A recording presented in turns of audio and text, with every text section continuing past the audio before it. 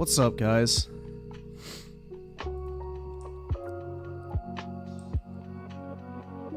How's everybody doing?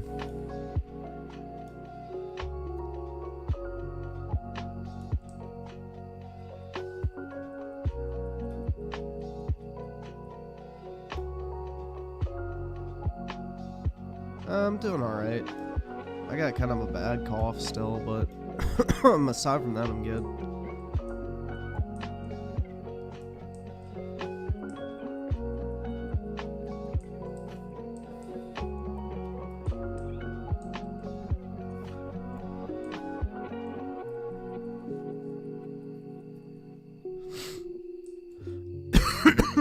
Shit, man.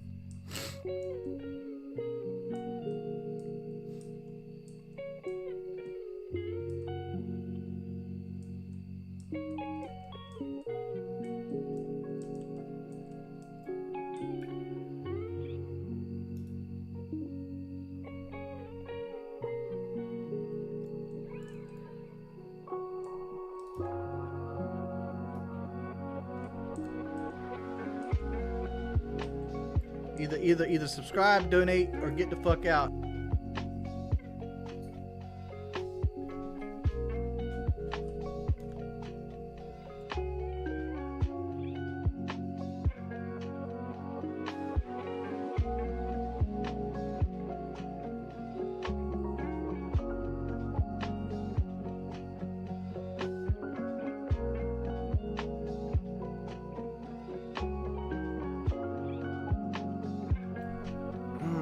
Damn, man. Sorry, I just muted myself because I didn't want to fucking cough.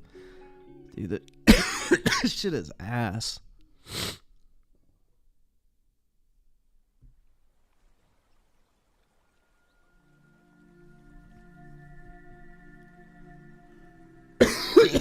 Fuck.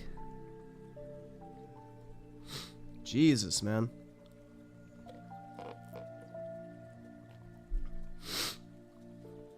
Damn. All right.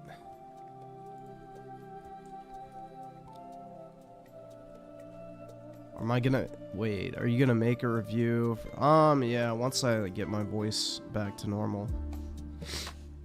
If I talk for more than like a prolonged period, I start coughing. So I don't really want to fucking do that.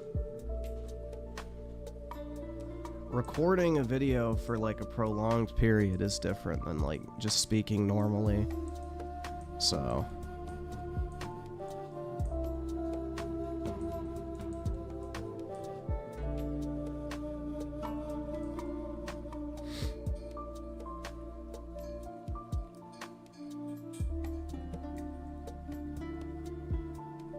but I mean, I'll probably do, I don't know if I'm gonna do like a super in-depth, because I don't want to get into spoilers because I feel like that defeats the entire purpose of playing the game.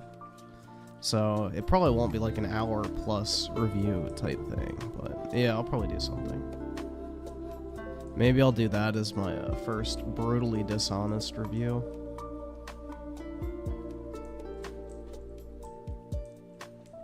Can do a brutally dishonest review. I mean, spoiler alert, yeah, you should probably go buy it. If anybody was wondering. There's not really, that's the thing though, is there's not really much to say about it other than if you like Final Fantasy VII Remake, obviously you're gonna like this, because it's like basically the same thing, but pretty much better. And then I have like the few complaints about the card games and like some of the controls on the mini games. But aside from that, it's like, you know, kind of a no-brainer. Because I don't feel like anybody's actually going to buy this who hasn't played Remake, and if they do, they're fucking stupid. But, I don't know. I don't really know what else I could say about it.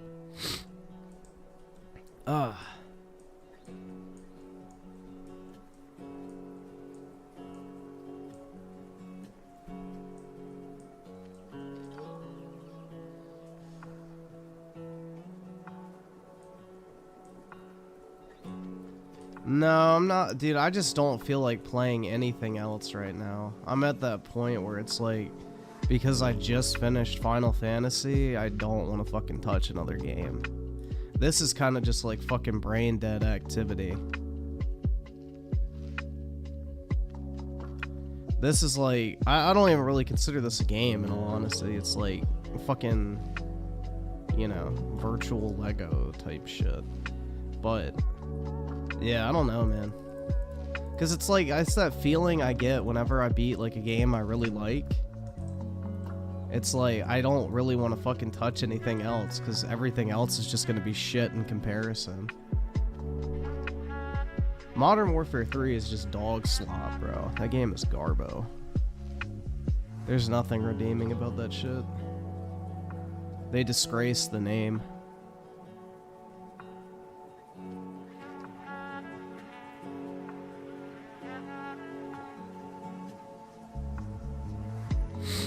They disgraced the name of Modern Warfare 3. I heard that game's like falling off a fucking cliff in terms of players, which isn't surprising, but I haven't checked the Steam numbers recently though. But it wouldn't shock me if it has.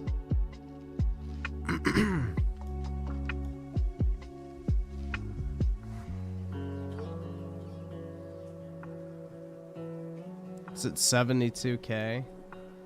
Yeah, that's not great.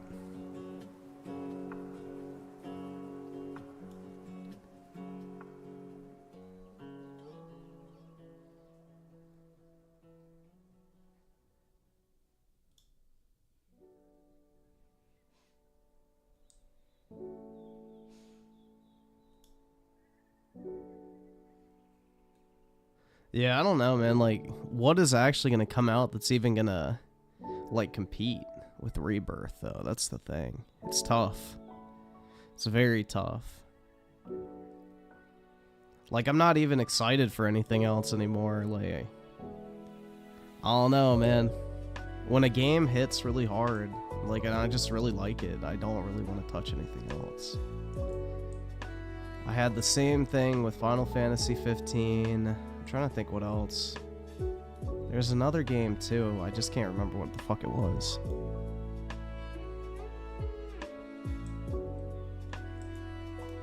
Yeah, I don't know. Dragon's Dogma's not the same thing. It's not gonna have... Because, like, the thing is, it's more so when I get, like, really invested in, like, the storyline, if that makes sense. Like, it's not so much like, oh my god, bro, this game was so fun, that I don't want to play anything else. It's, like, more so, like, the story and everything like that. Like, nothing's gonna, like, hold my attention as much. Because I'm still, like, in the back of my mind, like, thinking about the Rebirth story and shit. You know, it's like after you beat a fucking Souls game and it's super interesting, so what do you go do? You binge a bunch of fucking lore videos to, like, further envelop yourself in, like, the world of the game. Because you, like, are just still, like, really interested in it. It's still in the back of your mind. You'll go listen to, like, soundtracks and shit. You know, that's kind of the phase I'm at right now with Rebirth is... I want to consume more related media about it, but none of it's available yet, so... No soundtrack uploaded, which is rough.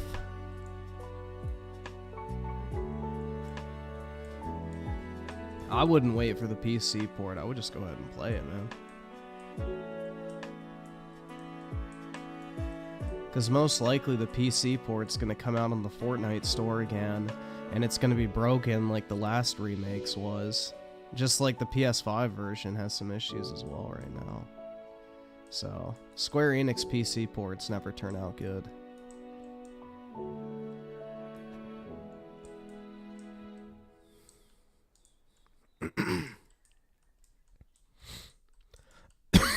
Oh shit, man.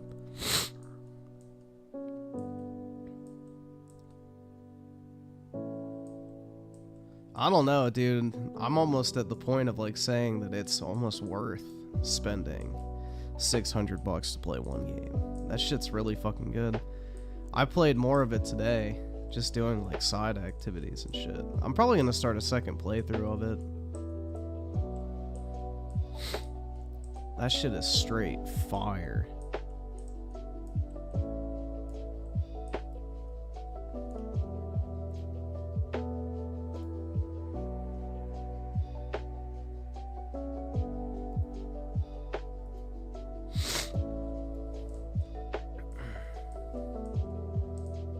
Nah, I'll wait for PC release. Alright.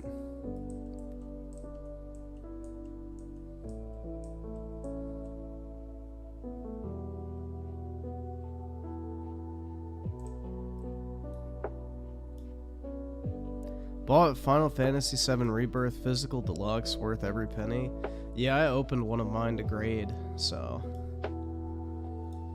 It's a nice little package. You get the steelbook, you get the actual game itself, you get the little mini soundtrack, and then the art book's actually pretty nice this time around. The one that came with Remake was kind of shit.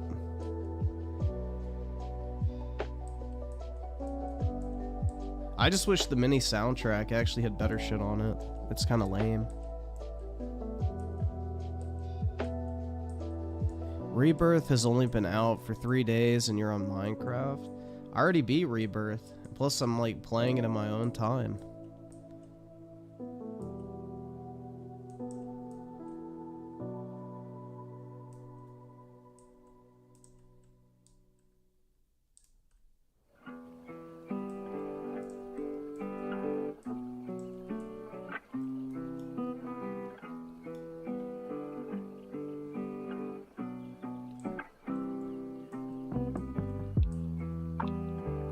Stream it again?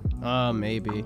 I'm wrapping up a bunch of side activities and shit now, so it's not really conducive to stream it because I have to like look up how to do certain things, and it's like, you know, kind of a bitch to manage. I don't really like doing that on stream because then I'm like just sitting there for like a couple minutes watching a fucking YouTube video or something.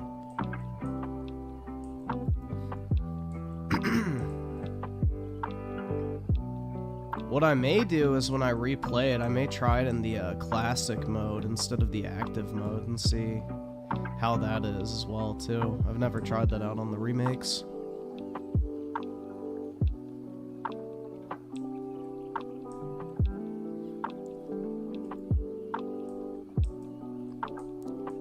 Classic mode is like basically your characters will dodge and attack for you and you just enter commands. So it's kind of like a classic Final Fantasy experience, but just in real-time combat. So, kind of interesting. I don't know, I haven't ever, like, tried it, so I kind of want to see what it's like.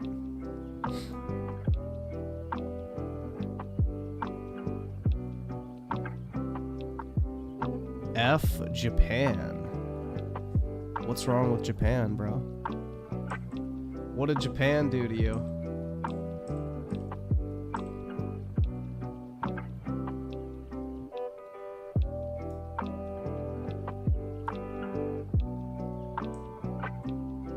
Japan ruined your life, bruh.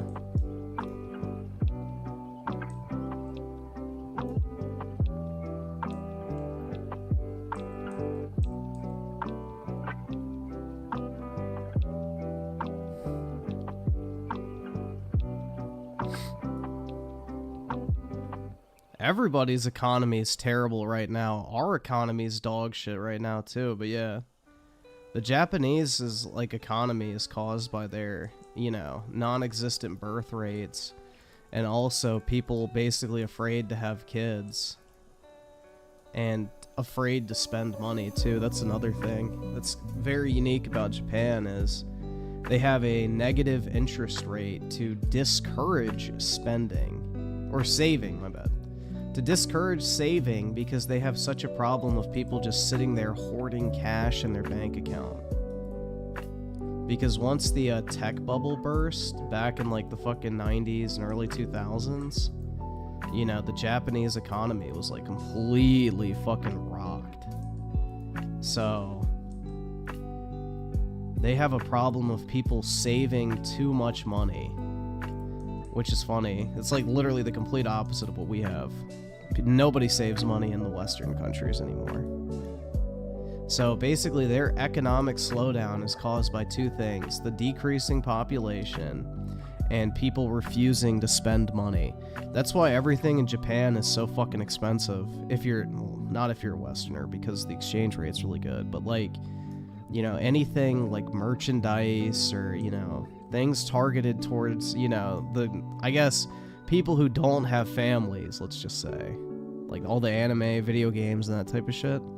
All of that stuff is super expensive in Japan to basically force people to put money into the economy. So, kind of interesting. Like, Tokyo is super fucking expensive if you ever visit.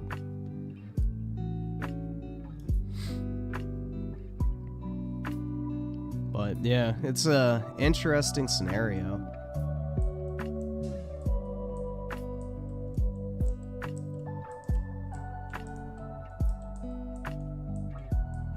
Your brother went to Tokyo. Did he like it?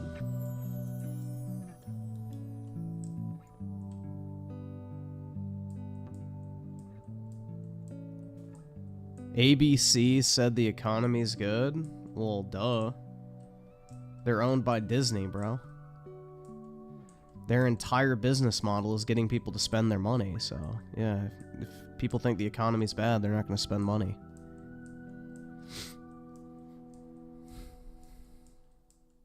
Like, that's the whole grift.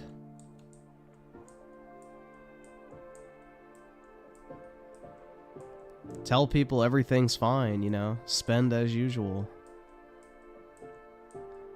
Give us your money instead. We know how to use it better.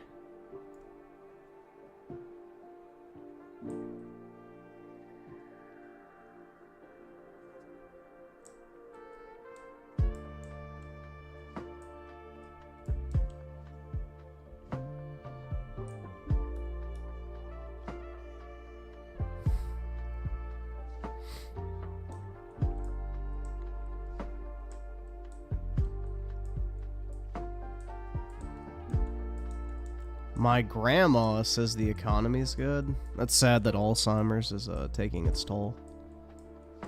Sorry to hear that, man.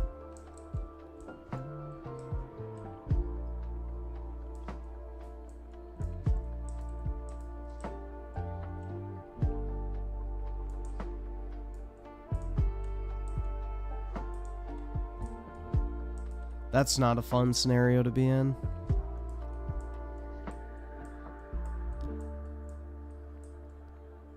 Spending, well, dude, the thing is you can use a credit card. It doesn't matter. Using a credit card's smart because you get paid to shop. The problem is when you rack up credit card debt. Pretty much any purchase you make, you should put on a credit card because you get rewards cash.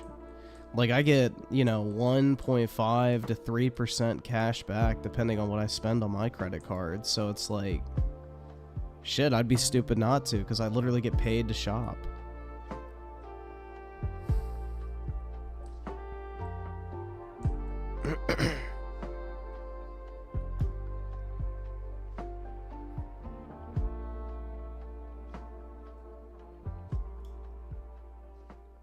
Well, yeah, nobody wants to take jobs in Canada because y'all are a welfare state.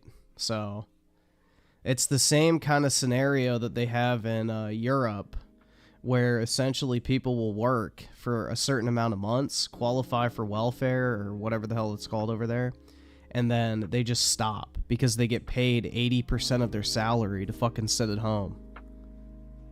So they'll work like a year, and then they get like, I think it's 9 months of unemployment at 80% of their pay.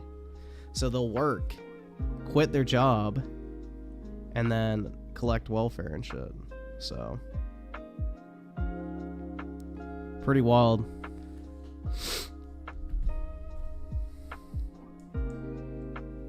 And then they take like a year vacation.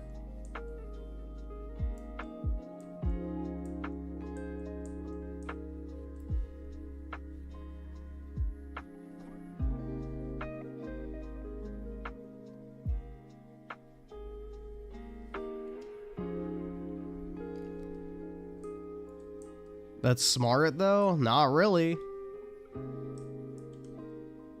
Because then, that's the reason why their taxes are so fucking high. So, it's just dumb, man. It's a broken system. I should go on gaming pod. Nah, I'm good.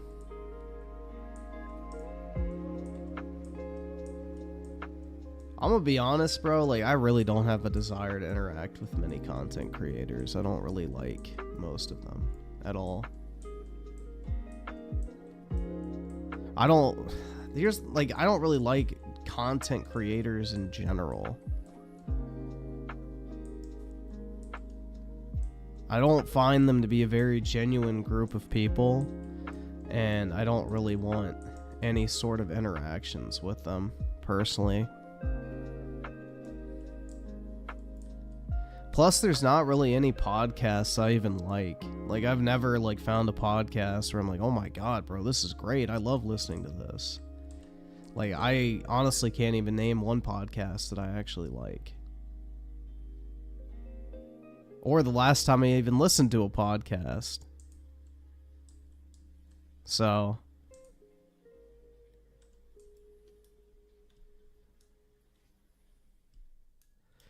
streaming is the hardest job, that's right.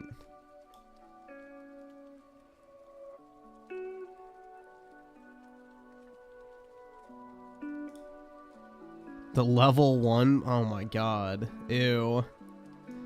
Yeah, definitely not a fan of that one, man. You mean the... Open your wallet and give me all of your monies! That should be the name of the podcast.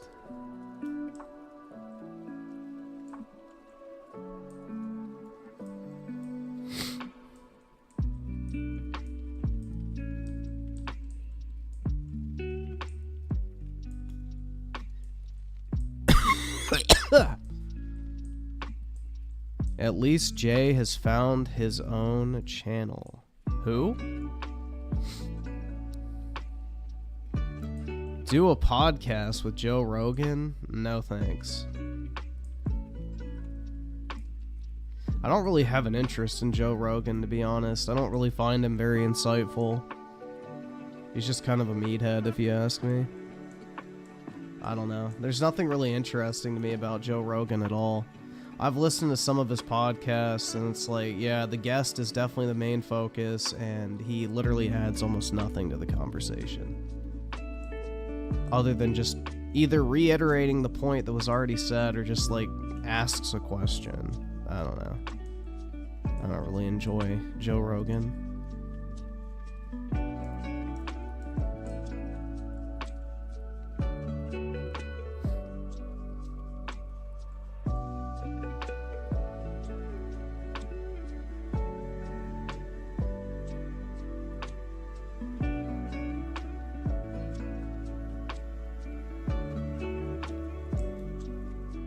Yeah, I don't listen to podcasts either.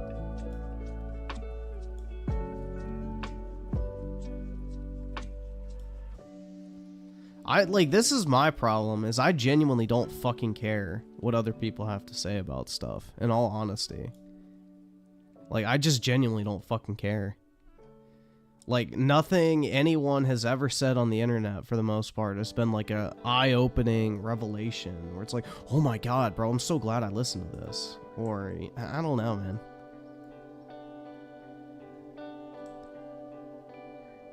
Like, wow, that was so insightful.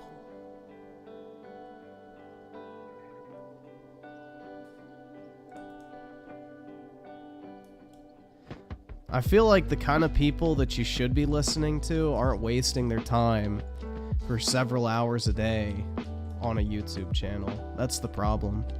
Is the type of people who are worth listening to for whatever topic you think it might be. Most likely they're not, you know, sitting online on YouTube. Myself included.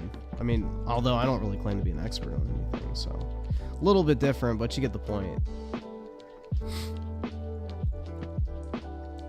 Like, the kind of people you should be taking advice from are not the type of people living online.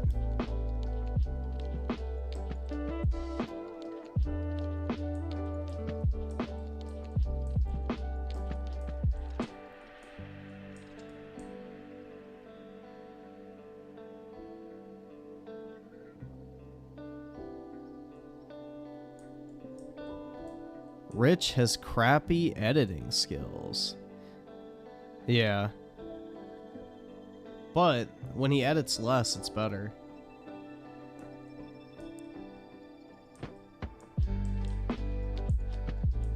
Beat Final Fantasy VII Rebirth last night. Those last 3 chapters are a hell of an emotional roll. Yeah, bro. That shit's wild. The end of chapter 13 was really good, though. Like, the end of chapter 13 was fucking awesome. Chapter 14 was really fucking good. Like, chapter 14 is probably one of the best, like, couple of hours of gaming I've ever experienced, man. Holy shit. The fucking hour-long Sephiroth fight, you know, all the various, I guess, like, story elements and everything coming together. Like, it was really neat.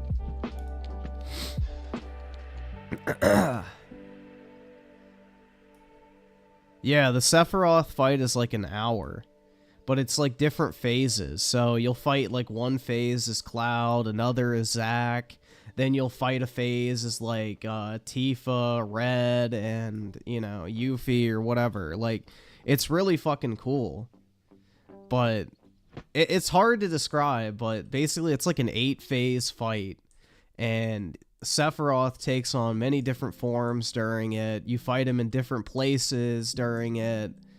And, you know, everybody kind of has their own little, like, gimmicky phase to go through. But they're all really neat.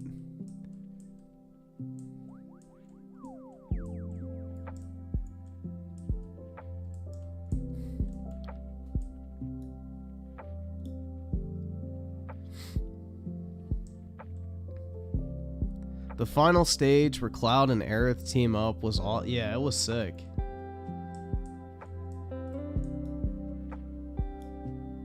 Bro, I'm pumped for the last part, though. Like, I cannot wait to see how it ends. Like, that is something I'm genuinely looking forward to. So, I mean, if the quality increase from remake to rebirth is an indicator of what we can expect for, you know, part 3... then I'm pretty fucking excited. And they already said that the third part is not going to be in the same style as Rebirth was. So I don't think it's going to be as, like, open world centric. I think this was kind of the game that was supposed to be kind of like the, you know, fun times with the crew type moments in the open world. And the third part is going to be, I think, more linear, kind of like Remake was, is what they've kind of hinted at already. Dude, it needs to be called Revelation, I feel like. Because, you know, the end of the world.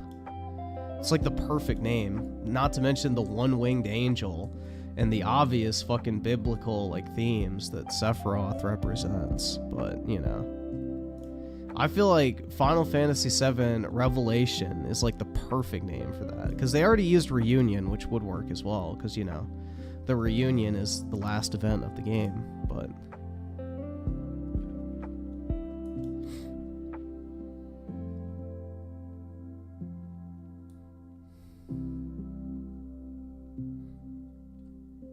the Final Fantasy VIII final bosses were amazing. One of the best boss fights ever. I never got to the final boss of 8.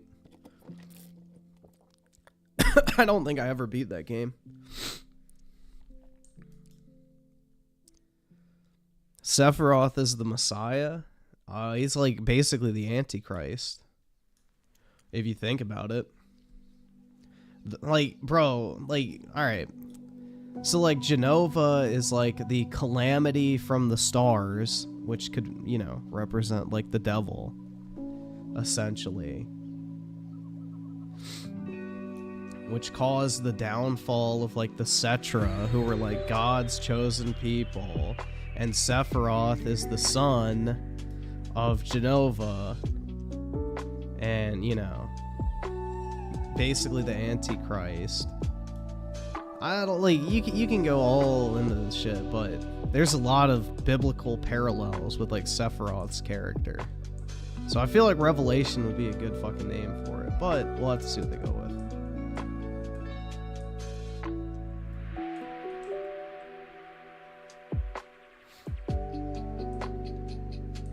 Aerith is the Virgin Mary. She's more like Jesus, bro.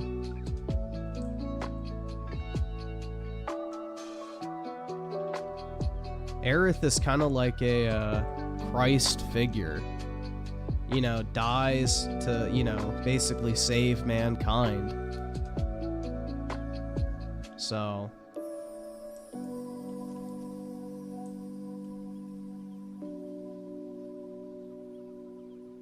Especially in this new version, dude, because she basically knows that she's gonna get killed if she goes to the temple, but does it anyway. Because it's like, you know...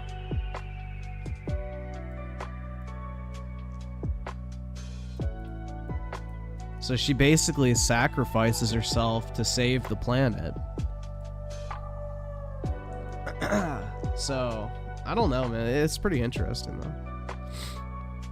Japanese media in general takes a lot of, like, inspiration and shit from, you know, Christianity and a lot of, you know, Western, I guess, storytelling tropes, which most Western storytelling is, you know, biblical in nature because...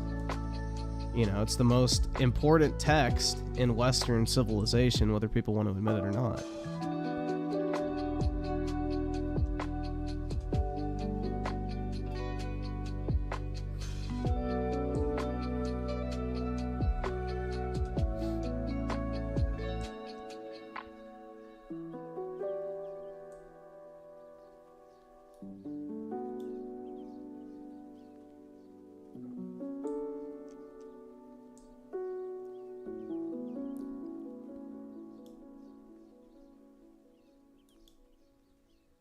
When will the Bible get a sequel?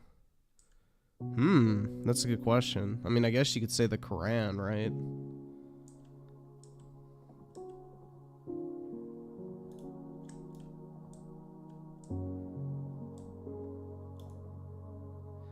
Actually, the Bible isn't influential at all. That's right, dude.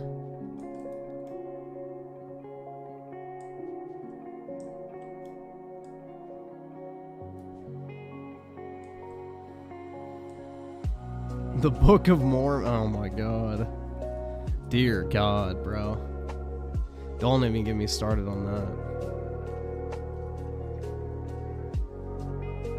Thought the New Testament was the sequel. Oh, that's to the Torah.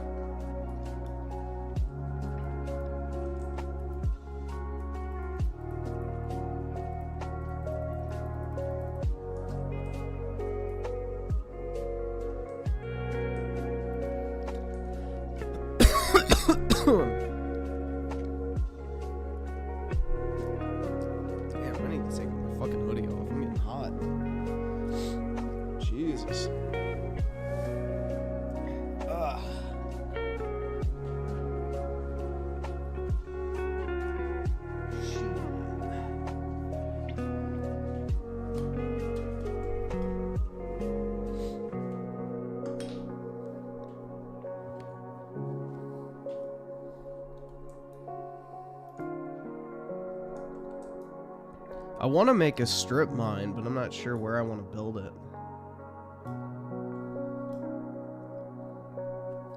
I can't afford this shit.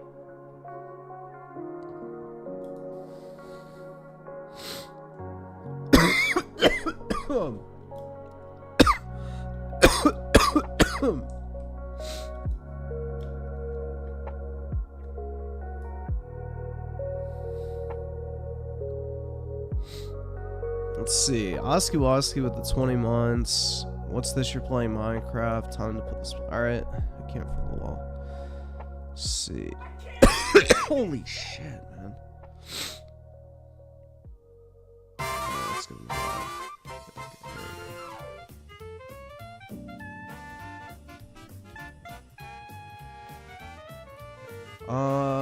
Oski Woski with the 2. Obviously, oh, hell yeah, man. I'm probably never gonna touch this shit. Yeah, crowd, white boy. When does Hellblade 2 even come out? Nobody gives a fuck about it, which I think is funny. Even the fucking bots I haven't even seen try to pretend to care about that so far. I'm sure they will when it actually releases, but no one is talking about that dog shit. Thank God. That game needs to be fucking shunned.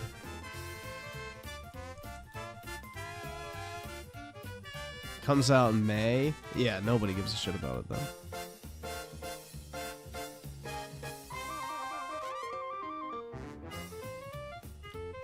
Valley with the 5, not gonna lie, Griffin, you're the only genuine content creator that actually gives smart advice. Thanks, man. I try my best.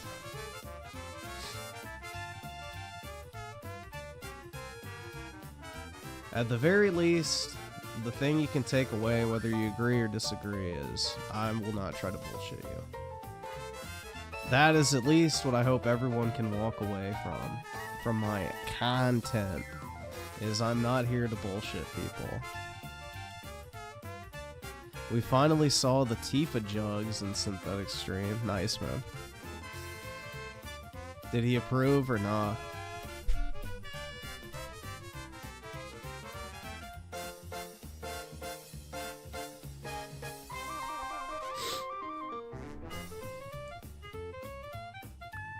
Brit with the 5, so are you planning on decorating the interior of your big buildings, lol? By the way, hi Griffin Gaming. Hello, Brittany Dick.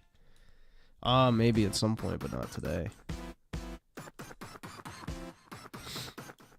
Nick Batista with the 2, do you have hope? Wait, hope for the future? Of myself, yeah.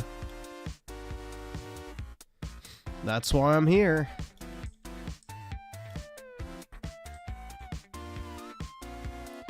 Claus Mystery with the 20. Apparently one of Sweet Baby Inc.'s workers was anti. Oh, good.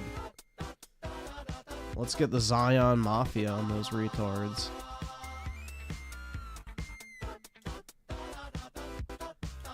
Yo, Goldman Sachs, we need your hit squad.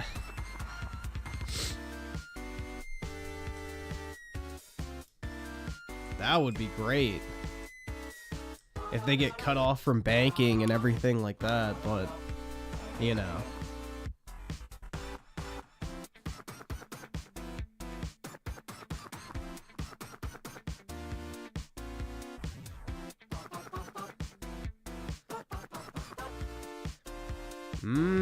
I don't know if BlackRock would bail them out, bro. They're part of the Zion Mafia, so to speak.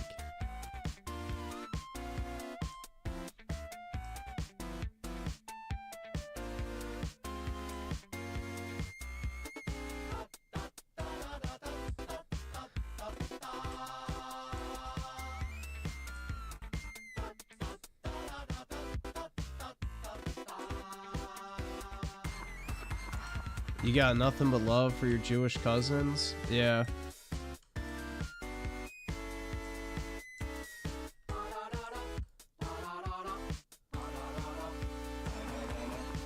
Yeah, shout out to all the homies in Israel.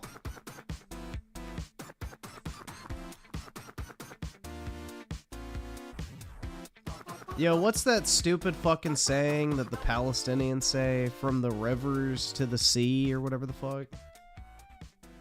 They should, like, the Israelis should, like, adopt that and be like, from the rivers to the sea is a place where Palestine will never be.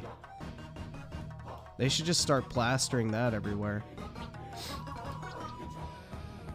They should just hijack it and put, like, instead of from the rivers to the sea, Palestine is free, and just say, yeah, from the rivers to the sea is a place Palestine will never be. And, you know, that's what I would do, bro, but, you know.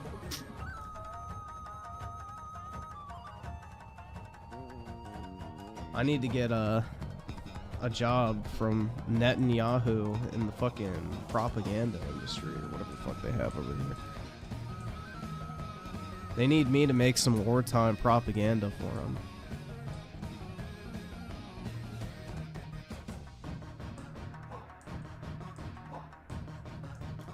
Yeah, I mean, bro, it comes down to the fact, like, would you rather...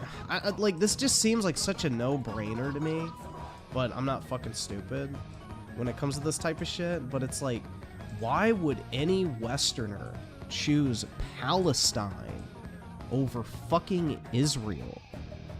Like, are you shitting me? Which country does our, like, way of life and values align with more? Is it fucking Israel? Or another fucking radicalized Islamic country that can barely run itself?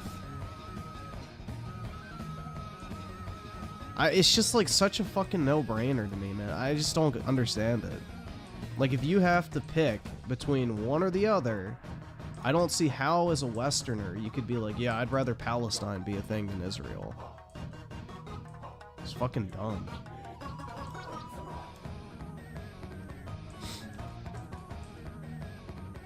Which country are we more likely to get along with long term? Maybe the one we have gotten along with? I don't fucking know, man.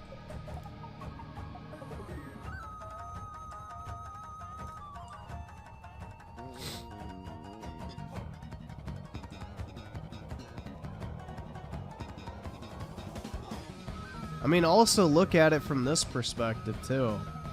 How many Muslims and Christians live in Israel? A lot. Millions. How many fucking Jewish people are allowed to live in Palestine or the Gaza region? 0! Which is the more tolerant and accepting population, do you expect? But we're supposed to believe that, you know, Israel is genociding, but yet has millions of those people living within their own borders. That's an interesting scenario if you're making the genocide claim. It just doesn't fucking add up, bro.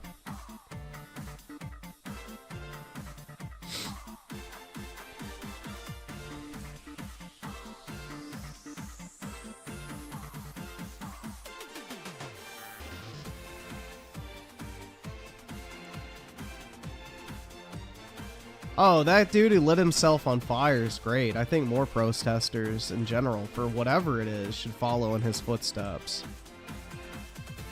I think if you want to protest something, light yourself on fire to get the point across. Go for it. We need more people with that kind of can-do attitude, man.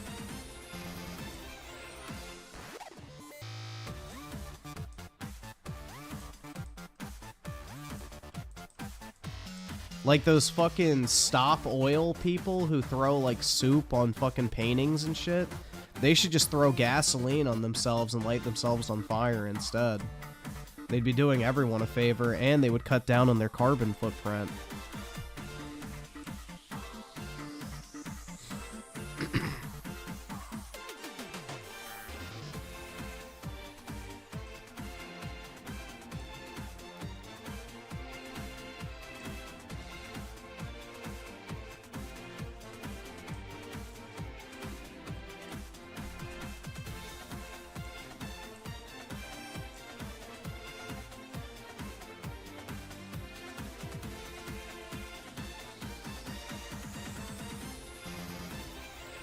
Yes, but Muslims are treated like second-class citizens. They can't work or drive and So?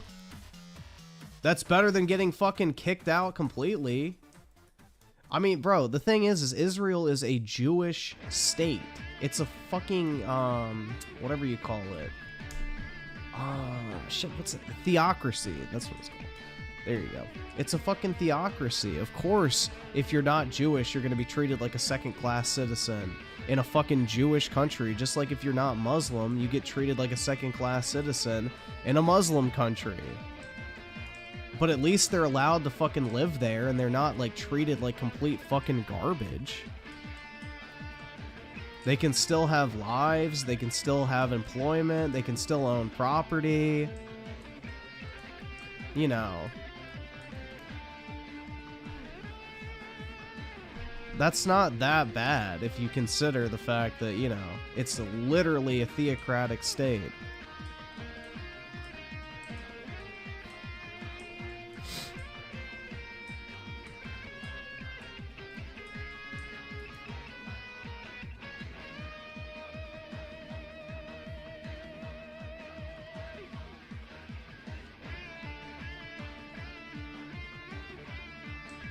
Claus Mystery with the 20, the dirtbag called for the abortion of Israelis. Yeah, I don't know, man. The sweet baby retards are probably all just a bunch of closeted racist fucks.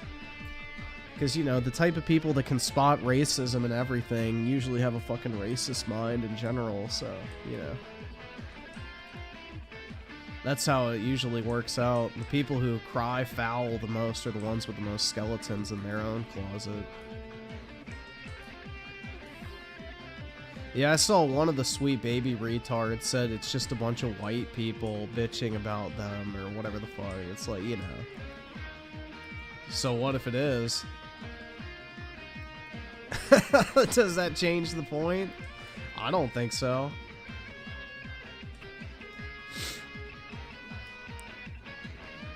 Is that supposed to be some sort of own? Like, oh, it's just white people complaining. Yeah, congratulations, man. And your point? So I support the guy who lit himself on fire? Yes, I think everyone like him should light themselves on fire if they want to protest. He made the right choice. I think all protesters should be encouraged to grab a can of gasoline and a matchbook and, you know, do the responsible thing.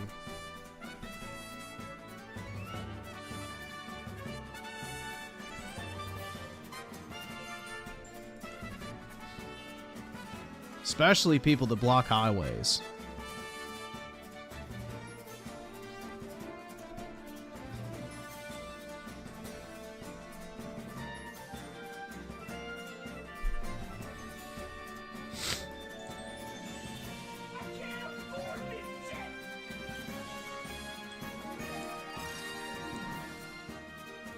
Yes, that's how you should protest gas prices, because the thing is the less people that are alive to use gasoline, the less demand, which means the cheaper it will get. So actually, you'll have immediate results, technically. It's the right approach.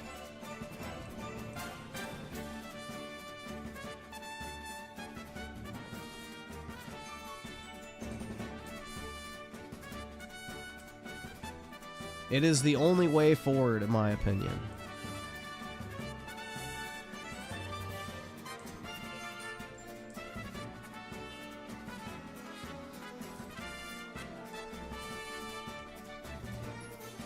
If you want results to your protests, grab the gas.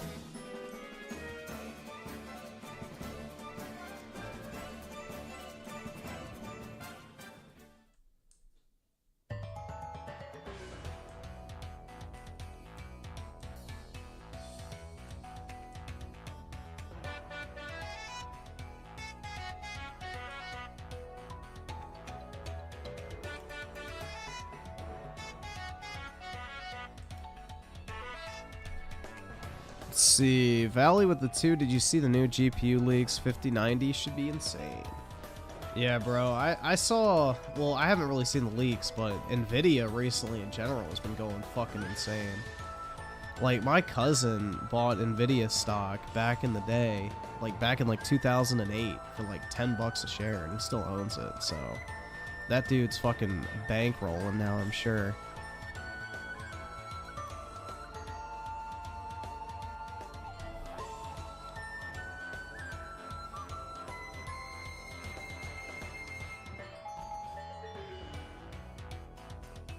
Yeah, NVIDIA is like insanely valuable right now because of all this AI shit, and their GPUs are so well catered towards it. Like the AI cores or whatever the fuck they put in their GPUs are like, you know, basically essential now. Yeah, I saw like this stupid fucking tweet though, where it's like some guy goes, as a lifelong PC gamer myself, I just can't understand what's driving the value of GPUs. They aren't that great all of a sudden. It's like, oh my god.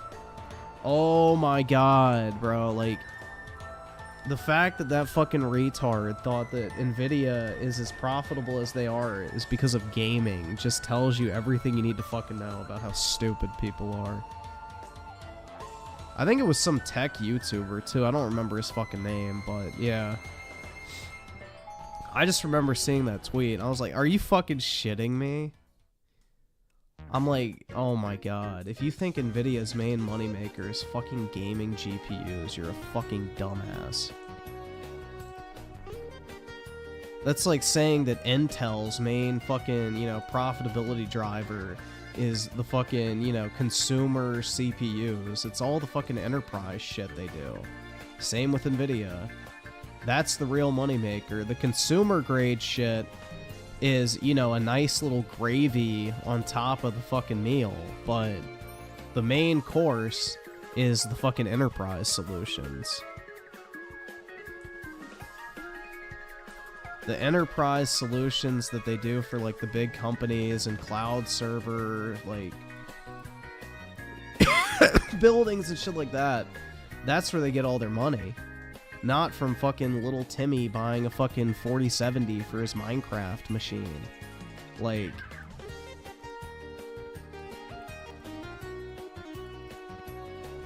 I don't know, man.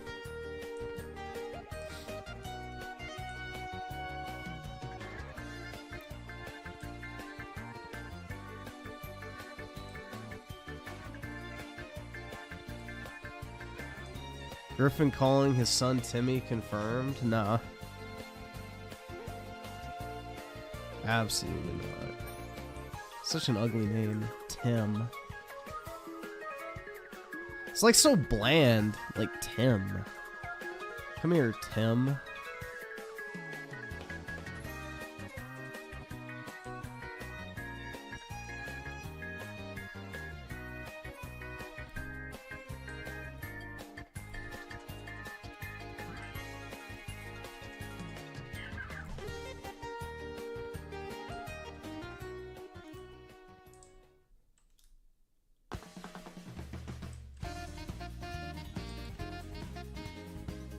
You have a friend named Tim? I'm sorry.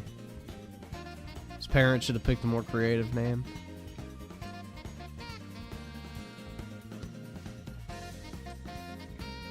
Let's see. Claws Mystery with the 20.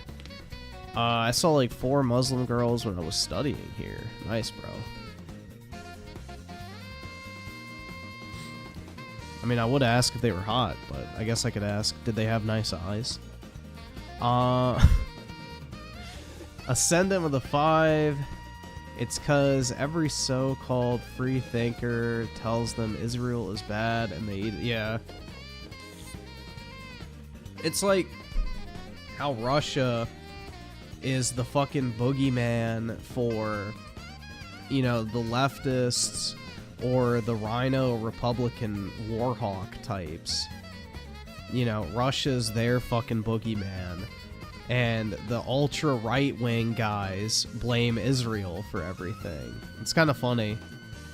You know, we have our 2 scapegoats, essentially, for everything wrong in the world. When the real enemy is fucking China, but, you know.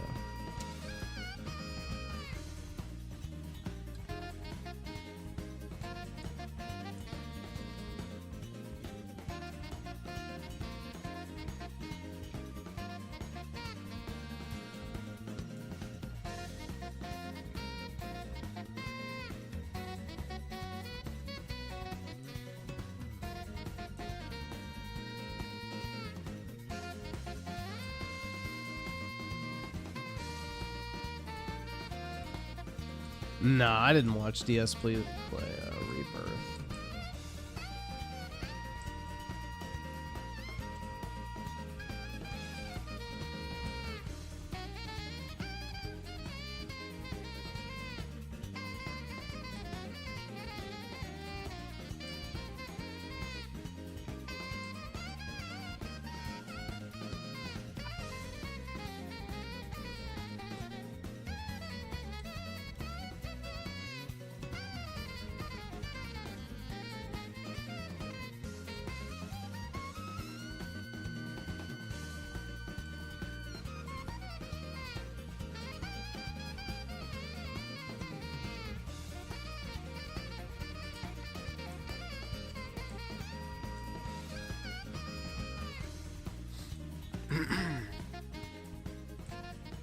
Let's see.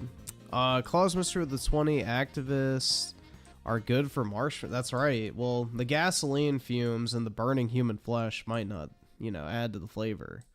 But Well, they might add to the flavor in a bad way, I guess I should say. But, yeah.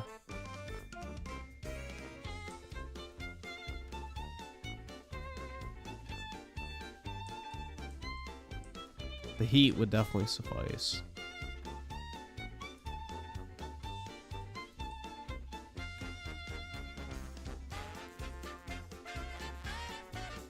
Let's see. Sage Cage with the 2. Do you think Vivek Ramaswamy is Obama 2.0? No. I think he's too genuine to be a politician. That's the unfortunate thing. He's like too... He's too effective, I feel like. They'll never let him in. Like, he actually means what he says and would probably do it. That's the problem that most people would have with him. And why he'll probably never actually get a chance to do any sort of, like, political office, which is kind of a shame. So, no, I think he's the complete opposite of Obama, because, you know, Obama was all talk, no action. Literally just fucking sat there with his fucking thumb up his ass for 4 years, literally doing nothing. And I think Vivek would be, like, the complete opposite.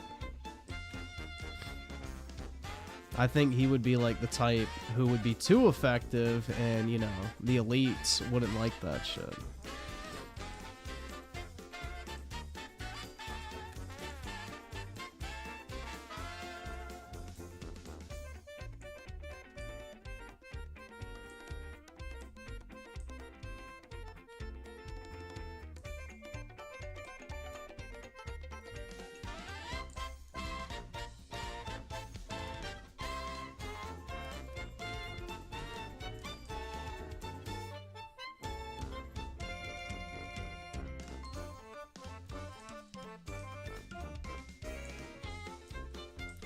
Trump will be face down, ass up, and... Dude, why are you fantasizing about butt fucking Trump?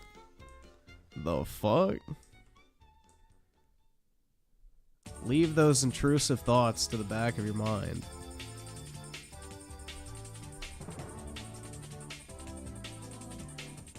Keep that shit internalized, man. GS with the 2, is Trump the only hope for global peace again? Eh. Global peace is kind of underrated in my opinion, but no, I don't think Trump is going to be able to usher in global peace. The only global peace I care about is the US not sending money to places like fucking Ukraine.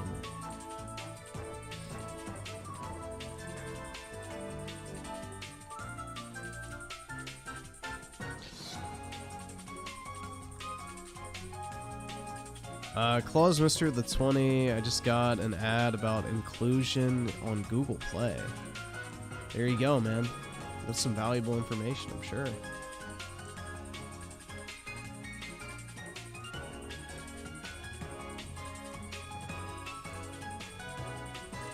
Well, the thing is, Trump will veto any fucking Ukraine funding, so...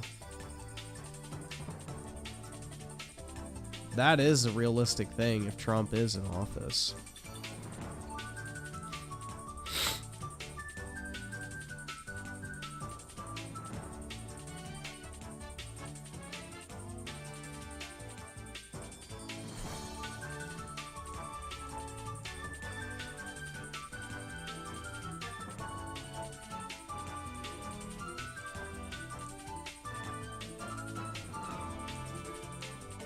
Timothy Marco with a 5. Nintendo is missing out on the bag that an Ocarina of Time remake, almost on the scale of Final Fantasy VII Remake, would bring. They can do similar stuff even. Yeah, I don't know, but Nintendo is actively like releasing new Zelda games that are making more money than maybe those would make. Like, isn't Breath of the Wild and Tears of the Kingdom like 2 of the highest selling Zelda games in the entire franchise? So... they don't really need to go back and remake something like that unless they really wanted to, because, you know, they're still putting out brand new iterations of it that are, you know, doing better than ever before in the franchise's history. So I don't really think it's a huge priority for them right now. But maybe they could.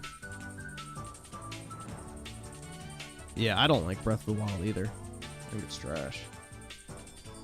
It's one of the few games I really tried to like, because it was the only game on the Switch for a very long time, and I loved using my Switch, but I just could not get into that fucking game.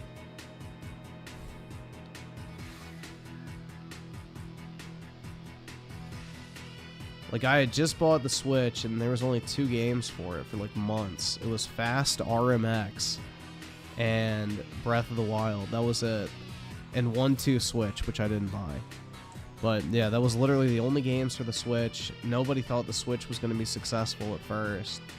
So nobody had, like, third-party games ready for it. And, yeah, it was, like, literally a fucking content desert for, like, the first 6 months.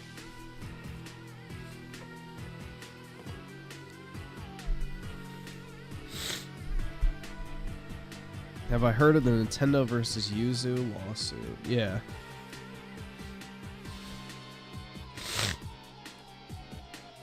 It'll be interesting to see what happens with that. I mean, Nintendo. If the thing is, if Yuzu is using Nintendo's like system encryption code, then they're fucked. So I don't know exactly the technical details of how Yuzu works or whatever, but if they are reusing Nintendo's like proprietary code to bypass the encryption, then they're kind of fucked. Well, not really kind of fucked. They are fucked.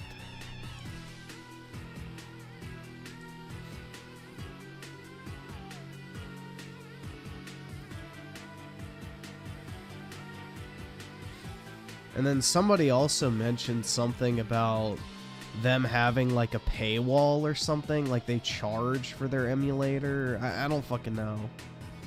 I don't really know much about Yuzu because I don't emulate the Switch. I don't really care about it that much. But yeah, they accept donos. Yeah, so that's another thing that they can get hit on. That'd be like basically a drug dealer being like, yeah, well, I don't charge people for drugs, but if they want to give me some money to thank me for my services, then I accept that.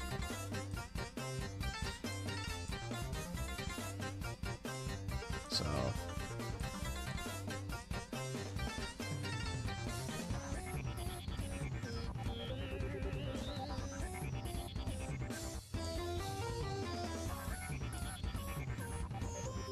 yeah, emulation is legal, but reusing system code is not.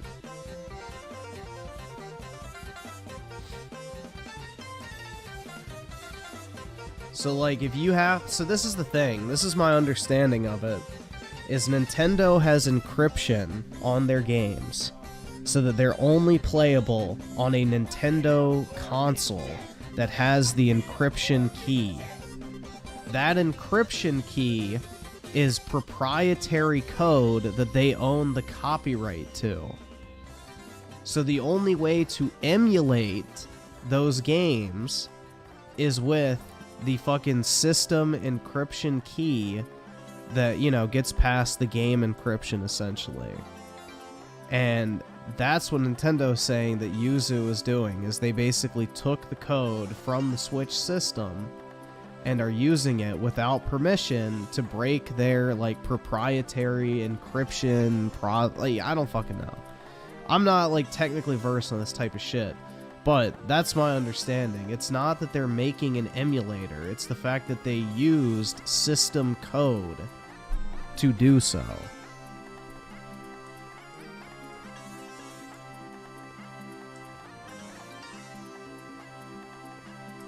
I mean, do you know for a fact that they don't do it? They're never going to admit that they did, so it has to come out in court.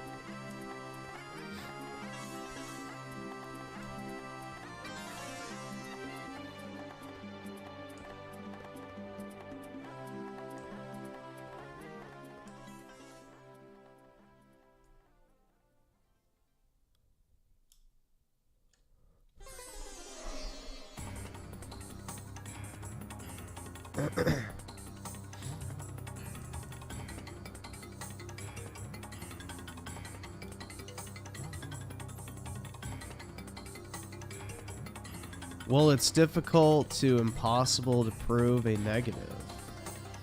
No, it's not. The Yuzu emulator is a coded piece of software. All they have to do is take it and identify the lines of code that are stolen. It's very easy to identify. You just fucking open up whatever coding, whatever script writing software you're using, Control F that bitch, copy and paste the fucking code in, and boom. If it's in there, it's in there. So, it's not hard to identify.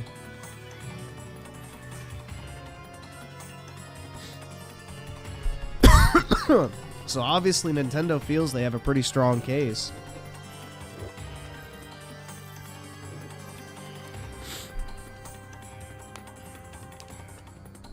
Like, for example, if it runs on Python, you can open up, what's that shit called? Like, PyCharm or whatever the fuck. I haven't used a Python thing in a long time, but yeah, you just open up, or, what is that shit? Anaconda? Yeah, you just open up whatever fucking, you know, Python-related application you want to use. Open up the fucking code. Control F, and done. It's easy.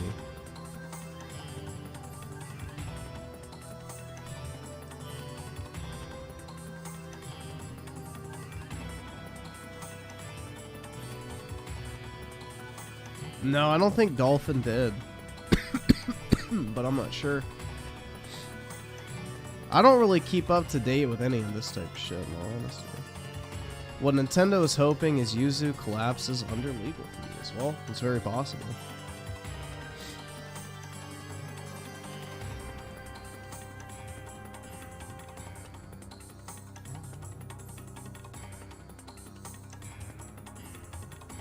The Nintendo ninjas are ruthless, bro.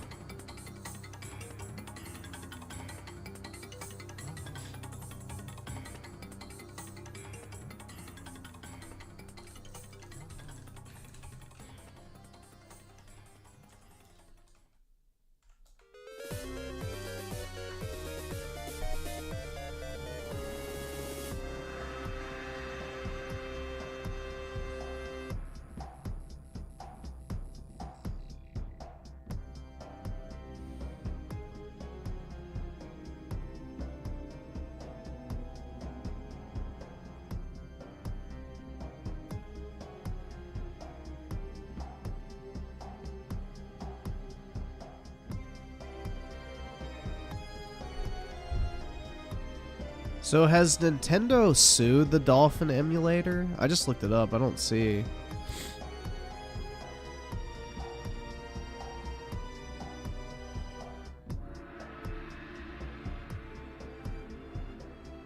Because I remember Valve is the one that reached out to Nintendo about Dolphin. And basically said, like, hey, we noticed somebody's trying to make, like, a fucking Nintendo emulator. Do you want us to take it down? And Nintendo said yes, so Valve did. So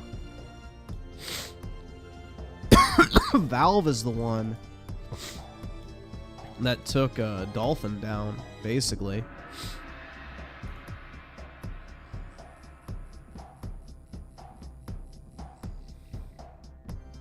Yeah, so if they never actually sued Dolphin and they're suing Yuzu, then obviously they feel like something's actually there. So that makes sense. That there's probably something else going on that's not similar to Dolphin.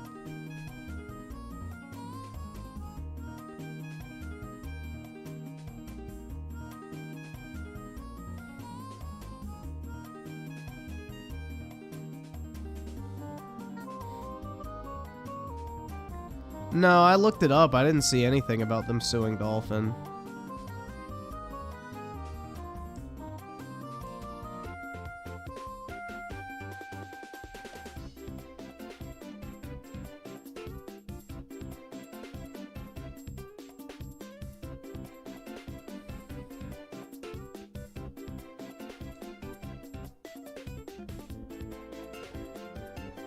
I don't think Nintendo has any reason to release games on PC. The only reason people buy a Switch is for Nintendo games. They have zero incentive to put Switch games on any other platform.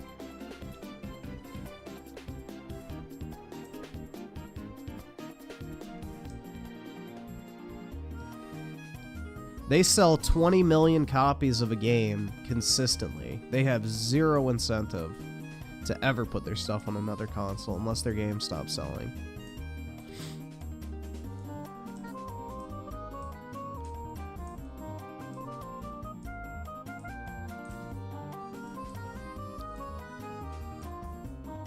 Gabe Newell is a corporate shill? Nah, he just likes his good relationship with Nintendo, I'm sure.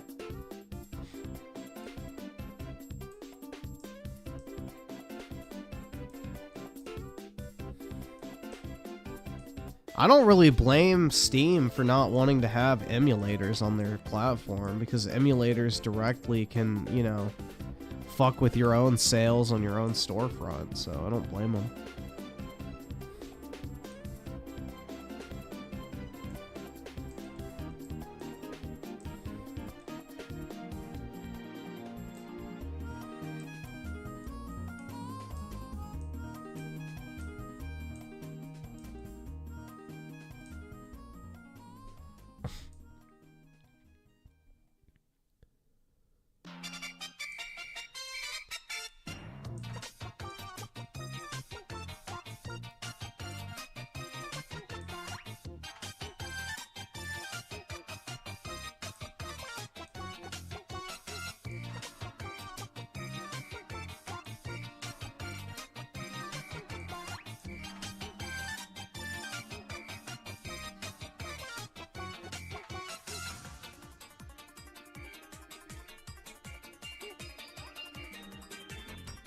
That is such a fucking lie, dude.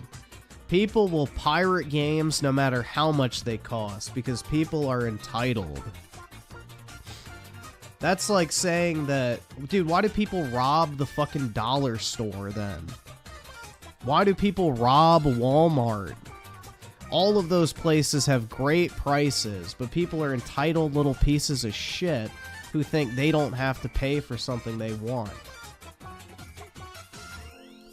That is a complete fucking, you know, like, it's never gonna happen. Yep. Dude, Dollar Tree is closing in a lot of areas because of theft. Like, dead ass. Like, a lot of these dollar stores are closing in certain areas because of theft. They can't operate, because most of those places operate on super thin margins anyway. So any little bit of theft can really fuck up the bottom line. And yeah, a lot of Dollar Trees and stuff are closing because, you know, theft is so high. Just like Walmart's closing certain locations because of theft.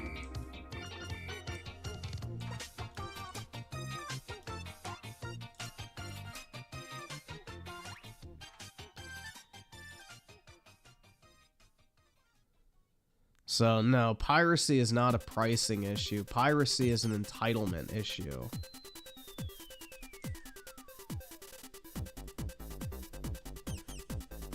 That's like stealing a car and saying, well, I couldn't afford to buy it, so what other choice did I have?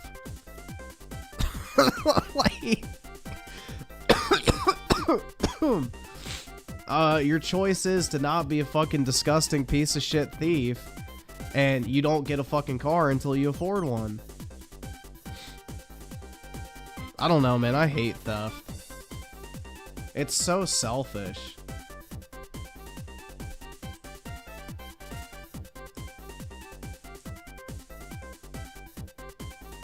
Do I think the copyright system is too strict? Yes and no. I mean, the thing is, if you own something, you have the right to do whatever the fuck you want with it. So I think personal property rights are very important, which, you know, falls under copyright. So, yes and no.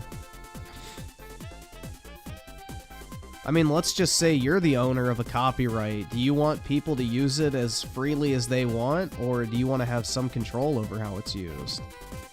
I mean, personally, if I own something, I definitely want to have control over how people can and can't use it.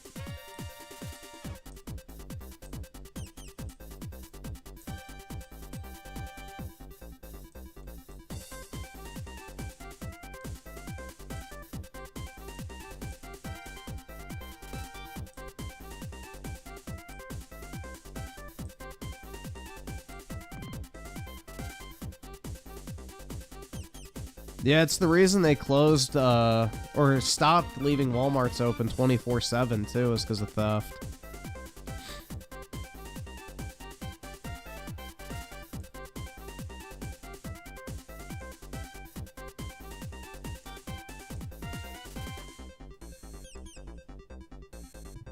Wonder if piracy is one of the reasons Rockstar really... No, it's because they know everybody will double dip. They know that if they put out the console versions, you know, the entire player base will buy it on console. Then a year or two later, everybody will rebuy it on PC. It's just so they can make more money, man. It's like the Skyrim phenomena. Resell the same game over and over again.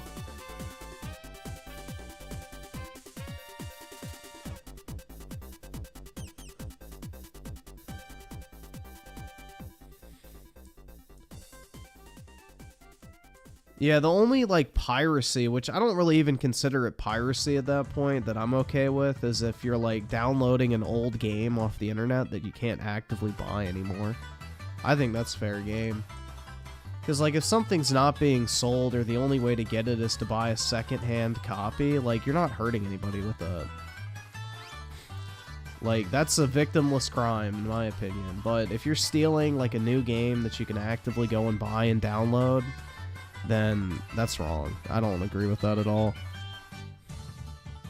Like, if you're downloading SNES games, for example, I think that's perfectly fine. But downloading Switch games, I think, is wrong. Because, you know, you can go buy a Switch, you can go buy the game, you can play it, you know. There's no excuse for pirating in that situation. Now, if it's a Switch game that got delisted, that's another thing. That I would agree, but then you wouldn't be able to actively buy it, so that's fair game.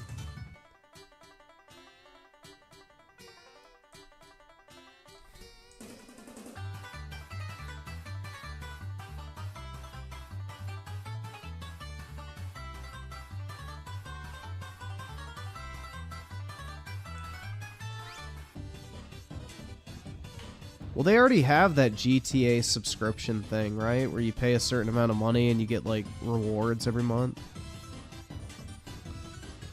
Griffin would rage. Yes, dude. People who... Like, this is the thing, guys. If you're a fan of something, you should be pissed off at piracy.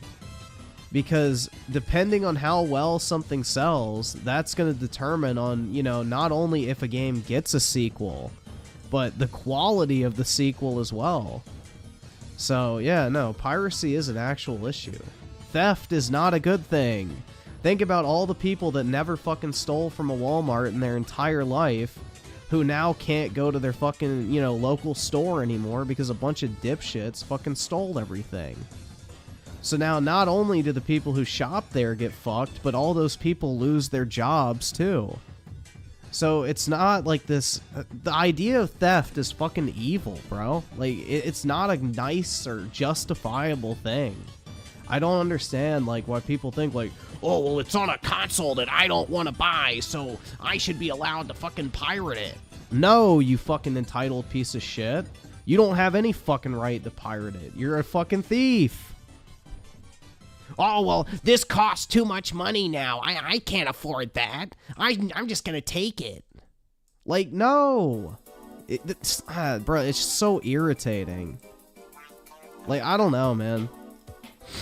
It's just a complete moral degradation of fucking society. Everybody's an entitled little shit. And they'll justify it constantly.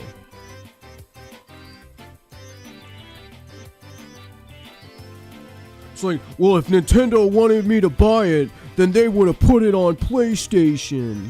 Or whatever the fuck, you know. It's like, no, you little fuck. The game wouldn't exist without Nintendo fucking spending money to have it created in the first place. You do not deserve something. You simply existing on planet Earth does not entitle you to everything you fucking want.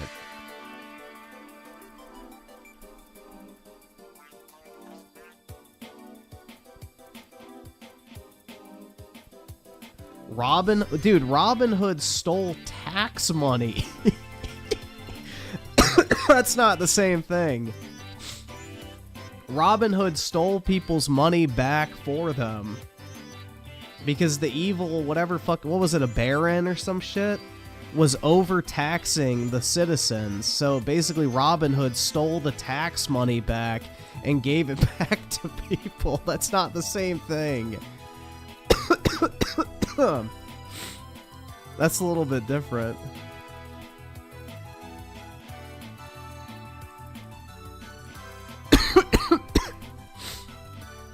He basically took the money that was stolen from people.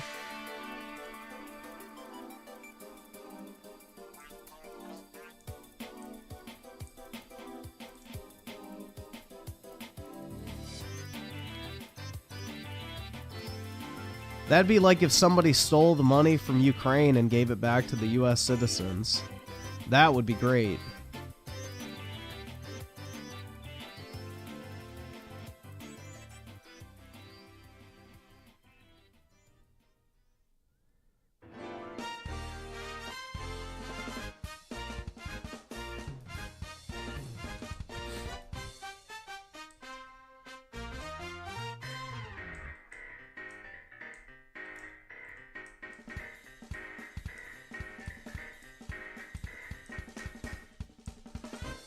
What about pirating Adobe? Why would you pirate Adobe? You can literally just pay for it like a normal human being. Oh look, a company sells a product I want to use. Do I A, pay for it because the company spent their own time, money, and resources to develop something that I want to consume, or B, steal it because, well, it costs too much, dude.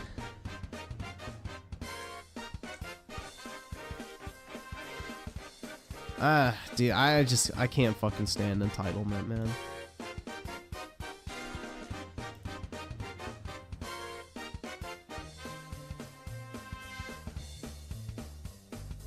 But you're okay with people buying consoles up and selling them triple the price when they're limited in stock during COVID? Yeah, that's called supply and demand. I didn't make somebody pay me fucking $1,000 for a PS5. Somebody offered to buy a PS5 for $1,000 and I filled the already existing bid. How is that even comparable?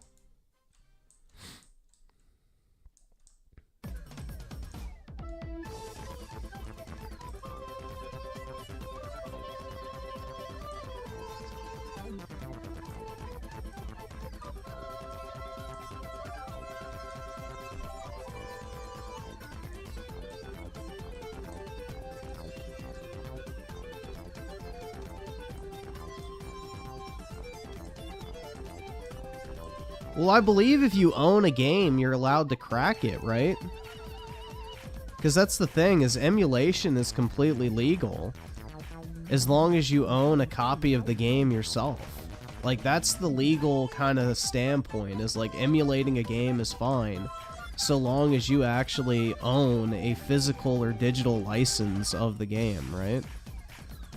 That's what the courts decided when they ruled that emulation was illegal. So, I think there's nothing wrong with that. I'm pretty sure that's what the court said, is like, you're legally allowed to use whatever, you know, digital license or whatever you have in an emulation capacity.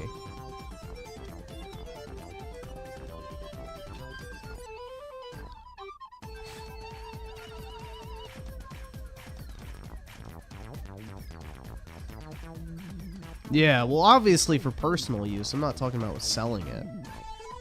That's a given.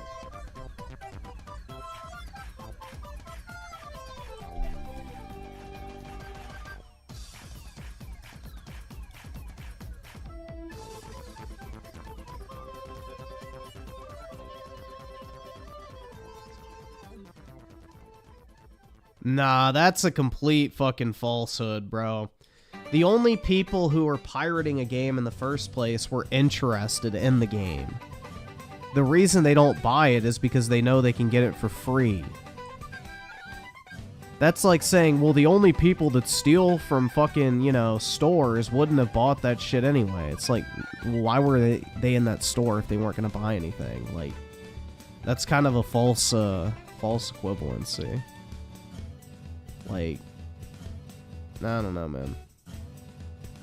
If you're, like, pirating a game to play it instead of buying it, you already had an interest in that game. You just found a way to do it without paying.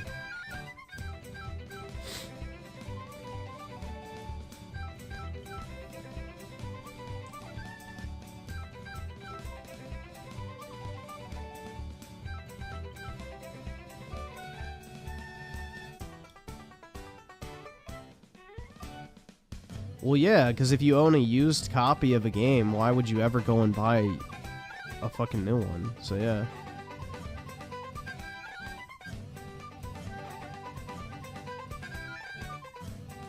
If you already own a copy of a game, why would you buy a second? Yeah. That's kind of a given.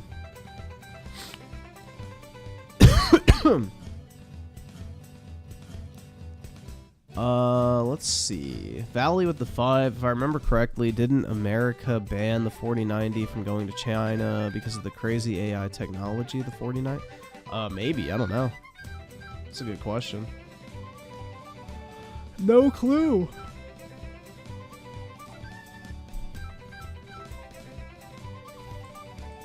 Claus Mystery with the 20. Let's watch the 2-minute long John Cena clip. Okay.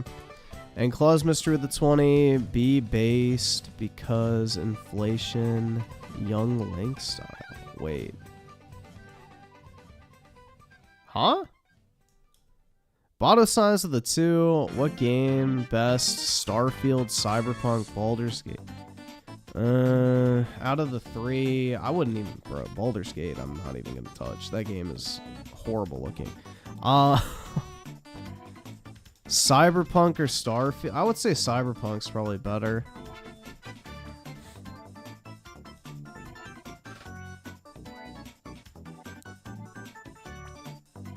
Let's see. Claus Mystery of the 50. Dark's comment was as bad as when DC made it canon that Superman got prison raped in the hold on.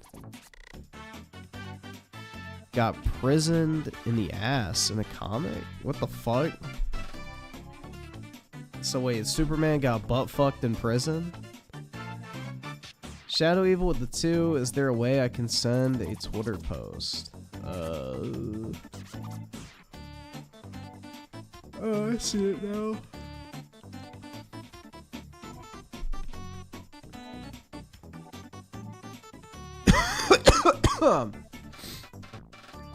Claus Mystery with the 20, only 1775. Oof, one away.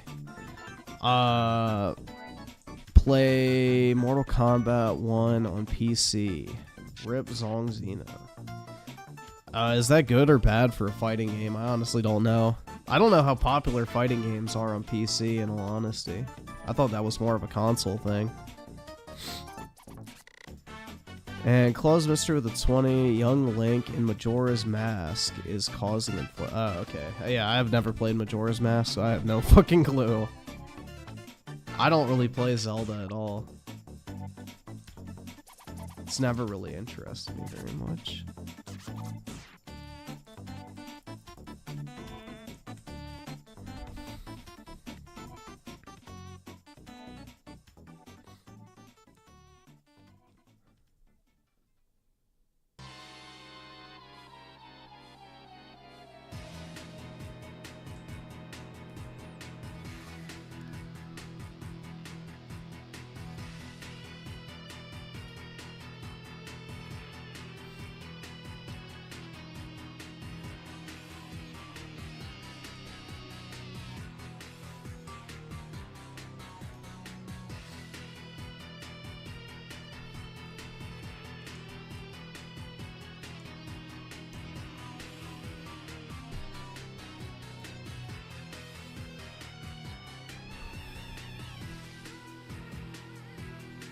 Only pirate bad games? Why would you even waste your time playing a bad game? That's the better question. Why even waste the time playing a bad game? Clause Mister with the 50, you lose all rupees when you go back in time, but yet the banker keeps tabs on your rupee money despite you never having given him the money. Okay. Gotcha. I see.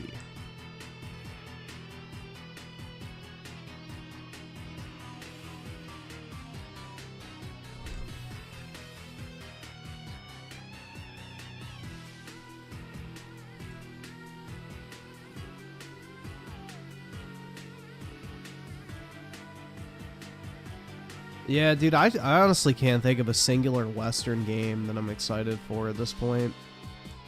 Like, everything Microsoft is coming out this year is probably going to be slop. You know, Sony's Western studios don't have anything coming out this year, so I don't even fucking know what they're working on. What else? I don't think... Well, yeah, the new COD this year is probably going to be trash because it's a Treyarch game. So, that's gone.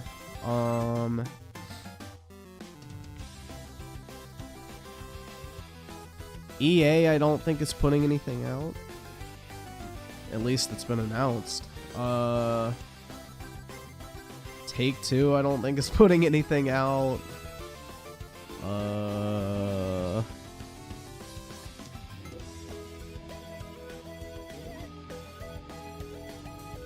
Ubisoft, I doubt is putting anything good out. I mean, Skull and Bones, or whatever it's fucking called, was a flop. Either subscribe, donate, or get the fuck out. Yeah, Western game devs are just asleep at the wheel right now. They've given up.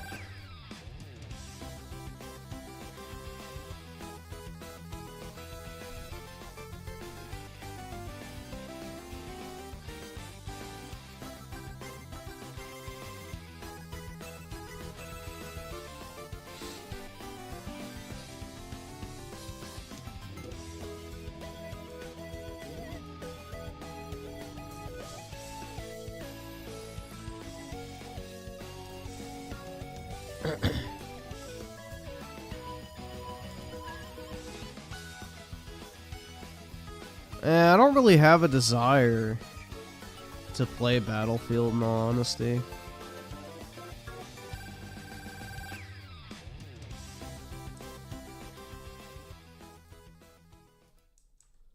I'm not excited for GTA 6 at all. I'm not probably even going to buy it, in all honesty. I don't really care about GTA. I didn't really enjoy 5 that much, and I don't give a fuck about the online at all, so that shit ain't for me.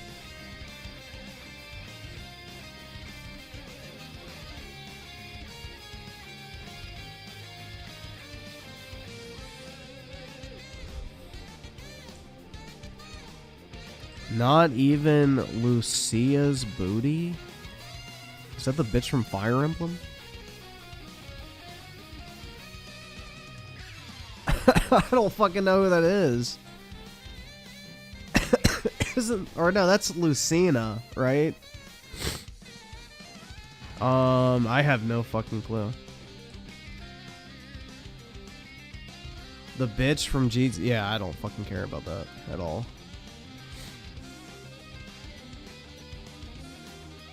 Honestly, I don't give a shit about GTA. I don't know how much I can stress that. Like, GTA is not for me. Like, I liked 4. 5 was okay, but at no point was I ever like, oh my god, dude, this was so fucking good. Like, it's just never been anything I've cared about. I like Red Dead 1. That's it. Or Red Dead Redemption 1. That's it. That's like the only Rockstar game I actually like really fucking liked. And I don't really count LA Noire because basically, you know, the main Rockstar studio didn't make that. Team Bondi did, and then they closed them down. So, I'm not really a Rockstar Games fan at all. I think their combat's fucking horrible.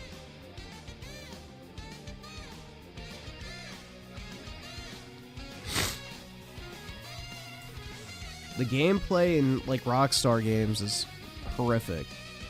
It feels like fucking PlayStation 2 gameplay with like brand new graphics. It's really odd.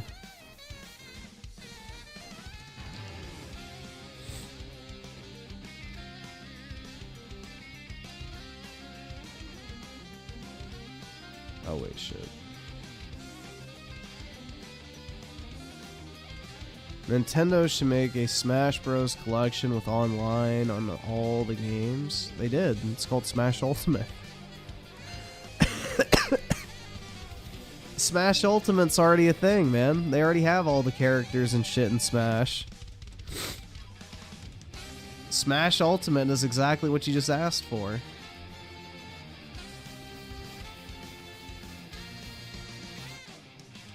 The industry's so... Dude... And that's the worst part too, is like finishing a game like Rebirth is now, and like I experienced peak for the first time in a long time.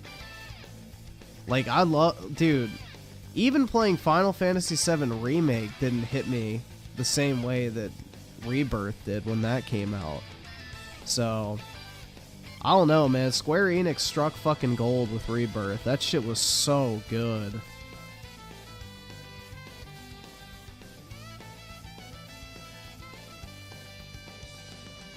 Like, I don't know, man. I really just can't stress enough how much I really just enjoy that game.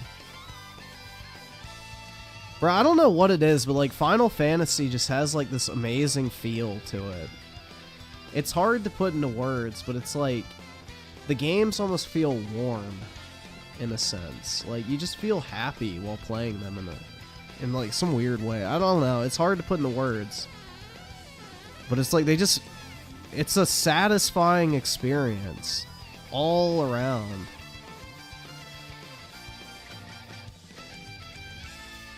Like, you just walk away satisfied. Like, they have a fucking awesome soundtrack, amazing visual styles, cool environments, great characters, awesome boss designs, fun combat, especially with the newer games. Like an amazing story. Like, it's like the complete package, man. I don't know.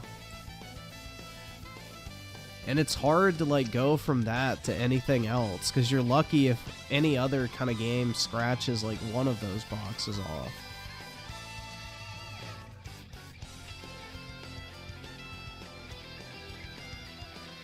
Like, I truly feel like there's nothing better than like a just really well done Final Fantasy game. Like, if those type of games click to you, it's like literally nothing else touches it. Like, you can just tell the people who make the Final Fantasy games give a fuck. And that is so rare nowadays. Like, they actually genuinely give a fuck. Like, there's actual thought put into almost every single aspect about it.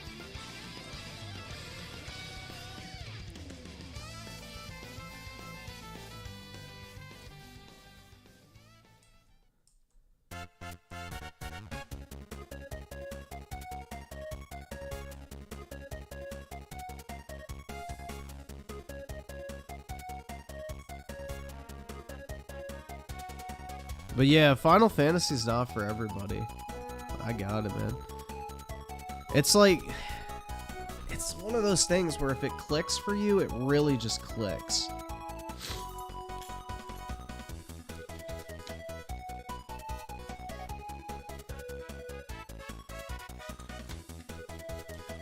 Like, if it clicks, it really fucking clicks.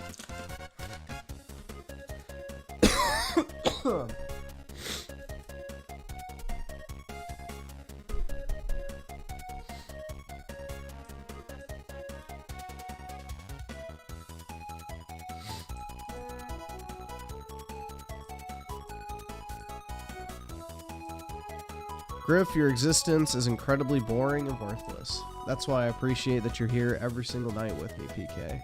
Big ups.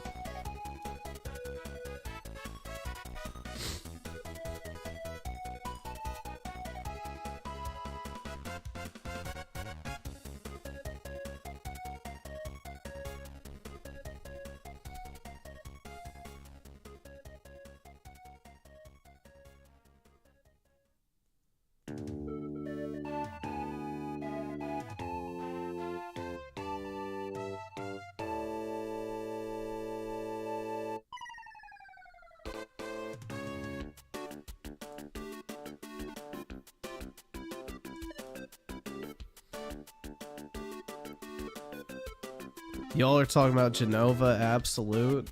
Yeah. The Genova Absolute boss design's weird. It's like literally supposed to be a, almost like, it's like imagery for basically Sephiroth being born. Which is kind of weird, but you know. Like it's supposed to resemble, like the woman up front has like a gaping hole in her stomach, like, you know, a baby should be there, and then the fucking back part of her is supposed to be like a womb that was just opened up. Because like Sephiroth's form is like Sephiroth Rebirth or whatever the fuck it's called. Or Reborn in the new game.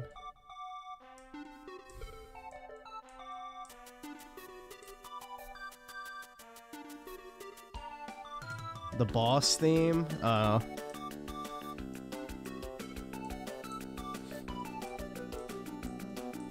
Final Fantasy trash. Starfield. Oh yeah, definitely.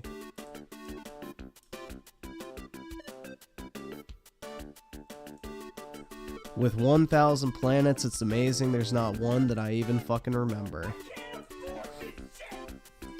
I don't even remember the name of the main hub world in Starfield.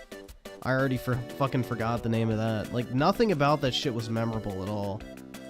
That game was so forgettable, dude. Like, it's such wasted potential.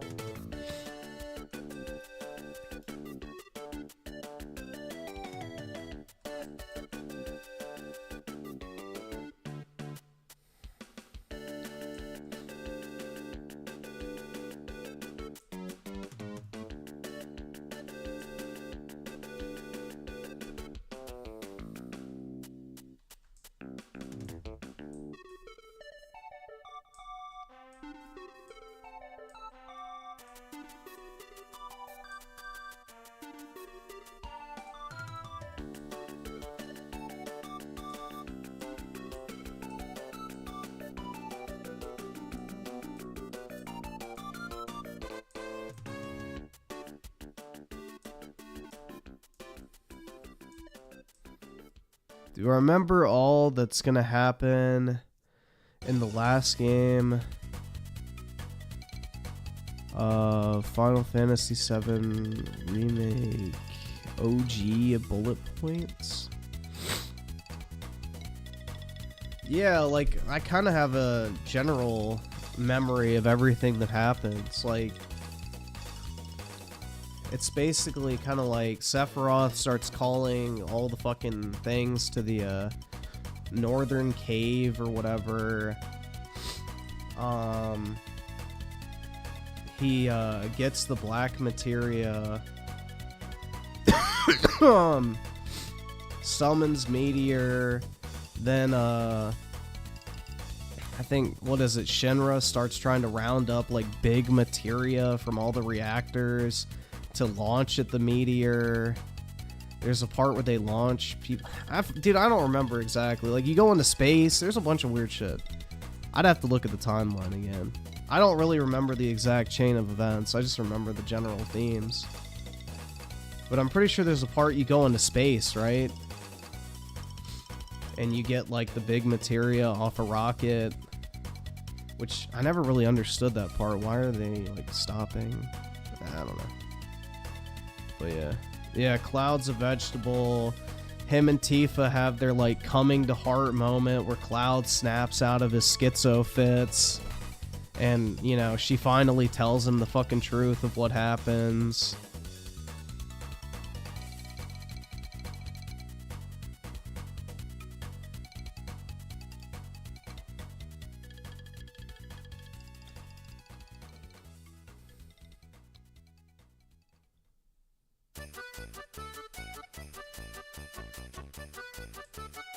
The weapons? Yeah, well, they were already showing those off.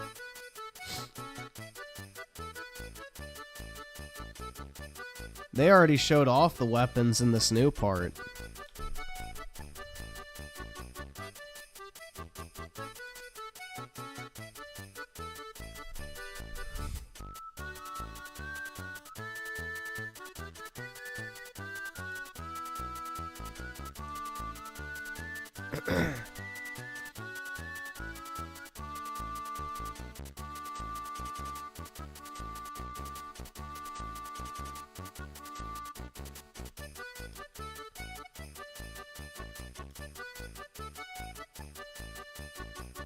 The new submarine section? I guess, sure, why not?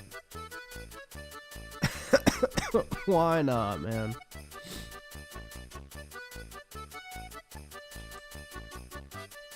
The part I'm really excited about is my boy Zach once again coming back, apparently, so thank God. I hope there's a lot more Zach in this next part.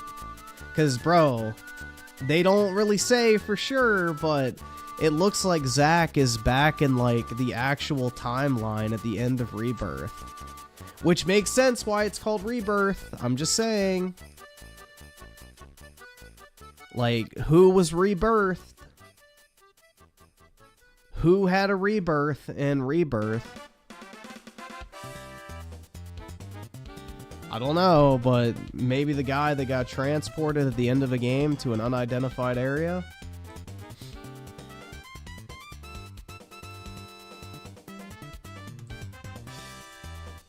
So that would be fucking sick, as if Zach is coming back like full time.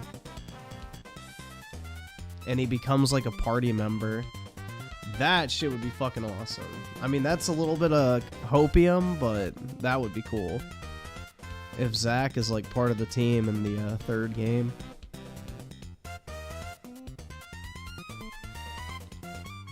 Because they really made it a point to like highlight the fact that he was back in like the church with the flowers, which at no other part in that entire fucking story surrounding Zach does the church ever have flowers that he's in. So Zach is gonna die again? That's fine, I just want to play as him more. I think they should put him and Aerith together at the end, personally.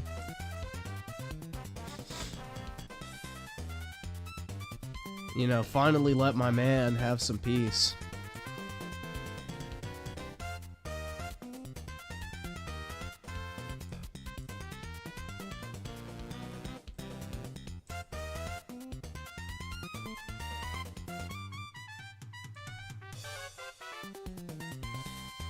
Well, Zach actually has a character unlike Cloud. Cloud was supposed to be the edgy, self-insert kind of character that has like a minimal personality.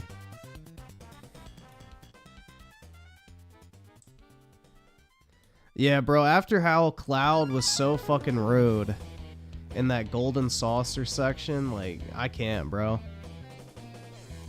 That man has lost any and all chance of me ever liking him. Zach would have never, bro. That's all I can say. My goat would have never behaved that poorly.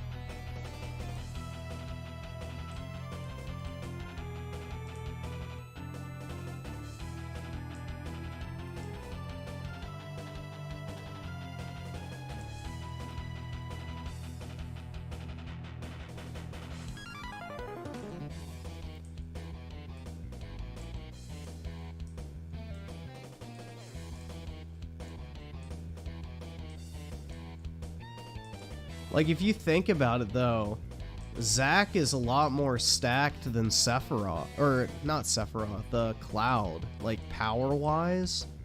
Because, like, he basically killed 2 Sephiroth equivalents on his own. Because, you know, Zach took out both Angeal and Genesis. So, the dude is, like, pretty fucking stacked power-wise. So, I mean, not to mention, in Rebirth, during the Sephiroth boss fight, Zach is fucking OP, bro.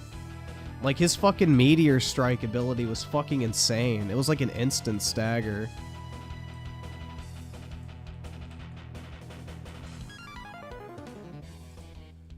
Synthetic Man even called Cloud a cuck. Yeah. I can believe it.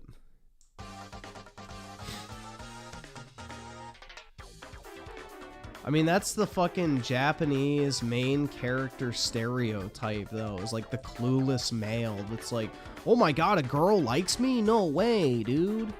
Anyway.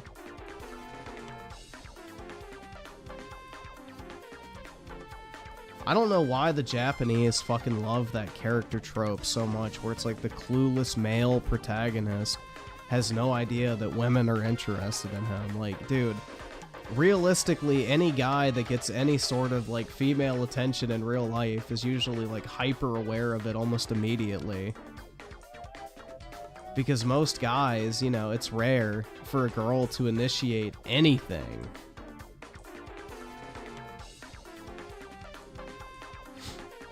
You know? Because, like, dudes are expected to make the first move or show interest or approach or start a conversation. Like, it almost never happens the other way. So, I guarantee you, any guy that a girl walks up to and, like, starts initiating conversations with him frequently is going to take notice of that shit, like, done. Like, it's so fucking uncommon for most guys. It's like, okay, yeah. You would take notice almost immediately. But apparently the Japanese believe that just, you know, it's like, oh, wow, no way, dude. She actually likes me? Crazy.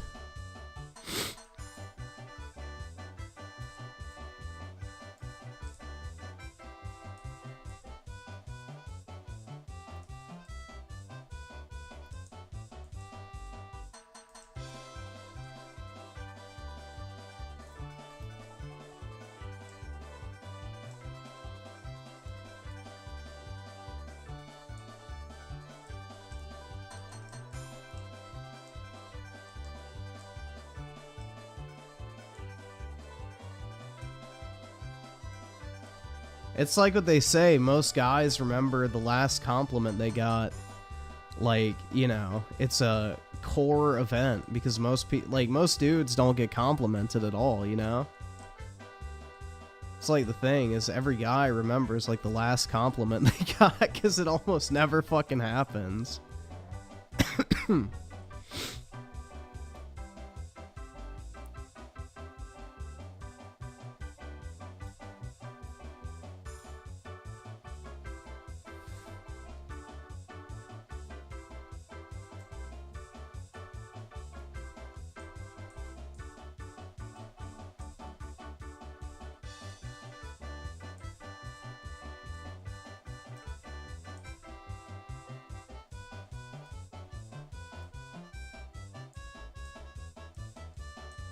You get compliments daily? What are they like? Like, nice cock.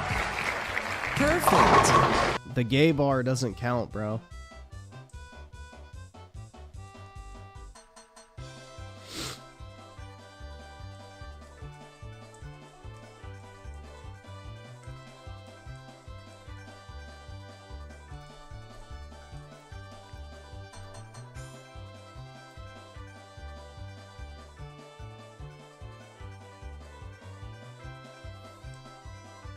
Griffin's a closet gay. In your wildest dreams, maybe. But in this universe, no.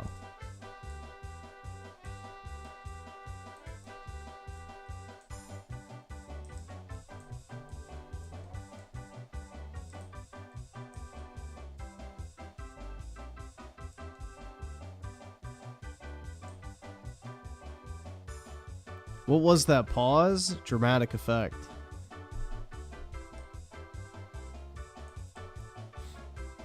Griffin's rebirth? Y'all wish. You wish I was a young, impressionable twink that you could fucking brainwash. No, thank you. Not interested.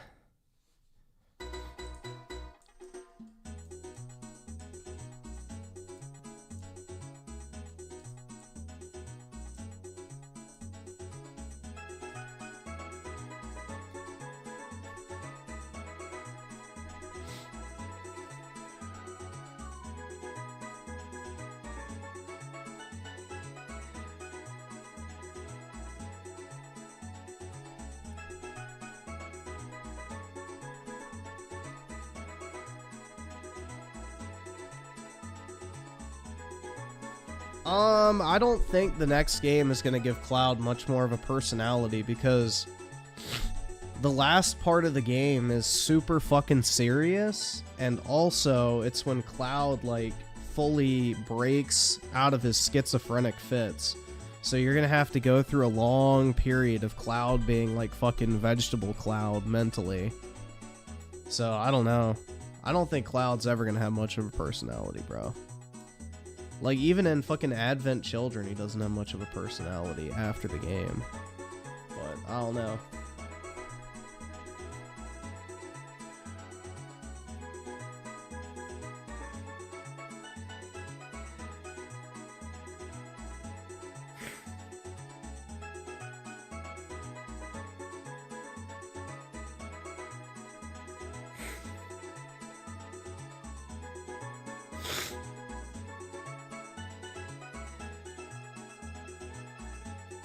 Nah, you're not gonna play as Sid, you're gonna play as Vincent, is my guess.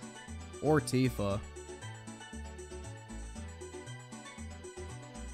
Or a mixture of all the party members, like in, you know, the previous two games. As long as it's not fucking Yuffie. Or Barrett. Yeah, I'm hoping it's Zach, bro. That's what I'm saying, because, like, hold on. Oh, shit.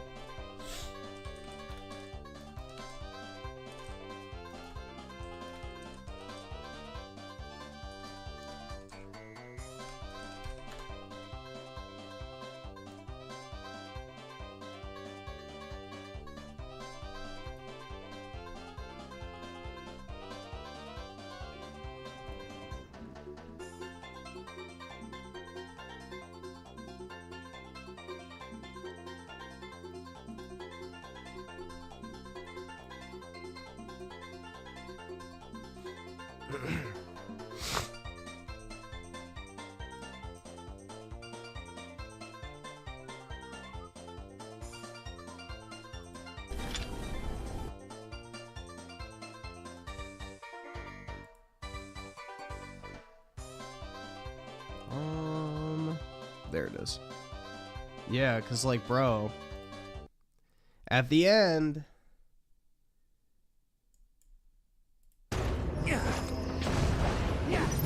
Brace yourself. Gotcha.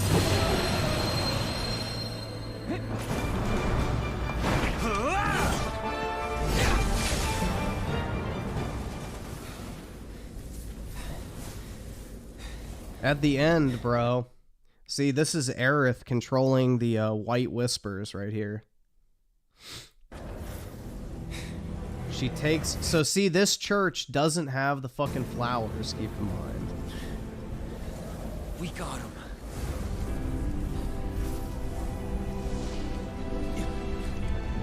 See? So, Aerith has the white ghost surrounding him. Time to say goodbye. For now. And then she opens up a portal for him. See ya. They put his theme there, which was nice. And see? He's in the church. Wakes up. Did I? And in the previous timeline he was in, the flowers were gone and the church was filled with like refugees and sick people and shit like that from the different sectors. So this is the church from Remake, like the actual one. So there's a very good chance that Zack is back in the actual timeline in the next game, which is fucking hype. Nah. I couldn't have dreamt that. It all felt way too real.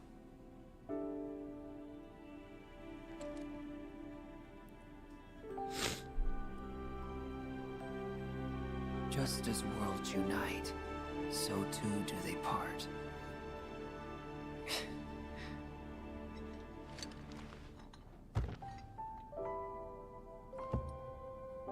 But who's to say they can't unite again? Amen, brother. And he's gonna bring Aerith back too, so it's gonna be a ultimate victory royale. Zach's gonna clutch, bro. I'm telling you.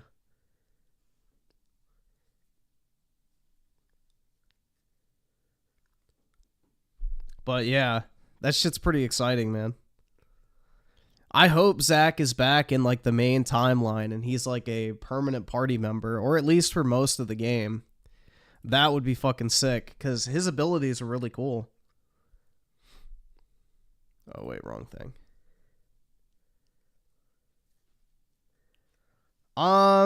So they did something. Yeah, she ended up getting stabbed, but the thing is she's way more active in the fucking live stream this time around. So they're going with kind of the route of like, she's like in control of the live stream, essentially. So like, you know how Sephiroth is like technically still dead or whatever in like the fucking cave encased in crystal? Like, he's not really out and about moving. He's like using the Genova cells to like represent his physical form. Aerith is like basically in the live stream now, and she's using the white fucking whispers to influence the world, like she did when she just summoned fucking Zack into the different world from his like previous one. So yes and no. And then there's also the scenarios where there's other worlds that Aerith could still be in that they could pull her in from, and I don't fucking know. We're gonna have to wait and see. But the point is yes, she's technically dead, but they did this thing where she's way more active as like a part of the live stream than just, you know, occasionally offering some words of support. Kind of shit. Not to mention Cloud's hallucinating off his shit, so she'll be in the third game quite a bit, I would imagine. But yeah, I don't know, dude. I'm really excited to see where it goes. Like, I think it's really cool. Kind of like how she was in Advent Children. I would say even more active than that, because after she dies, she literally fights against Sephiroth in the live stream with Cloud. So, like, she literally was fighting against Sephiroth dead. That's what I mean. It's like, they're doing something very different. It's like she's still alive and able to influence stuff. So it's not like she's completely gone, kind of like the previous, I guess, plot. But it wouldn't be the same. Yes and no, because like they did this whole thing where it's like if Aerith wakes up in this world, it means she's dead in the other one, or, you know. I don't know, bro. You have to wait till the next part. It's really confusing. I have no fucking clue what they're gonna do. It's anyone's guess at this point. Which is smart, because it keeps people interested until the next game comes out. So...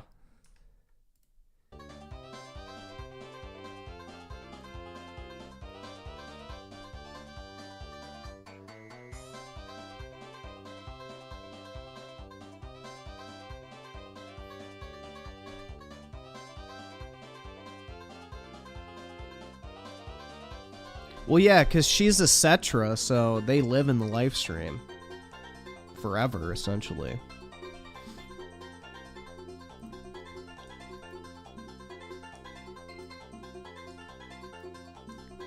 And then the other thing is, too, is her white materia was, like, glowing a different color when it fell out of her hair this time, too. Like it had fully activated.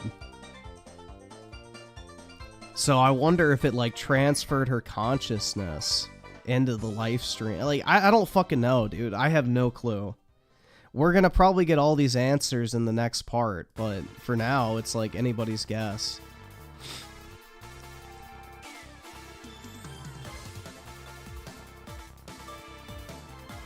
Because that was another point they said is, like, her white materia in the actual game timeline was clear because her memories were gone.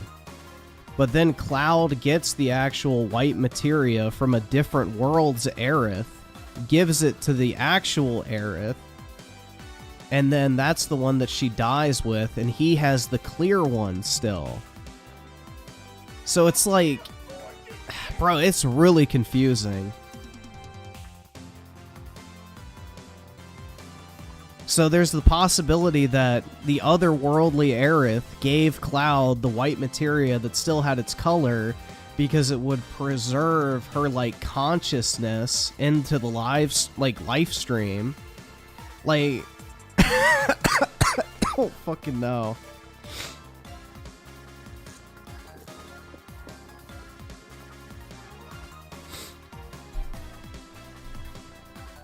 This is why I want to replay it, because now that I know what to look for, too, I'm going to be able to probably notice a lot more shit.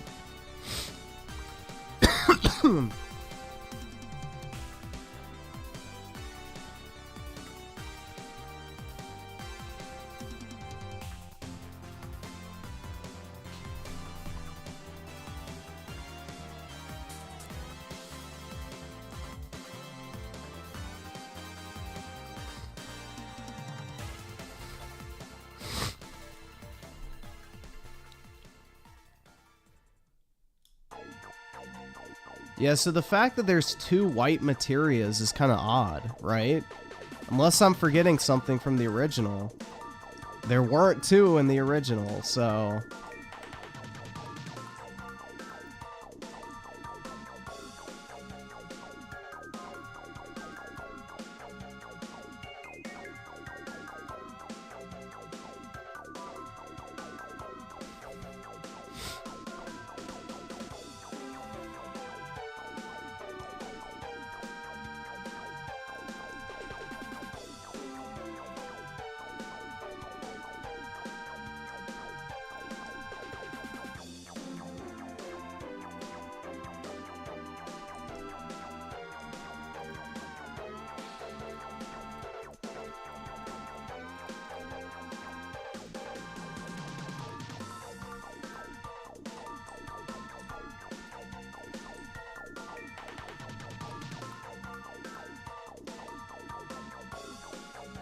Mr. Kill Jr. with the 18 months, a Silent Hill 2 remake coming out. I have no clue, man.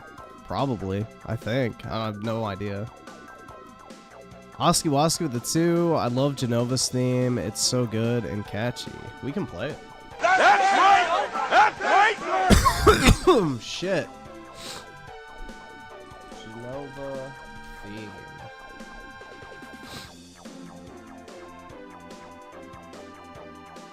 Should do the... Let's see what the Advent Children version is, because usually that's pretty faithful.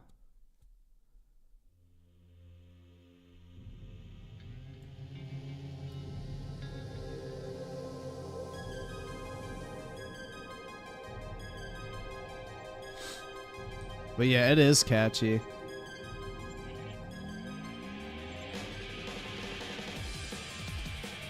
No, that's not the right one. Unless it changes. No. You gotta find the one... Hold on. There's one I'm thinking of. Let's see. That's from Remake, which that's not as good.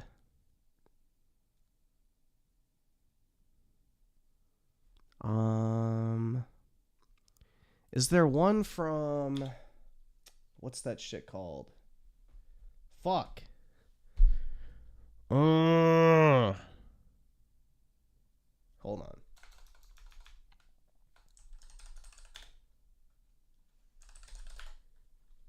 What's that shit called? Distant Worlds. Okay. Genova Distant Worlds. That's usually a good way to find stuff. Distant Worlds, Genova. Yeah, here we go. Is this it?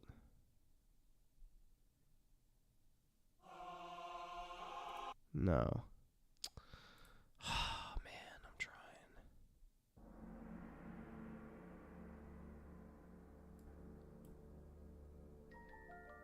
This is it.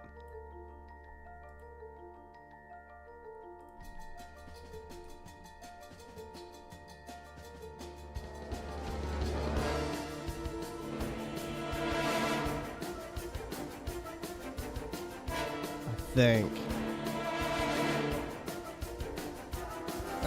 This isn't the one. Fuck. Alright, let me just do the one from the original game, because this is difficult to find, for whatever reason. There's like a remastered version of it that's not like the remake one, and I can't remember which one it is. Oops.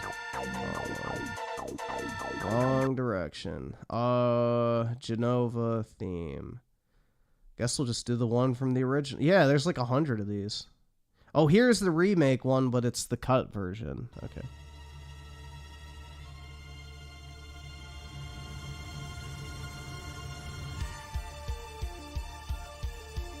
There we go. Rebirth has this version, but like the actual version.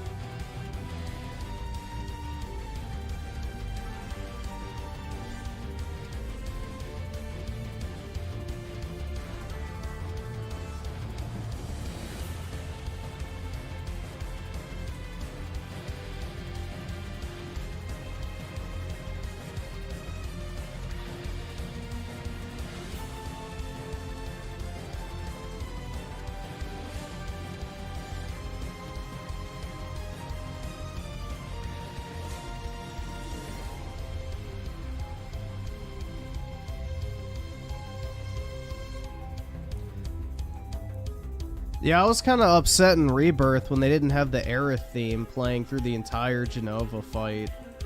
They transitioned it to this halfway through. It's like, why? That was not a needed change.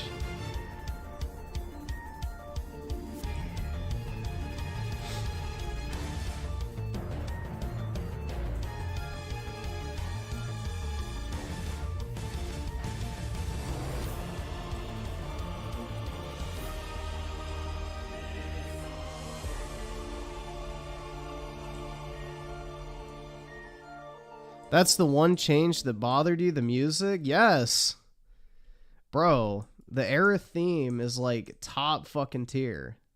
It's like one of the best soundtracks of all time. The first 3 fucking notes of that song will literally bring Vietnam flashbacks. Like, people recognize that song off of the first 3 fucking notes, dude. That's like one of the most iconic themes in gaming.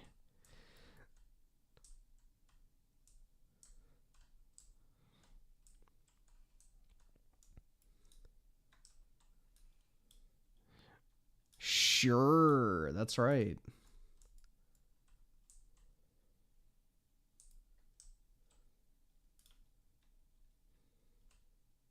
Really? Yeah, man, believe it or not, Final Fantasy VII, the original especially, is an extremely culturally relevant game. Amongst gamers.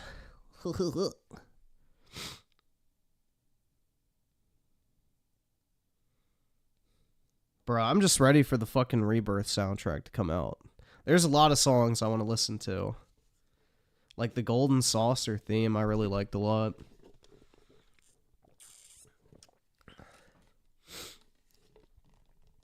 Yeah, 7 is the best-selling Final Fantasy game.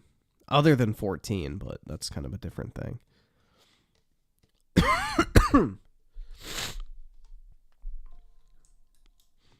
Final Fantasy 14 doesn't really count. But...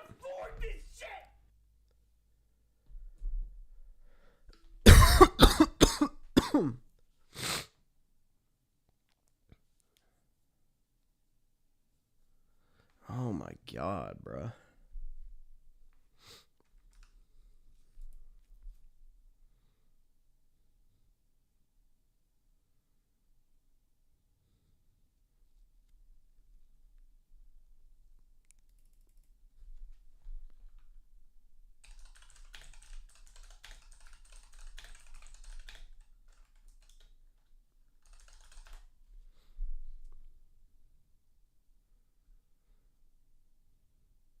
Yeah, dude, none of the fucking soundtracks are out yet.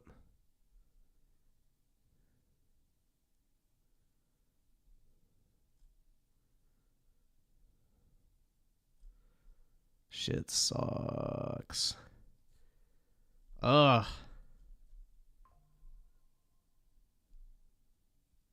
About to have a heart attack. Why?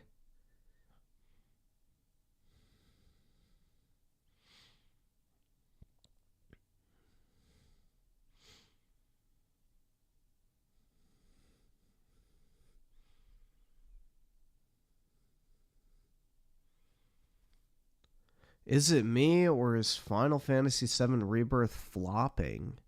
Doesn't have much viewership on Twitch. I don't really think they give a fuck about Twitch. And Final Fantasy VII Rebirth is a game you should play, not watch. I don't really think Twitch is a good metric for the success of a game, man. Just generally speaking.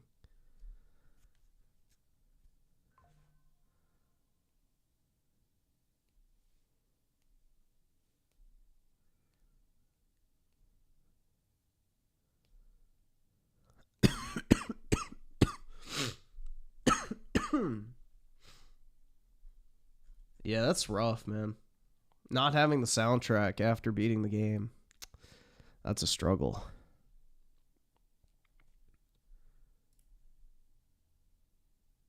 Let's see. DJ Aftershock of the 2. When are you getting a dreidel for self-pleasure? As soon as I have my bar mitzvah. And Nomad with the tier 1 membership. Big ups, man. Oski Woski with the 2 minutes. What is this? Holy shit, man.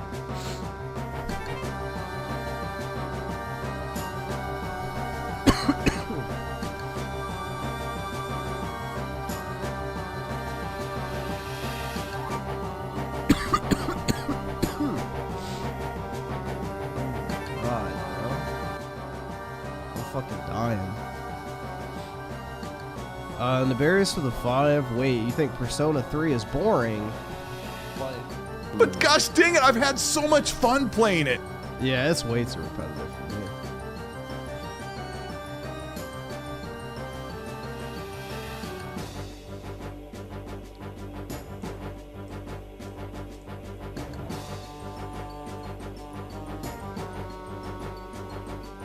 Synthetic Man later said he was having a bad day and the game was good, just not good to stream. It was, yeah.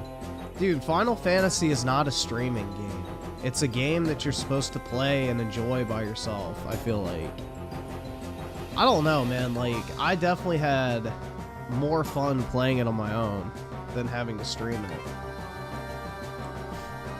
Like, it's kind of one of those games you just want to shut yourself off from the outside world and, like, just enjoy. It's a super fucking immersive experience. And anytime you, like, take yourself out of the immersion, it starts to kind of feel irritating when it shouldn't.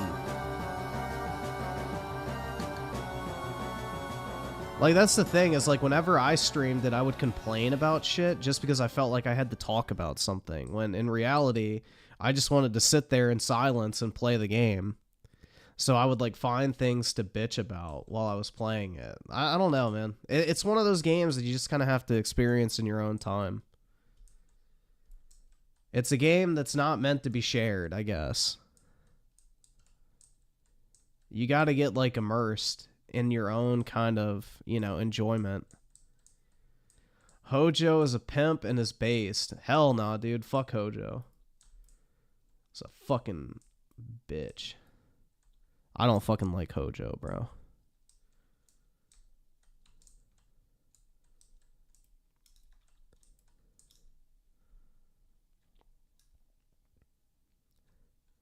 I think it's funny, though, too, because it's like, you know, trust the scientist message does not fucking click with Final Fantasy. Believe in science. I think it's funny because, like, literally every science person in the Final Fantasy, like, 7 kind of storyline is some evil lunatic. And in all honesty, that's pretty culturally relevant today.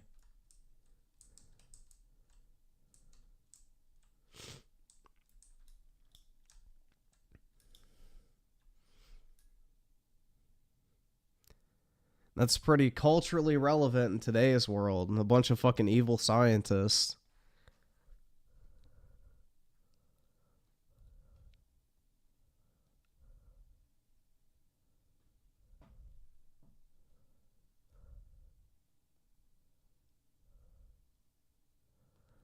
Why you don't like Hojo? Because he got with Aerith? More like because he literally enslaved and tortured Aerith and her mom, but you know. Yeah. Not to mention he's like fucking batshit crazy and like literally at the end of Final Fantasy VII like tries to sacrifice mankind so that Sephiroth can succeed.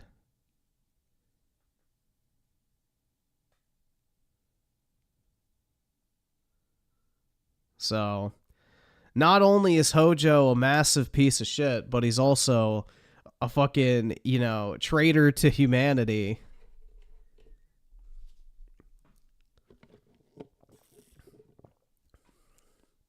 Just looking out for his son. Yeah, I'm sure Sephiroth thinks very fondly of him.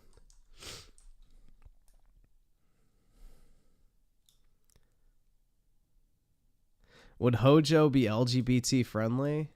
Bro, he probably is the type of guy that would, like, you know, agree to transition kids. Well, I mean, technically he did. So, yeah, I mean, that's putting it lightly. He did literally transition kids into fucking aliens. So, yeah, there you go.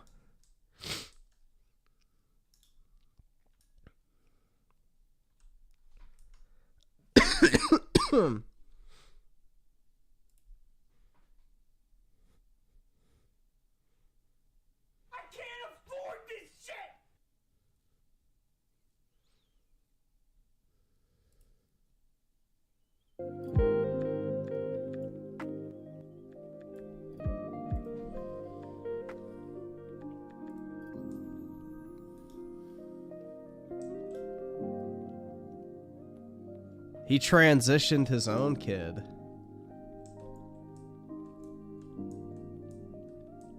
Is Red 13 based? Red 13's a pretty good character. I don't know if he's based, but he alright.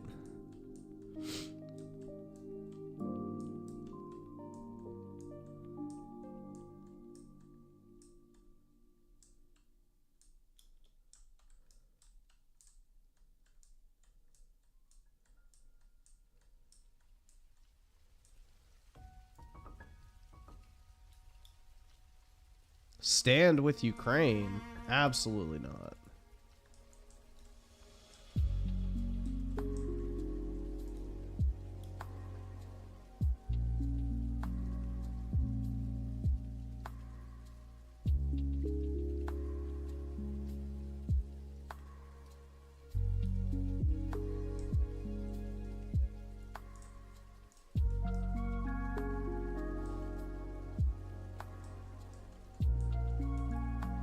Griffin out here looking for a trad wife. Not really. I don't really care if a girl cooks or cleans, because I can just pay somebody to do it. That ain't that important. I don't know, man. I find the whole trad wife shit to be really fucking cringe, in all honesty. Like, it's weird to limit yourself in that way. Like, it's more important to find somebody that you actually get along with, have stuff that you enjoy doing together, and, you know, have similar values and such. Like, finding a, you know, built-in maid slash cook is kind of a secondary concern.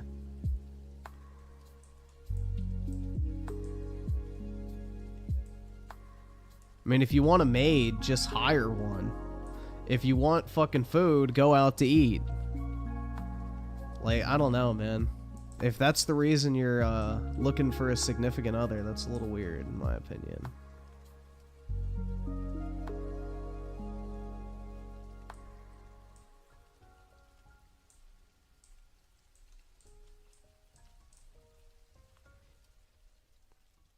Like, I don't think anyone in our modern age aspires to be a fucking, you know, stay-at-home wife that does nothing but cooks, cleans, and does your laundry.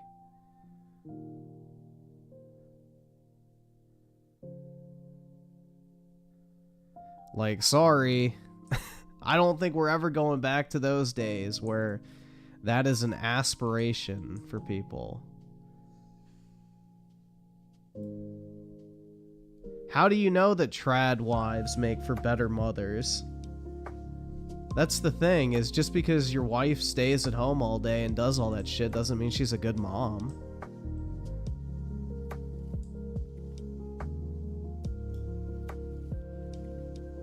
That has nothing to do with being a good mother.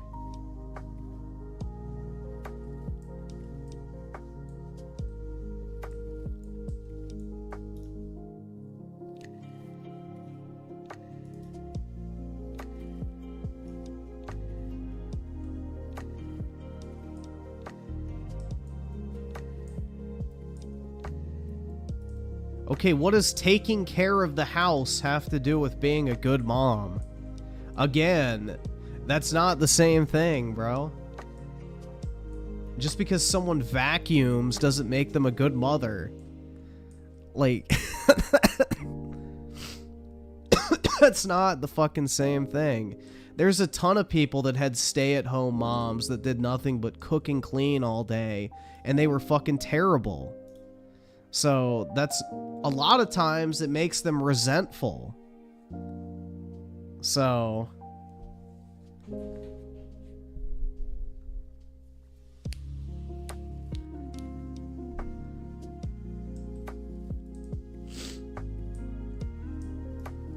I can't afford this shit!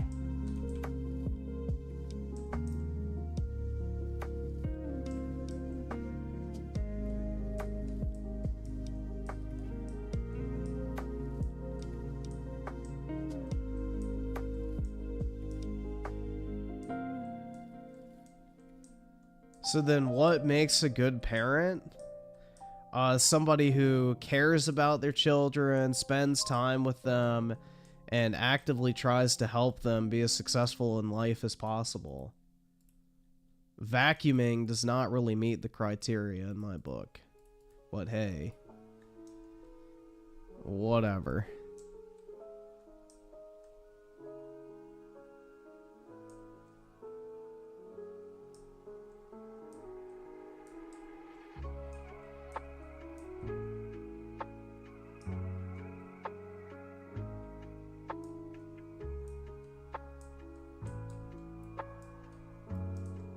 So literally taking charge of the house and family. So are you saying you want the wife to wear the pants of the family? It's not very trad, bro.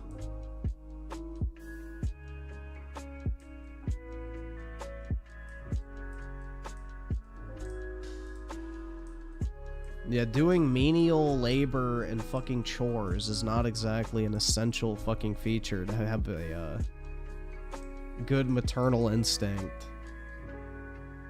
Because you could be an A-type personality who's like super fucking strict and mean, who has to have everything in perfect order because, you know, they can't fucking stand anything being out of place or anything being messy, and they're always bitching and upset and pissed off because things aren't perfect. So there's also that aspect too. So just because someone likes to clean, it doesn't mean that they're fucking suited to be a good parent.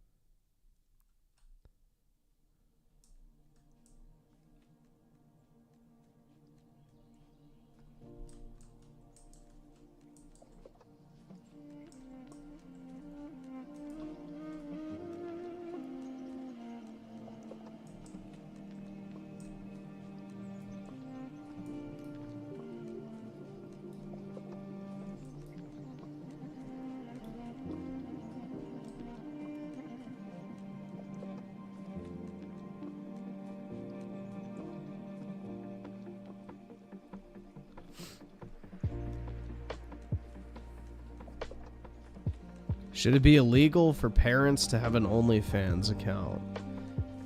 No, because that's kind of weird. Why would that be illegal?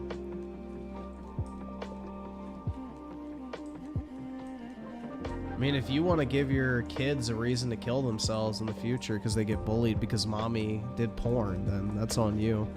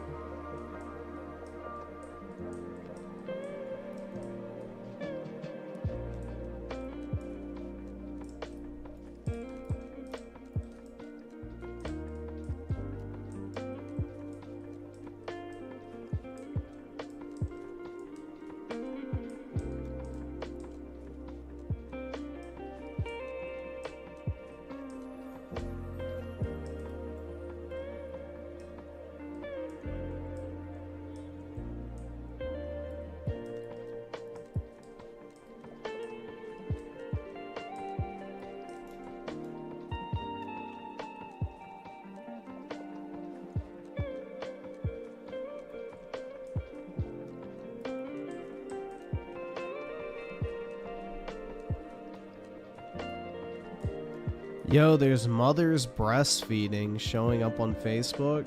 Yeah, I'm sure you can find it on YouTube too.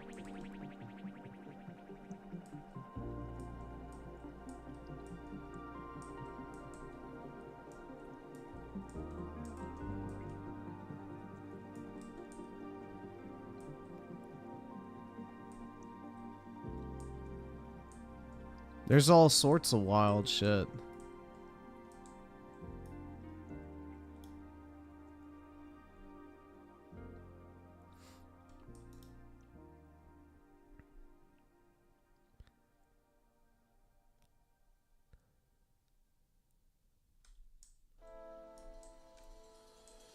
It's like, bro, there used to be, I think they're probably still up, but it's people like doing natural births too, of like squatting in a river and giving birth to a child. Like, there's a bunch of weird shit on YouTube.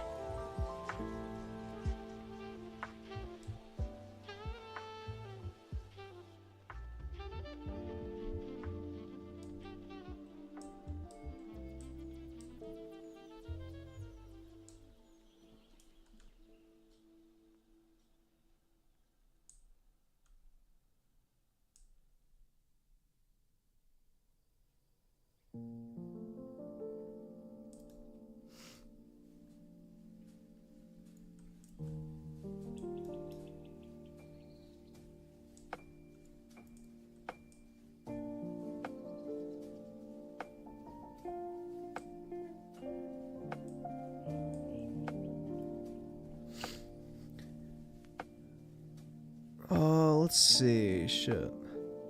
United States Secret Service with the 20. Watch Super Smash Bros. Sephiroth reveal trailer. Okay. And Ryan Miller with the 2. What are your thoughts on Sweet Baby being exposed? Well, they've already been exposed. I mean, you mean like becoming more mainstream? I mean, that's a good thing. But they've already been exposed for a while. There's not really any new information. It's just them fucking reacting to more and more people finding out about them.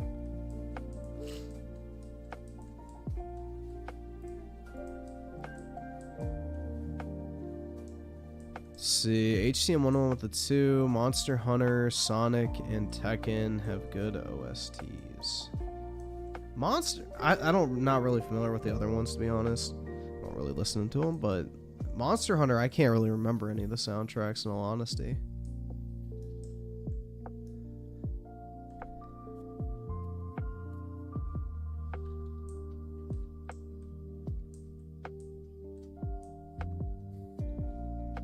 Timothy Marco with the 5. People taking deviations from the OG as a personal attack by Square Enix towards the fan base really need to rethink life. Final Fantasy VII is inconsequential. No, it's not, bro. It's literally who I am as a person. Without that game, I wouldn't be who I am today. But yeah, I mean, people are acting like they're getting rid of the first game. It's like you can still go enjoy the original fucking storyline. It's still there, people. Like, if you enjoy the first fucking plotline better, you can go and interact with it. There's a fucking video game. There's multiple different remastered versions of it. There's a fucking movie sequel to it. Like, there are ways to engage with the original Final Fantasy VII, if that's what you like better. All of that shit is still there. The remake is a retelling where they took creative liberties. It is a different fucking project. I don't know, man. People just hate change. It's weird. It's like whenever they change something about the Final Fantasy franchise, even from game to game, people bitch about it. They're like, oh, I don't like fucking real-time combat.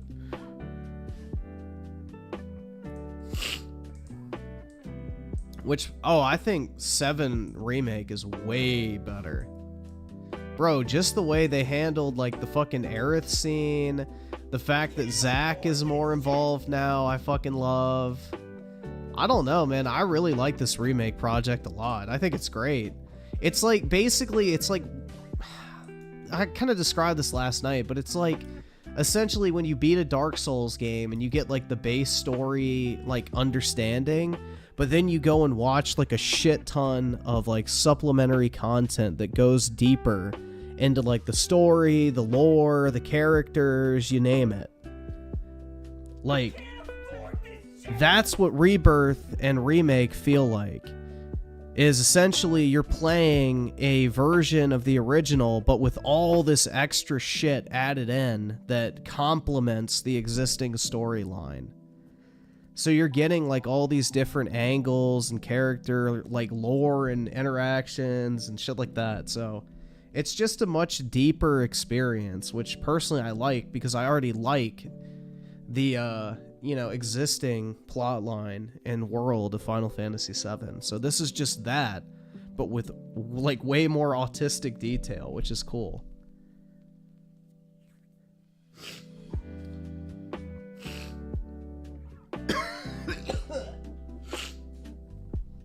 Fuck.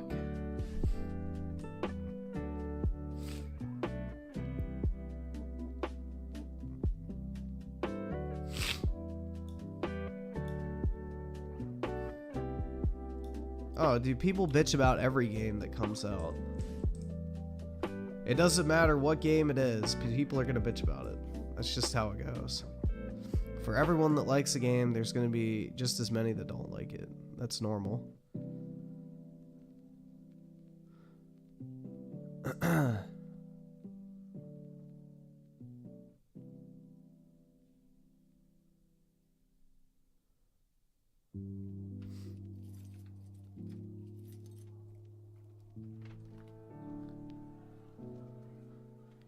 Let's see. Botto signs of the 2. The Horizon games are boring. 100% agree. I tried to get into Horizon Zero Dawn twice. Fucking hated it both times. And Wing Cake with the 2. Any chance Final Fantasy VI gets remade? The DS game never came. I don't know if they're gonna do that. They talked about doing 8 and 9 next. So I don't know if 6 would be something they would do or not. I'm not entirely sure. Maybe at some point, but I don't think it's on the, like, I guess, schedule for them.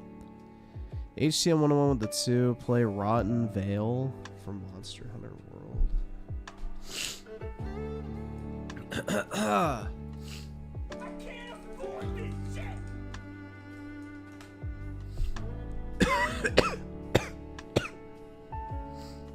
Jesus Christ.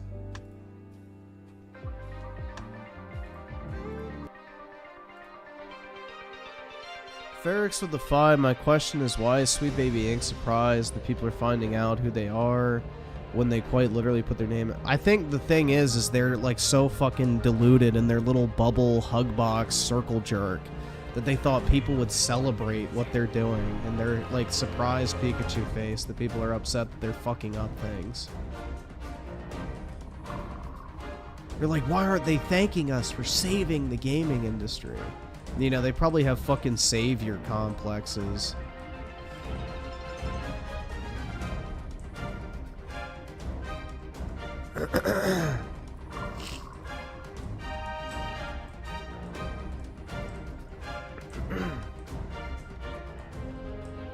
Claw's Mystery with the 20. Isn't there a more OG faithful game that is... Oh, you mean Ever Crisis? Yeah, it's basically the entire original Final Fantasy VII storyline across all the various games and media.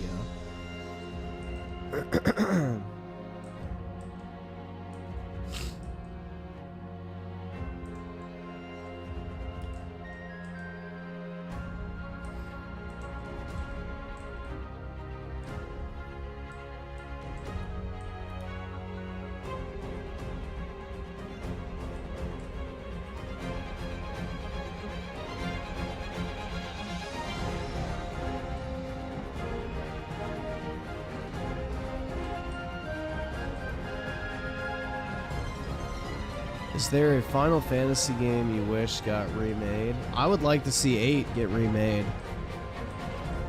That game would be a lot better if they ditched the combat system and just made it like real time, kind of like 7 is.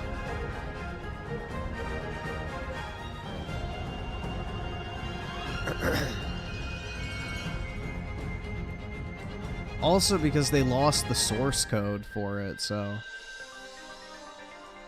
That would be a perfect game to remake.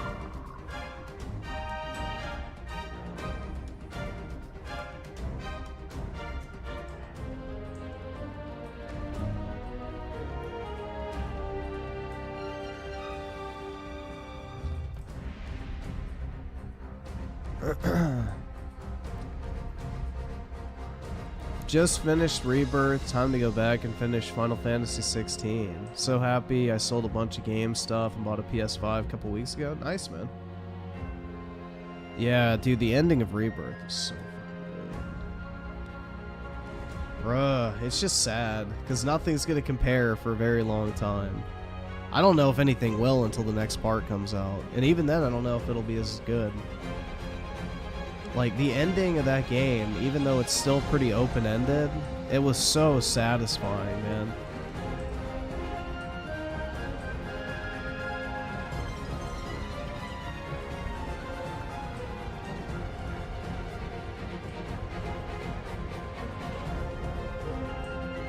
I mean, the last 2 chapters of that game were like just a fucking roller coaster, man. It was awesome.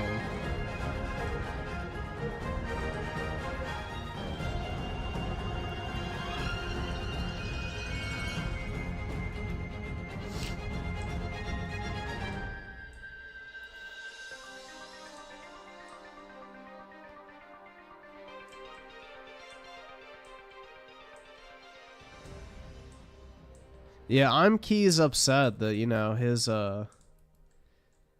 mommy didn't get him a PS5 for Christmas. She got him a Series S instead.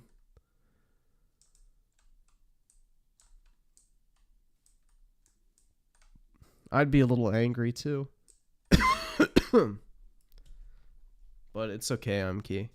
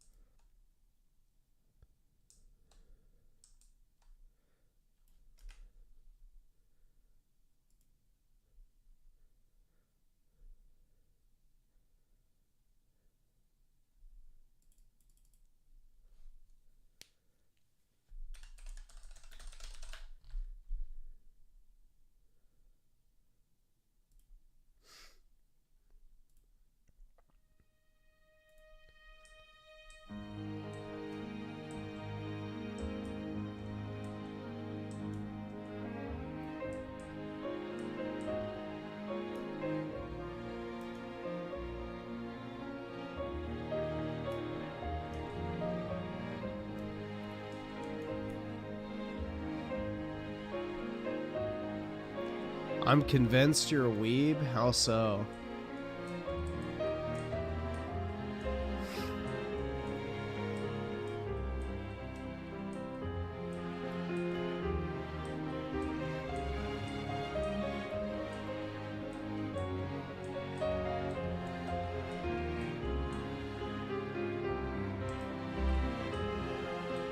Yeah, bro, I was born in the wrong country. I wish I was Japanese instead. Absolutely, bro.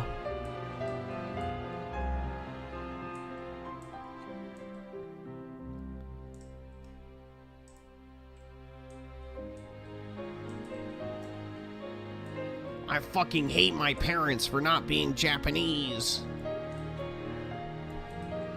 Those fucking pieces of shit didn't even consider that I'd be rather born in Japan so that I would never have to watch anime with subtitles again.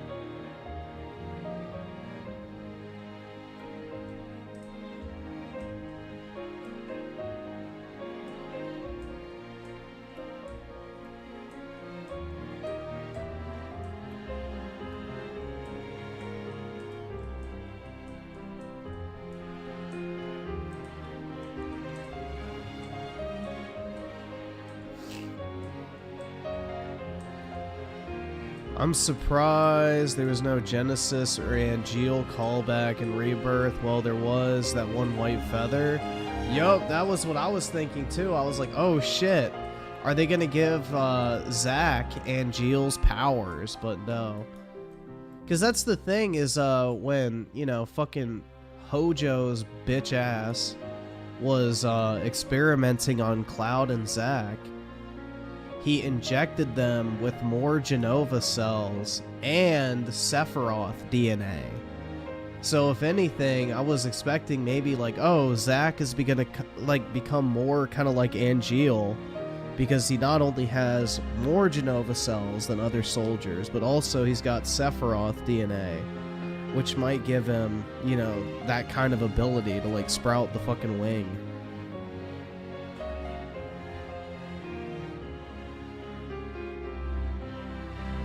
But that unfortunately did not happen. At least in this part. We'll have to see.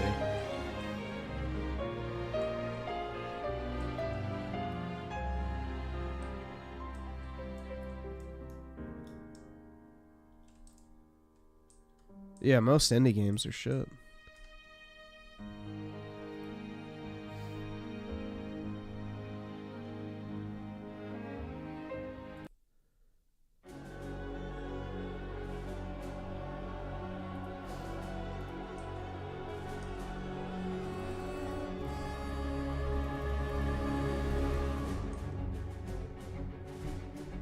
I don't like this one. That's all right.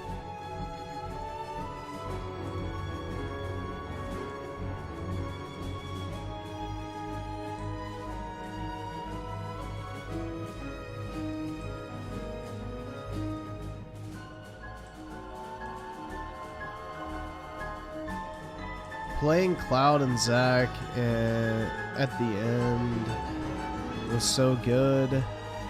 Like how it was a multi-phase boss battle that didn't get boring or drag on. They nailed. Yep. They did. It was so well done, man. Like, everything was so fucking well done. I don't know, bro. You can just tell, like, the team who's making that loves the fucking game they're making. And that is something I feel like that's so rare in the industry. It's like, you can tell, like, all the motherfuckers who are working on that shit are genuinely excited about, you know, what they were actually working on.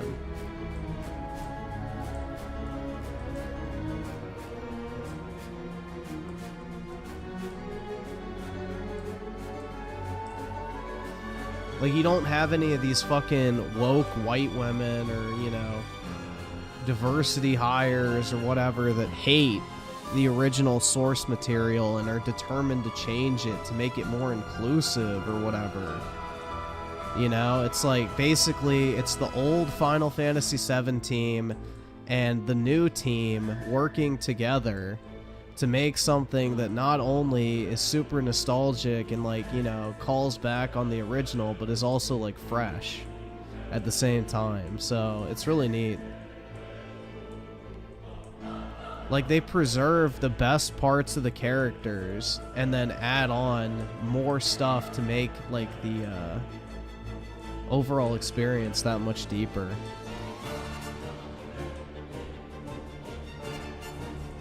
So, that's the thing, is they're not, like, fucking revising who or what the characters are, which is nice.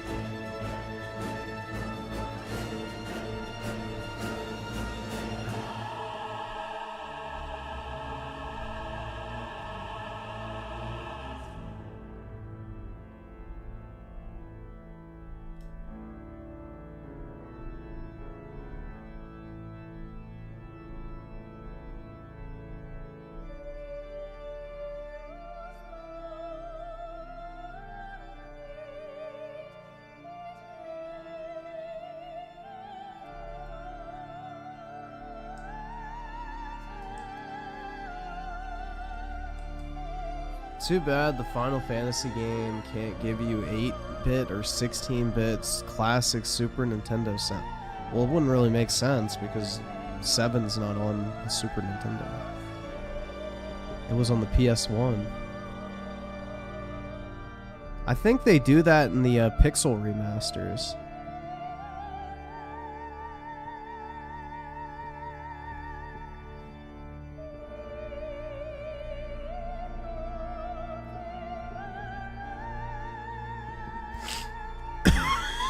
Oh shit, man.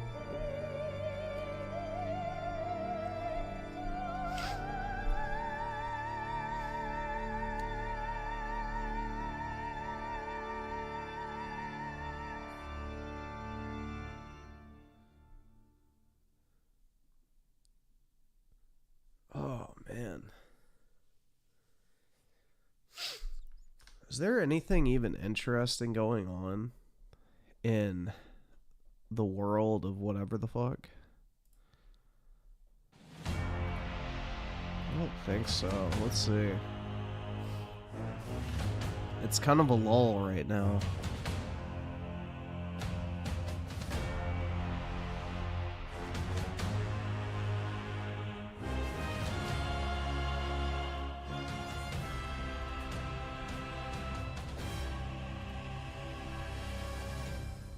It's also the weekend, so almost nothing ever happens on the weekend. Let's see.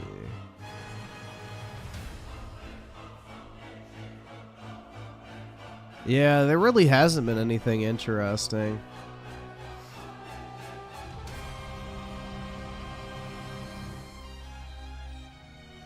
Griffin loved Rebirth so much he's not playing it anymore. I played it for like 6 hours today.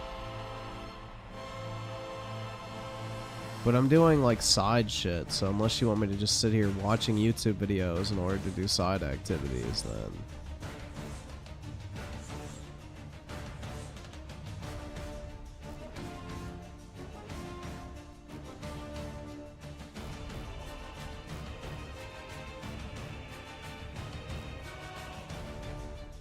That's what you want me to do, I'm Key? Sydney Sweeney's boobs are a trend today. That's about it. Yeah, I still never looked her up.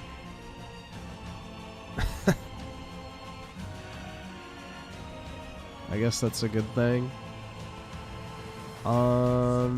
She have a leak or something?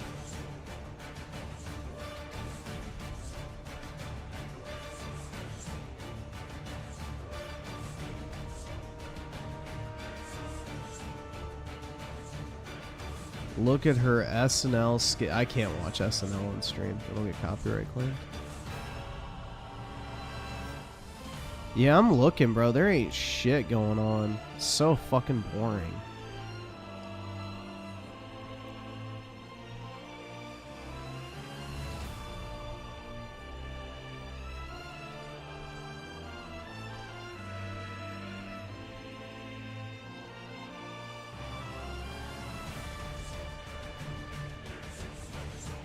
Like, I'm looking at the site. The top news stories of today are Metroidvania, The Last Case of Benedict Fox, Definitive Editions coming to PS5. Games like Final Fantasy VII Rebirth aren't sustainable, and the Sony layoffs prove it. That makes no sense. PSN Store, PS Plus exclusive weekend offer kicks off, and here are the games. Top 5 rarest Super Smash Bros. Series amiibos. Final Fantasy VII Rebirth director says Sephiroth in Smash Bros. Was extremely confidential. And Bloodborne's potential remaster continues to be Sony's biggest miss. Those are like the biggest news stories of the day in the gaming world. So, yeah. There ain't shit going on. There ain't nothing happening. Because typically I can find some stuff on the site, like, pretty much every day. But there's, like, literally nothing.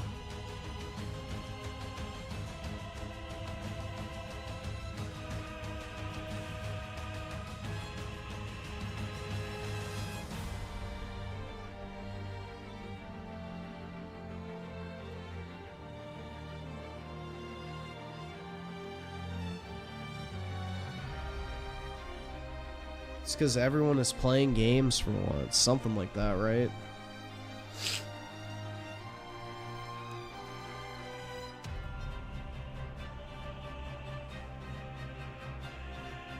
Still can't believe people said 2023 was one of the best years for games of all time. Yeah, that's because they're fucking stupid, honestly.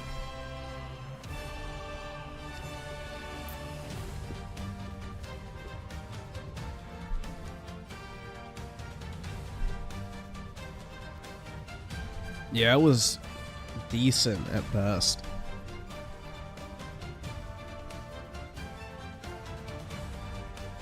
This year is already off to a better start, if you ask me.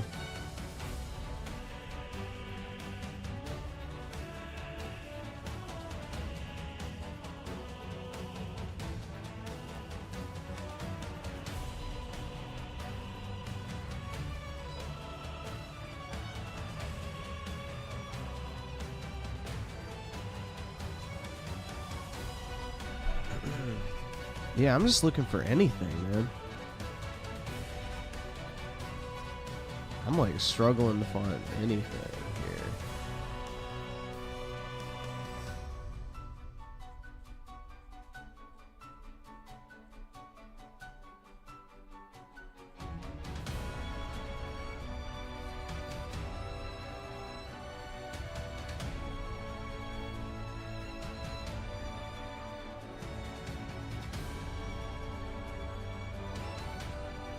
How's my dating life going? Oh boy, it's swell. I'm still single, so W's.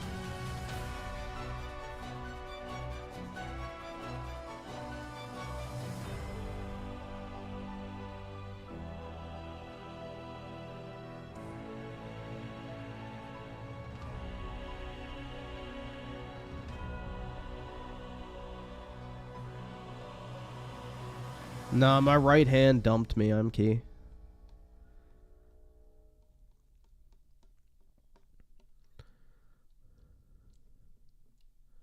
I'm all alone.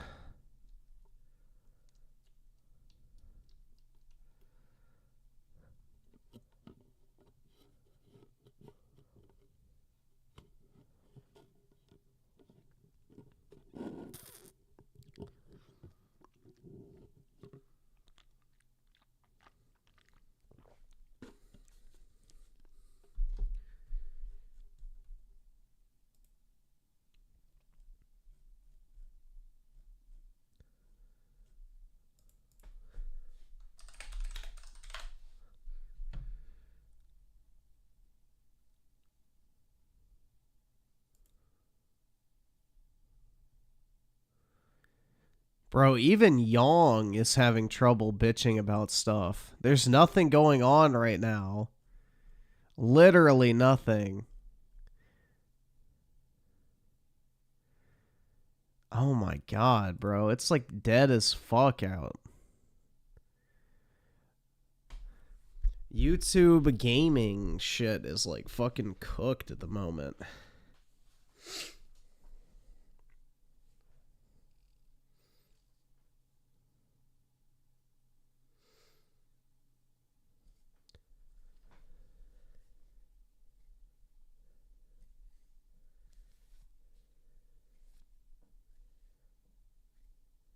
Step into the political realm. It's never... Oh, yeah, that's a great idea. That'll be fun.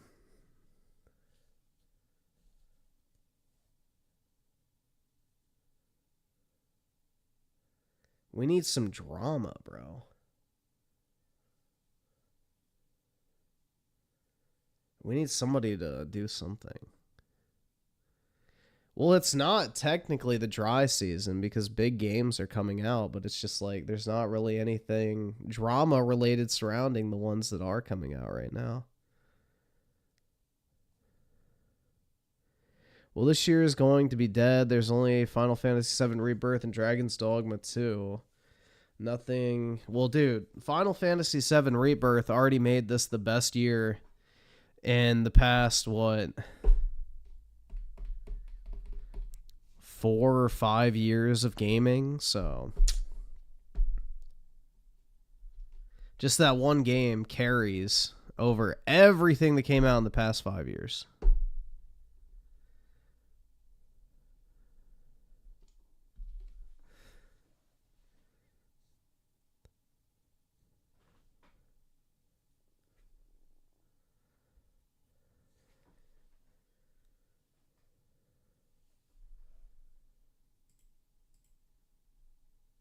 Let's see. Tell you about the 5 thoughts on the Batman 2022.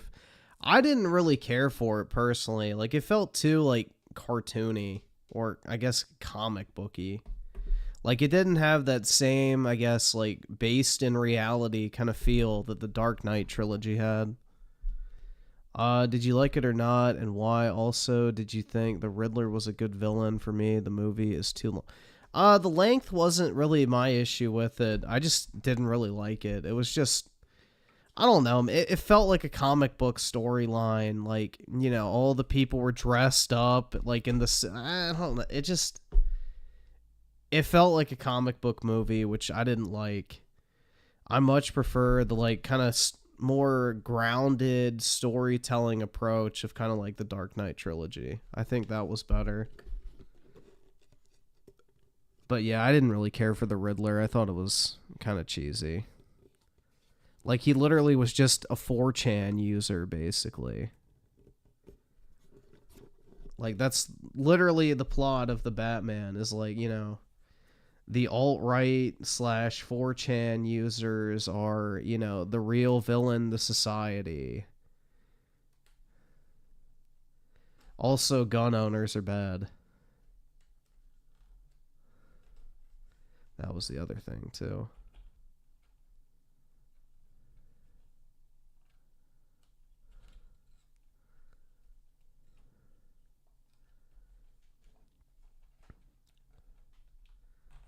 Yeah, the Dark Knight trilogy is so good because you could literally take Batman out of it and just replace it with a normal guy, and the story would still make sense.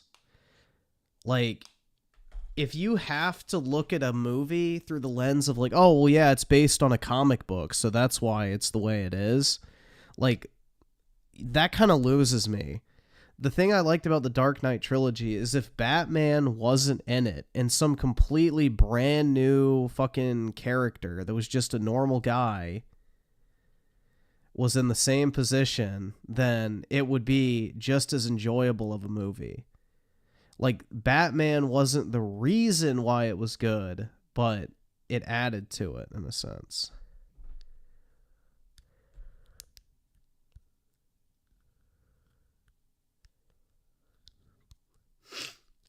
Like, the Dark Knight trilogy didn't have to have Batman in it for it to make sense. You could have replaced Batman with, like, some brand new fucking kind of person with a similar background. Of, like, a guy who's skilled in martial arts and, like, fucking fighting that goes and beats up people.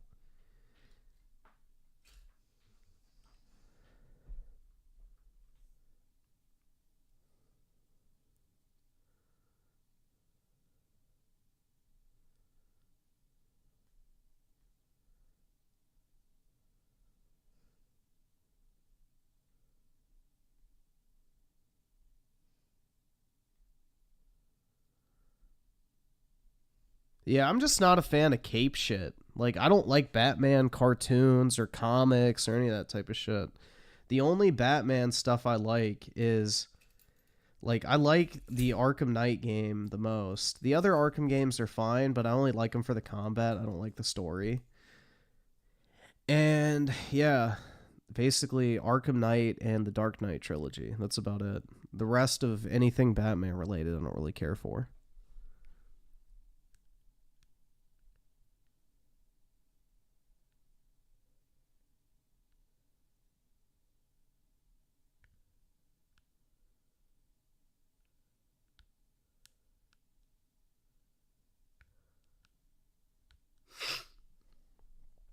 Arkham Knight was okay. The fuck?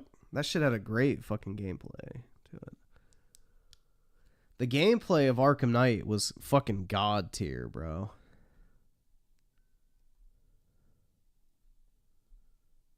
Arkham Knight had probably the best combat. of the three, and probably any superhero game.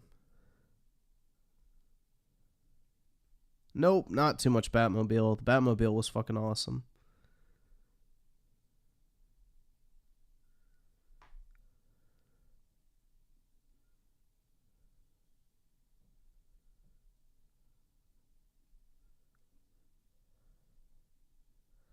City was lifeless after you did everything? Well, yeah, that's how every open world is. Once you do everything, there's not anything left to do.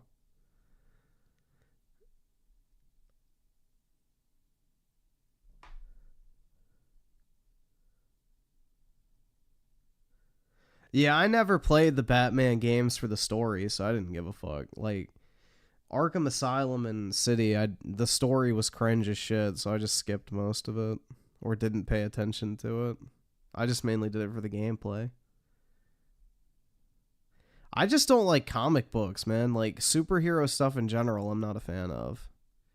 Very few superhero-related pieces of media I actually like.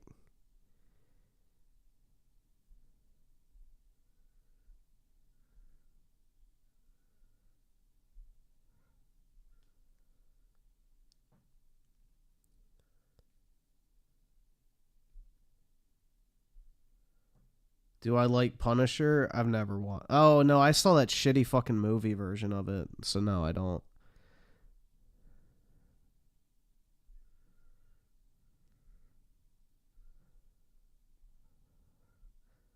What if the superhero is like Naruto? Then I definitely don't like it. Griffin normie confirmed. Yeah, I don't like superhero shit. I'm not a fucking cape shit fanatic. Sorry. Sorry to disappoint, man, but I am not a enjoyer of the cape shit. Cape shit is not for me. Oh my god, bro. Dude, it feels like somebody's like shoving a fucking cork up my nose right now. Jesus. So my cough is going away, but now I'm getting like super fucking congested. This shit gay. So fucking gay.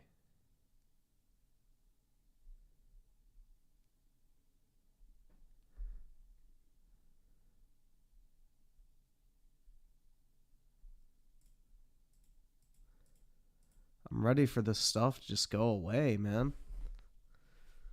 Ferrix with the 10. I don't know. The story of the Batman 2022 had me really invested personally. I love the focus on like the criminal underworld of Gotham and shit like that. It felt really grounded. Yeah, nah. So the reason why I say it's not grounded is because all the people are wearing like fucking Halloween costumes and shit. Like they all look like they're out of a fucking comic book. Like, you would never see anything like that walking around an actual city. Do you know what I mean? Like, the world just seemed really fucking cartoony. It's like, I don't know. Nothing about it felt like a real fucking city. It just felt like too fantastical in a sense.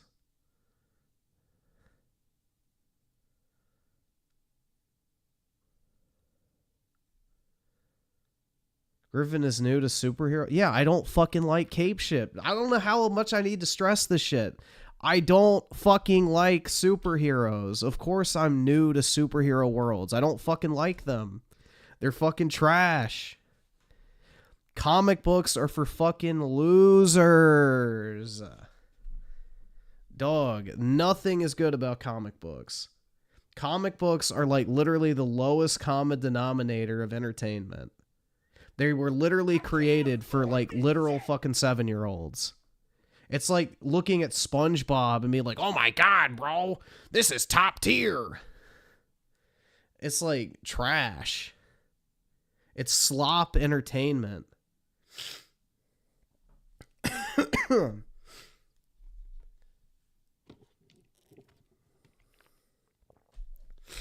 It's like a grown man watching SpongeBob and be like, yeah, SpongeBob is actually very intelligently written.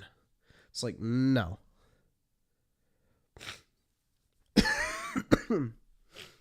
SpongeBob is literal slop entertainment made for 7-year-olds.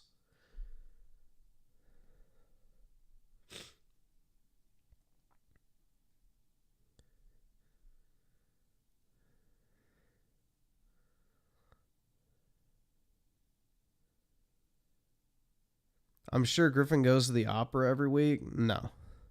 I told you, I'll only go to the gym and the grocery store.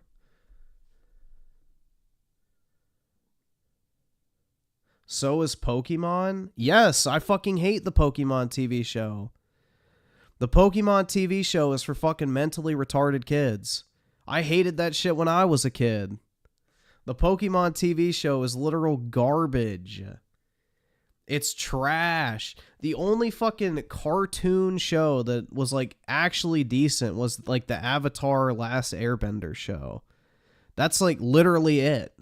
That is like the only children's cartoon I think I've ever seen that was actually decent. Everything else is slop. Like literal fucking slop, bro. Like Adventure Time. Like, oh my god. You gotta have crippling fucking autism to be into that type of shit.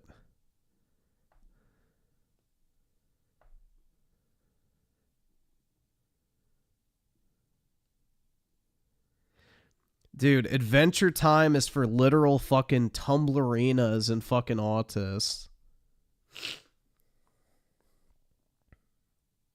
Yeah, Adventure Time is like literally the Quirk Chungus show.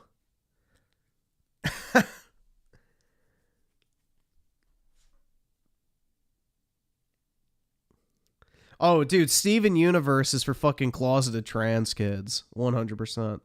And theater losers. Waterboy with the 5, I have to agree with you. I've never been a superhero kind of. Yeah, they're just like, it's trash, bro. Like, it's the same exact thing every single time. Oh, guy has some sort of fucking issue in his life. Guy runs into a power. Guy learns how to use his power. Oh no, here comes a threat that forces him to master his abilities in order to save the day. Rinse and repeat. It's like the same shit every single fucking time. I don't know. And it's so predictable. And there's no stakes because it's like literally they'll pull out so many different mechanisms and shit to like just keep the story perpetually going. Like all of a sudden there's 400 fucking universes because, you know, oh, we didn't mention the existence of, you know, different universes existing in the first 400 fucking chapters, but oh, all of a sudden it's a thing. You know, he's back. Or, oh, now somebody just invented a time machine. Let's go back in time and, you know, save the day. It's a good thing somebody invented that, right? So it's just like, I don't know, man. Cape shit is really low tier. Claus Mystery of the 20s, Steven Universe was made by a pedophile woman. Yeah, that's not surprising.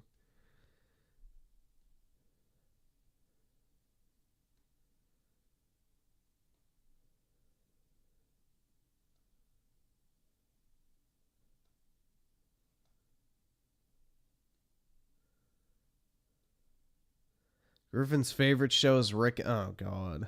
Gross. Rick and Morty is for fucking literal Redditoids.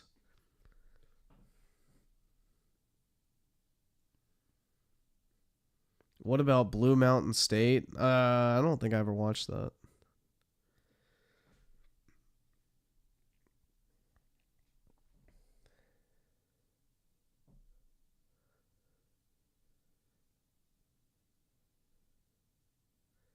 Dude, Rick and Morty is literally for people who have a Biden-Harris sticker on the back of their fucking Subaru.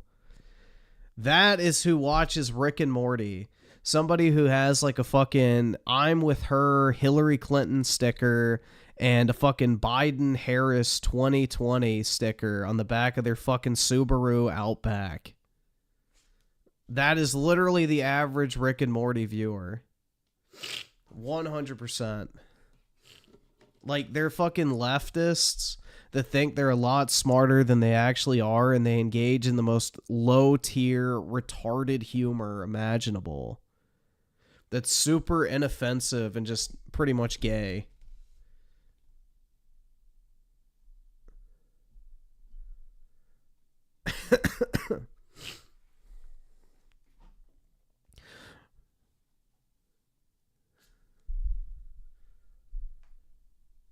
Griffin drives a... I would... Dude, as long as I live, I will never own a Subaru.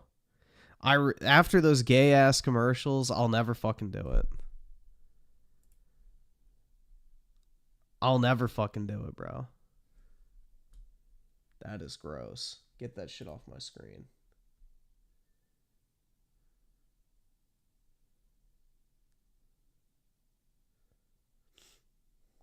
Is she getting raped by... Oh, yeah. There you go. Raped by an ape. I can't afford this shit! We don't really have much to watch, so...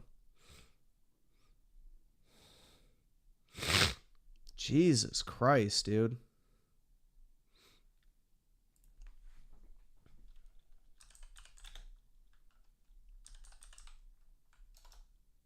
What was this shit? Zena, or however the fuck you spell it.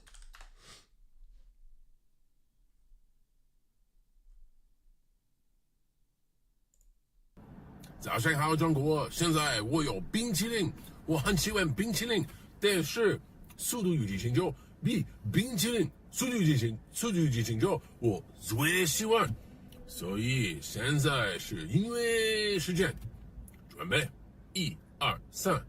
2个礼拜以后，速度与激情就2个礼拜以后，速度与激情就2个礼拜以后，速度与激情就。 It is such an ugly language. 走过去电影院看《速度与激情》就因为非常好电影，动作非常好，差不多一样。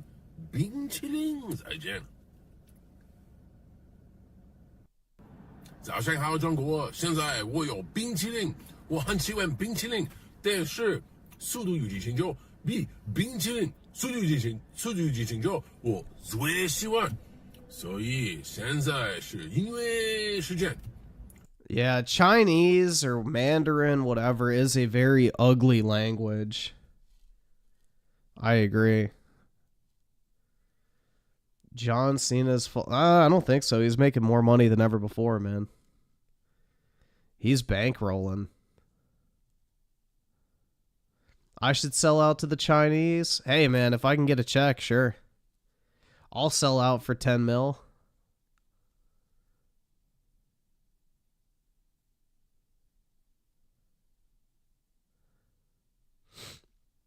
I'm being racist now? How am I being racist? By saying a language is ugly.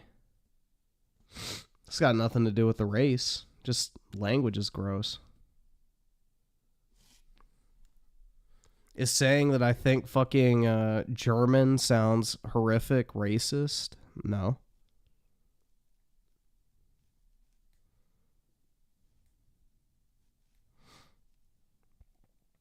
It's not racist. It's just an observation.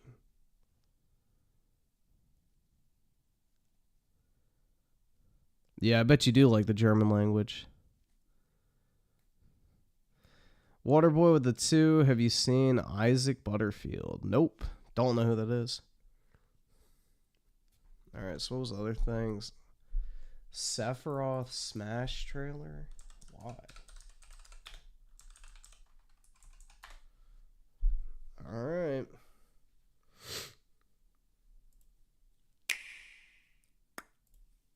Such a satisfying noise, man. Whoever fucking made this shit at Nintendo deserves a fucking raise, man. The Switch sound effect is the most, like, satisfying console noise ever.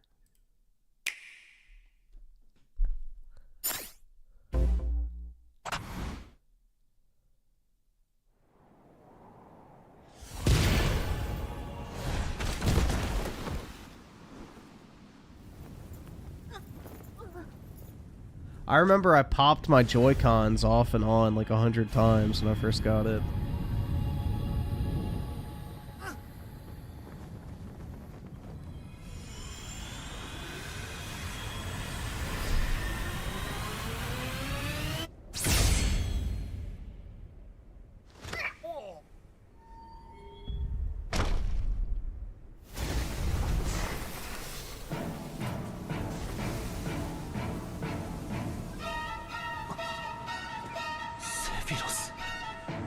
I think it's funny that typically they remix all the fucking soundtracks for Smash Brothers, but they left Sephiroth's completely unchanged.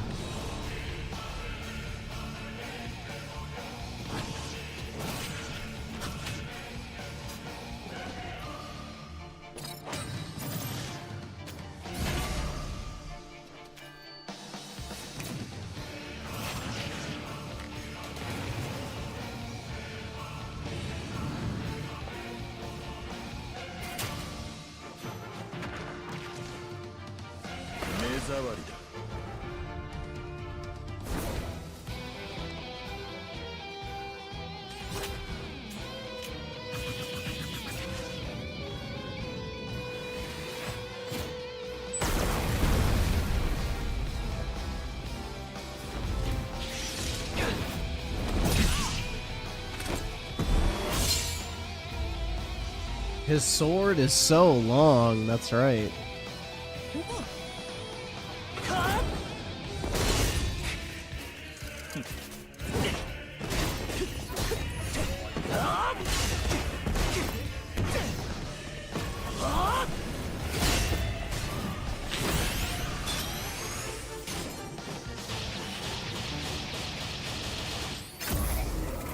Yeah, I think it's interesting they put both Advent Children, Sephiroth, and Cloud in this game. Because, like, that's Cloud's Advent Children form. And same with Sephiroth, because he never actually has the black wing in the original Final Fantasy VII.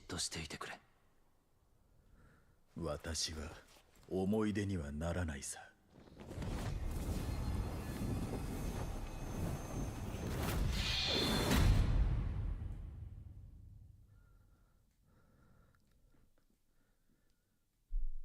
The sword is really long, so better to penetrate Aerith? That's right.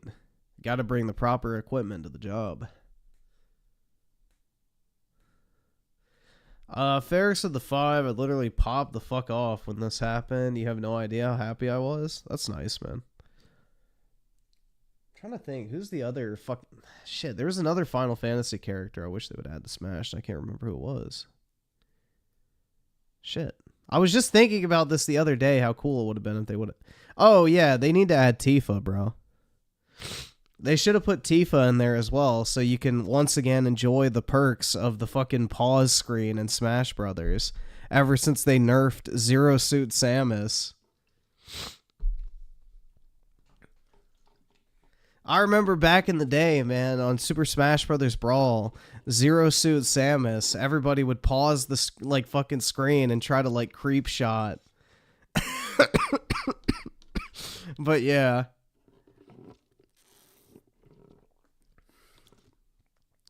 They nerfed Zero Suit Samus after Brawl. She was a little bit too busty.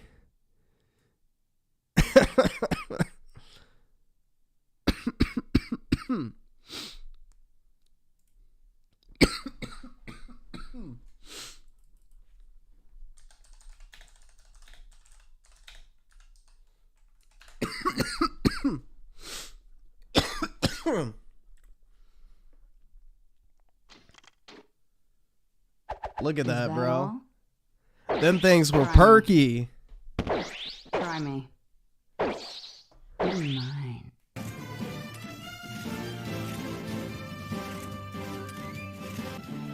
You're mine. Try me. Is that all? Still decent. Is that all? Try me. You're mine. And then nerfed. Absolutely nerfed, bro. Is that all? Try me. You're mine.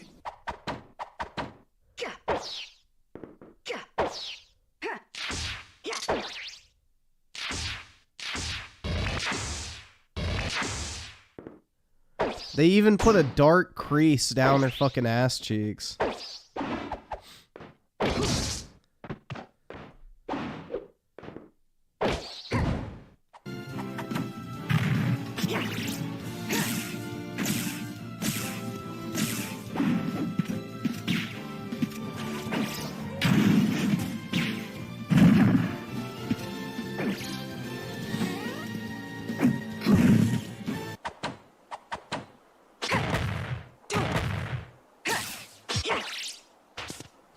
See, they nerfed her ass in this version.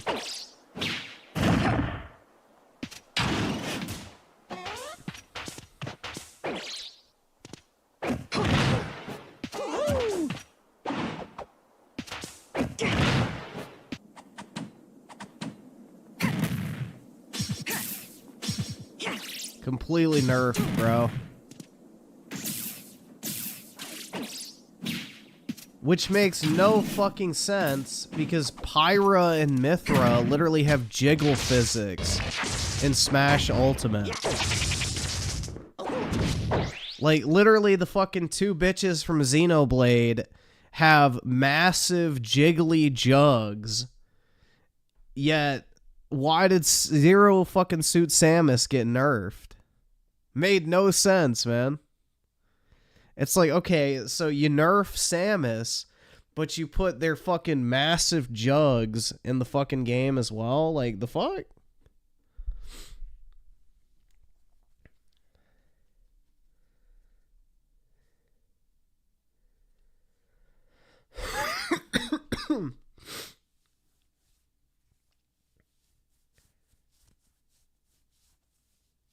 Oski with the 2. His final smash is lame. No cap. Who? Sephiroth? It's too sped up. They should have made it a little bit longer.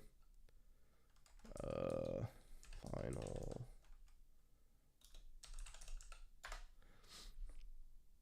Let's see if. Yeah.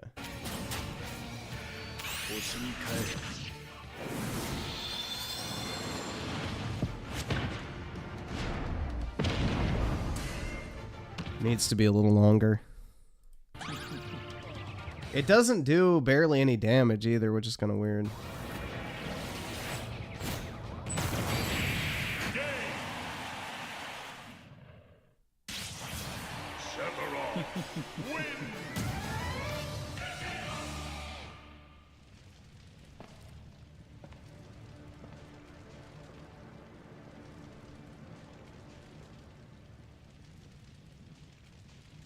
The Cloud Disrespect, that's right. AKA if it was realistic.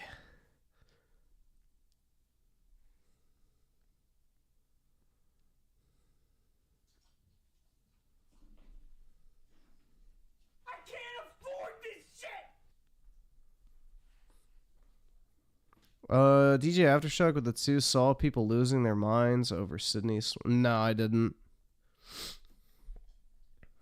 I did not. Bayonetta was busted in Smash 4, so they had to tone her down.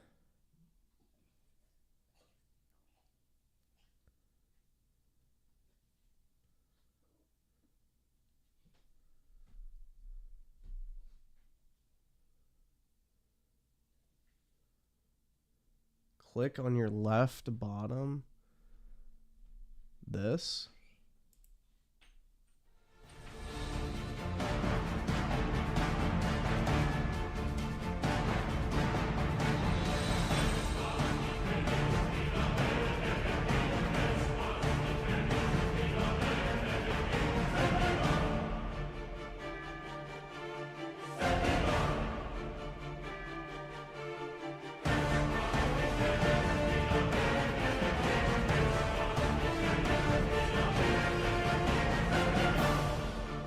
That is not what happened. It should have gone right through and then exploded.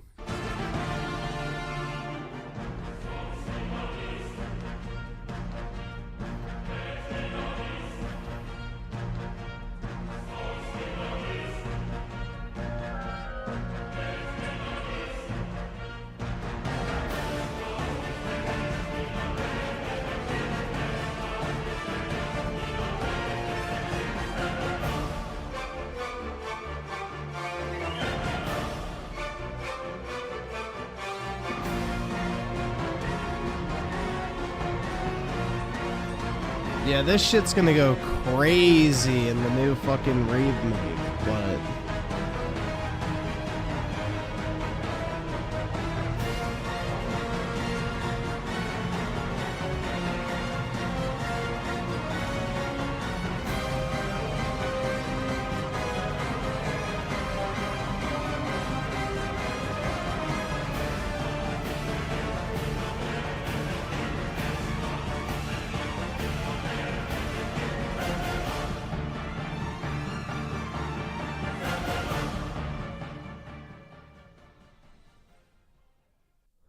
Yep, he wipes out the entire solar system, which begs the question of why did he even need to summon the meteor in the first place, but, you know, it's Final Fantasy, you don't really need to ask questions about why it's not realistic. But yeah, Oski Woski with the 5, mute, him keys, crying about Nintendo again. Alright. Yeah, crowd, white boy. Put user in timeout. And Shadow Evil the 2, did you look at my tweet? Yeah, I read it, but I can pull it up. I still have it.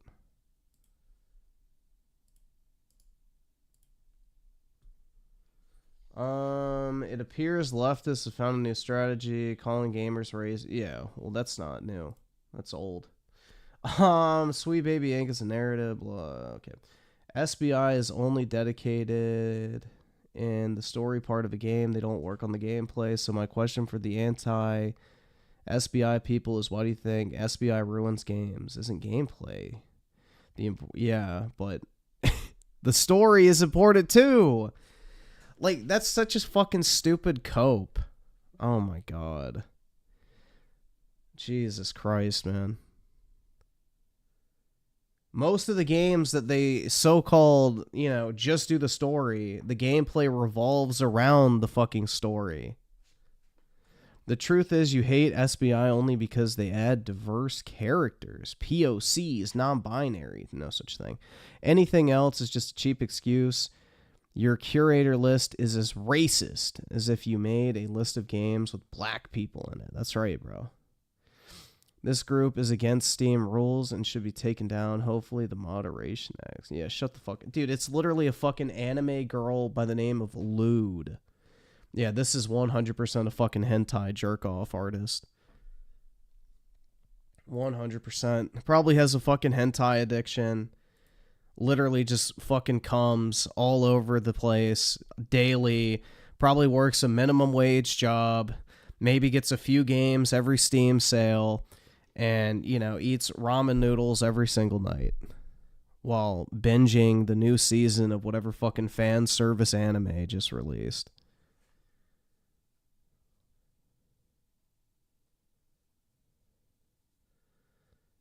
Ferrex of the 5, dude's name is Lude, and his profile picture is a 15-year-old anime girl. We know what this dude fantasizes. Yeah, exactly. He's definitely a big fan of the swirl logo. Let's put it that way. Let's put it that way. He's definitely a big fan of Sweet Baby's logo design.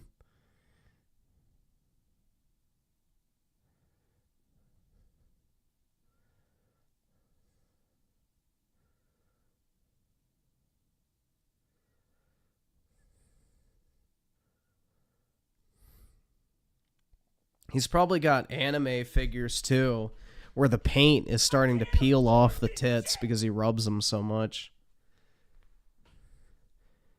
Thoughts on Nikki Haley winning the DC primary? Who fucking cares? DC is not a real place.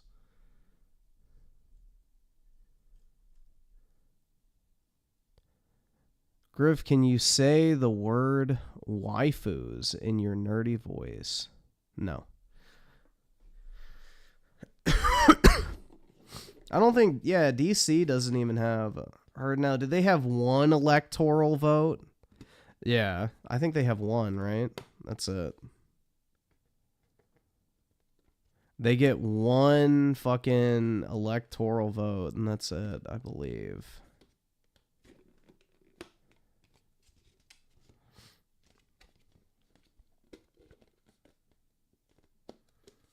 Yeah, I think DC is an open primary area as well, too. So it's like literally anyone can show up. I don't think a single Republican even lives in fucking DC, in all honesty. So I wouldn't really put much weight behind that at all. It's not even a real state, so who gives a shit?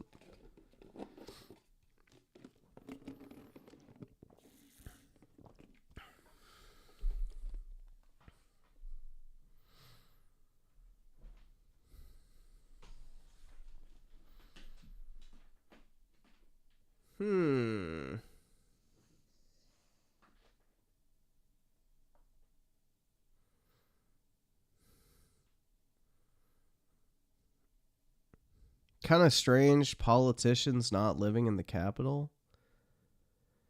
Well, it's not. DC was never supposed to be a residence. That's the thing. It was just supposed to be a place where the government convened and that was it. It's unfortunately become that.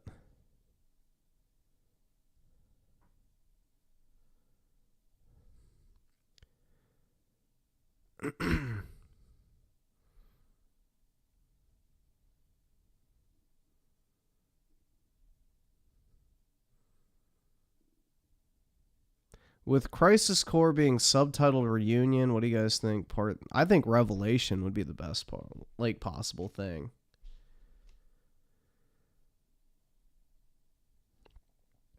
Cause like they keep saying like, you know, at world's end or whatever. Well, end of the world, Revelation. That's literally the end of the world. You know, Sephiroth being the one-winged angel, becoming Seraph Sephiroth as his final form. Like, the biblical theme, I think, would fit.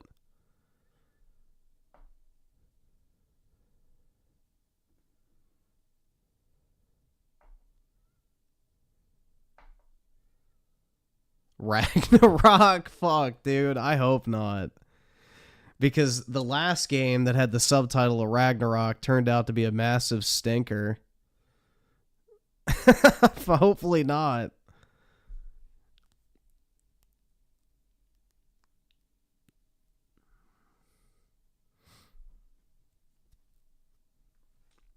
Oski Woski with the 2, either Revelation or Resurrection on it. Yeah, that's what I'm thinking. Those are the 2 most likely. Gaming. Oh, I did a double time. Oops.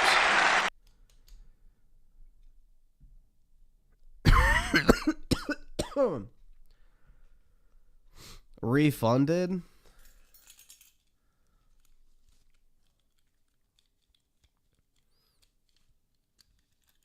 Yeah, I don't fucking know, man. It'll be cool. I'm excited, but it's going to be a long time. We got a while. Will they resurrect Aerith? If God is good. Let's hope. I think Zach's going to clutch, man. We'll find out. The hopium still continues on, baby.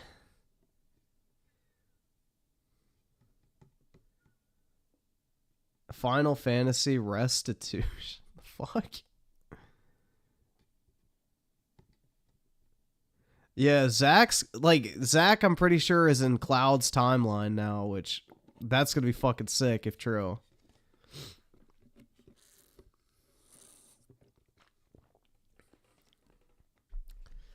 Should have a Luna and Noctis ending for Aerith and Zach. Yep, I'd be cool with that. That'd be awesome.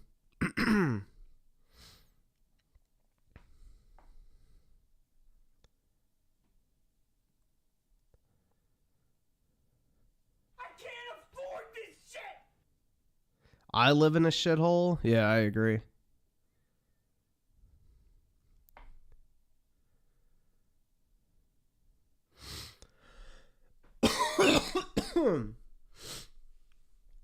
Let's see.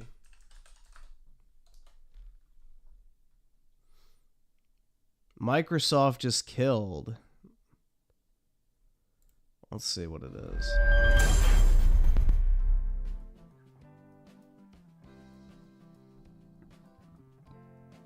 So this is a weird video that I'm going to do because I wasn't sure how to go about it or even if I should go about it. And then I thought, you know, I got to do this. You know, I got to do this video. I'm sure that a lot of people that are going to be talking about this type of thing are maybe going to think you're one thing or the other. But it seems like everybody thinks somebody is something or other these days anyway. So I wanted to talk about this and specifically how it pertains to Microsoft. So here's a name that's been going sort of around the Twitter's verse, the gaming verse for the last 48 hours, and I'm going to kind of explain it. So here's this name, Sweet Baby Inc. Right? You maybe have heard this if you're on social media. Oh shit! Even Crap's talking about Sweet Baby Inc. Wow. And things like that. They're a video game narrative consulting group. And they have controversy surrounding it after some of their employees within the company called attention to a Steam page that has been made to identify which actual games that the company consulted on. The aftermath resulting in the initial call out has kind of reignited tensions in the gaming industry held over from stuff like Gamergate. Some of you guys might have remember Gamergate and stuff like that. But anyway, so the Steam user, right, uploaded a Steam group page called Sweet Baby. Yeah, Inc. I think Crap is kind of based politically, if I remember correctly. Detected, meaning that any game that was He may be a console fanboy flip-flopper, but I think he is actually kind of based politically. proven to have hired Sweet Baby Inc. to consult would be added to the list, talking about the company and, you know, the games in a negative kind of way. This was picked up on Sweet Baby Inc. employee Chris Kindred, who posted on their X page or Twitter a little bit later, calling out the page, claiming it's a breach of code of conduct. So they're trying to get this curated page kind of closed down. It says Chris Kindred, who works at Sweet Baby Inc., says the Steam curated harassment group Sweet Baby Inc. Detected is led by this person. He's then trying to be slick so they don't get reported. Even with the discriminatory language filed off, the group itself still fails the code of conduct. Please report this group and report the creator since he likes his account so much. So anyway, the call out of Sweet Baby Inc. wasn't the first time. Earlier in the month, in February of this year, Sweet Baby Inc. found itself under fire in regards to the Suicide Squad game, which angered a lot of fans of the Arkhamverse games, which Kill the Justice League takes place in. The anger was actually kind of found its way back to Sweet Baby Inc., with many content creators signaling them out and kind of claiming that the game made in collaboration with the company are doomed or worse because they've been without it. The sentiment kind of echoed, and like a lot of this stuff is kind of going on and on and on. It began to spread, kind of like this weird effect that started going on Sweet Baby Inc. People calling them out and kind of looking up different games that they were actually using. And here's the thing, right? So Sweet Baby Inc. is like this firm that these companies hire to bring in, and they come over, look over their games, maybe change dialogue or tell them to include like a diverse person or a minority or a LGBTQ or whoever. So like most of their games have been kind of failures. You know, if you look at stuff that they've been sort of associated with, like the Saints Row reboot, that was them. Suicide Squad, that was them. But you look at some of the people basically that are part of this, like this person, his name is, or their name is Felix at Home, and he has various tweets and things like going back saying, "Pay me to shoot down your white male lead game ideas. I usually get grossed out when straight white rich people kiss, but even I think those two are pretty cute." Another one is, "I just had a thought about trying this again," with a photo of a young white person about to be ripped open, but I'm getting folks would immediately flag it as traumatic. I am guessing the image would get taken down before responses accumulated. And this one, last but not least, had a nightmare that I was a white male gamer. So anyway, their whole thing is they push this sort of agenda. But here's the thing, right? Like, people have no problem with natural characters, diverse characters, things that don't seem forced. Let developers kind of push and let developers do their own thing without having to, you know, kind of force an agenda on people. Like, I'll never understand the idea behind that. It's like, you know, when we look at stuff like what Disney is doing right now, part of the big reason that Disney is sort of failing is you know, they're kind of pushing agendas rather than just doing, and they've admitted this. They're like, you know, we were getting political instead of just doing this or whatever. But you look at some of the games that Sweet Baby Inc. has been a part of, and it's like Forspoken, the Saints Row reboot, people will definitely point to Spider-Man 2 as something that Yep. has been successful and selling and things like that. But one of the main complaints of that was, you know, that there was a heavy push and forced nature of like LGBTQ and stuff like that. Like, you know, you could just have a Spider-Man game where he's a hero, or, you know, but if you get, you know, certain aspects of that story make him seem very weak in comparison, like Mary Jane looks different. Rumor has it they're part of Sweet Baby Inc. has something to do with the new Fable reboot. Could be why she's such an unattractive And South of Midnight too is literally written by Sweet Baby Inc. Character or whatever, but you know, they are sort of, and I'm kind of watching how I put this because I don't want to really come across, because basically what Sweet Baby Inc. does is they go, okay, well, if you don't hire, Yeah, Crap's been you know, the target of people calling him racist before, and you know, maybe a little deserved in those cases. So he's dancing on eggshells here. us to fix your game and, you know, fix it up so that it, you know, has representation and has this or that or the other thing, then you're racist, right? So like that's like pretty much sort of the last straw in any kind of argument now. Like, and it used to be, you know, back in the day, like if you were anything, Yeah, Crap did say some wild shit in the past, so I don't blame him for you know, kind of pussyfooting around this a little bit, because he probably doesn't want all that old shit coming back up. So fair enough. Tell you about the 5. I really wanted you to make that God of War, but that involves you playing Ragnarok. Also, did you react to Synthetic Man Suicide? I'm gonna be honest, bro. I don't really care about watching a review about Suicide Squad. Like, there's nothing I even want to hear about that game, because there's nothing even, like, I don't know. Like, did anyone like it? Like, it just seems like it's universally hated. I don't really think it's worth reliving that one, in all honesty. I played through it, hated it, made a fucking review on it. I think I'm good with it. I don't know. I don't really care to engage with that game any further. Ferrex of the 5. Fable 2 literally had a side quest where an NPC was gay, and this was in 2008. Laugh my ass off. Why do they need a consulting company for this shit? Because that's too subtle. It's not in your face enough. That's the problem. If it's not like being shoved down your throat, it's not pushing the current thing agenda hard enough. So they need to have consulting companies make sure that it's not only being exposed to you, but you're like being fucking conditioned by it. Said you were anything like a conservative, like I'm a conservative, I have no problem telling people that now.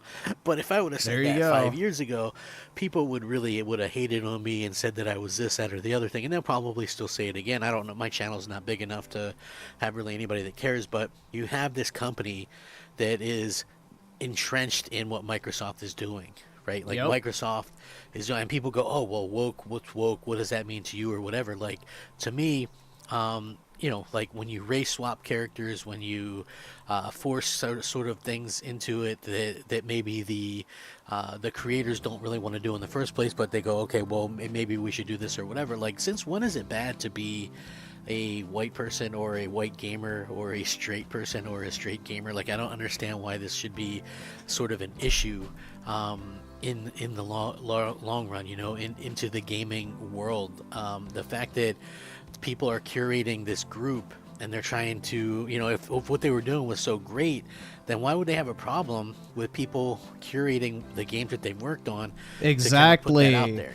Why are they afraid of people identifying the shit they're working on if it's all so innocent and good? You know, like, that doesn't make a whole lot of sense to me.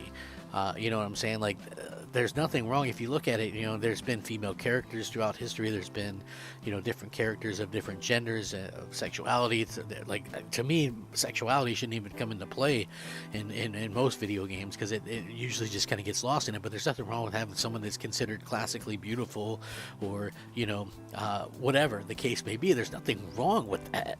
I don't understand. Yeah, there is, crap.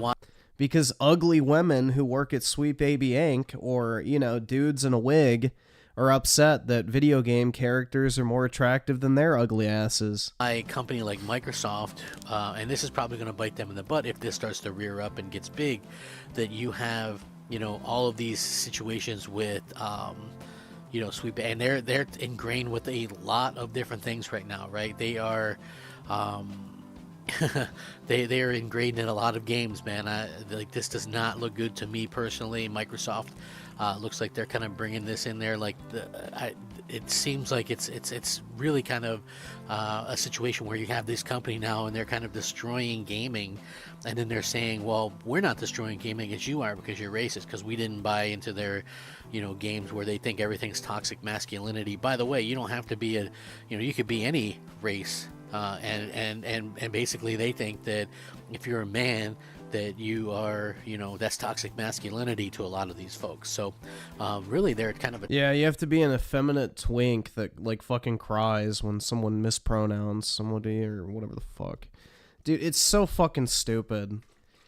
People like Sweet Baby belong in the gulag. Attacking anybody that's a that's a gamer. Like, I don't understand why this kind of stuff happens, but it is really unfortunate, and it looks like Microsoft has a lot of ties in with this South of Midnight, Indiana Jones, all these games. So I don't know. What do you guys think about this, though? Because like I said, it can be a touchy subject with some, but for me, I think that you let the artists be the artist. Let the developers develop the games, and don't worry about oh, hey, does it have this one particular small, minute area of inclusion that's going to really alienate your entire fan base because they just want to play a video game. So I don't know. Let me know what you guys think, though. Rack 'em up. I'm Crap Gamer. Crap Gamer out.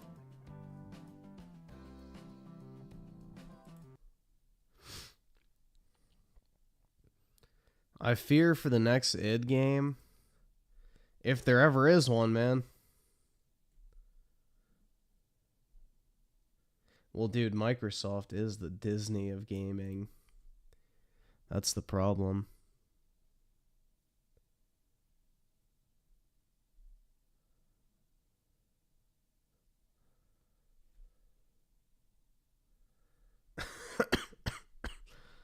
Jesus Christ, bro. A lot of these comments are just fucking stupid.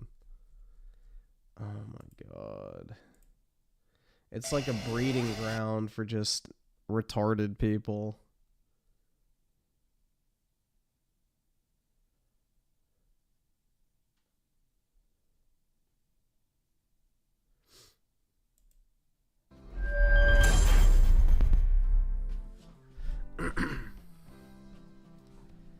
Yeah, crap is on the more base side of things. I think I'm always going to hate is the way that there is this double standard when it comes to Xbox versus PlayStation. It doesn't matter that Microsoft shoots themselves in the foot. It doesn't matter that, Microsoft might do more harm than good. It really just happens to be that the gaming industry as a whole tends to treat Xbox and PlayStation differently, and I think that's something that kind of aggravates me. Well, they should treat Xbox and PlayStation differently because they're different fucking platforms with different fucking companies behind them. More so than anything else, I think it's really a shame to see stuff like this happen. But at the end of the day, it really kind of comes down to how everybody else feels about this stuff. So I'm going to give you guys a very good example of some of this discourse that we see, and then you wonder why. Yeah, this DLC was not good. I didn't like it. Xbox was maybe forced to... The characters were fucking horrible, dude. Do something like put games on PlayStation or whatever. Sure, I think that a lot of it has to do with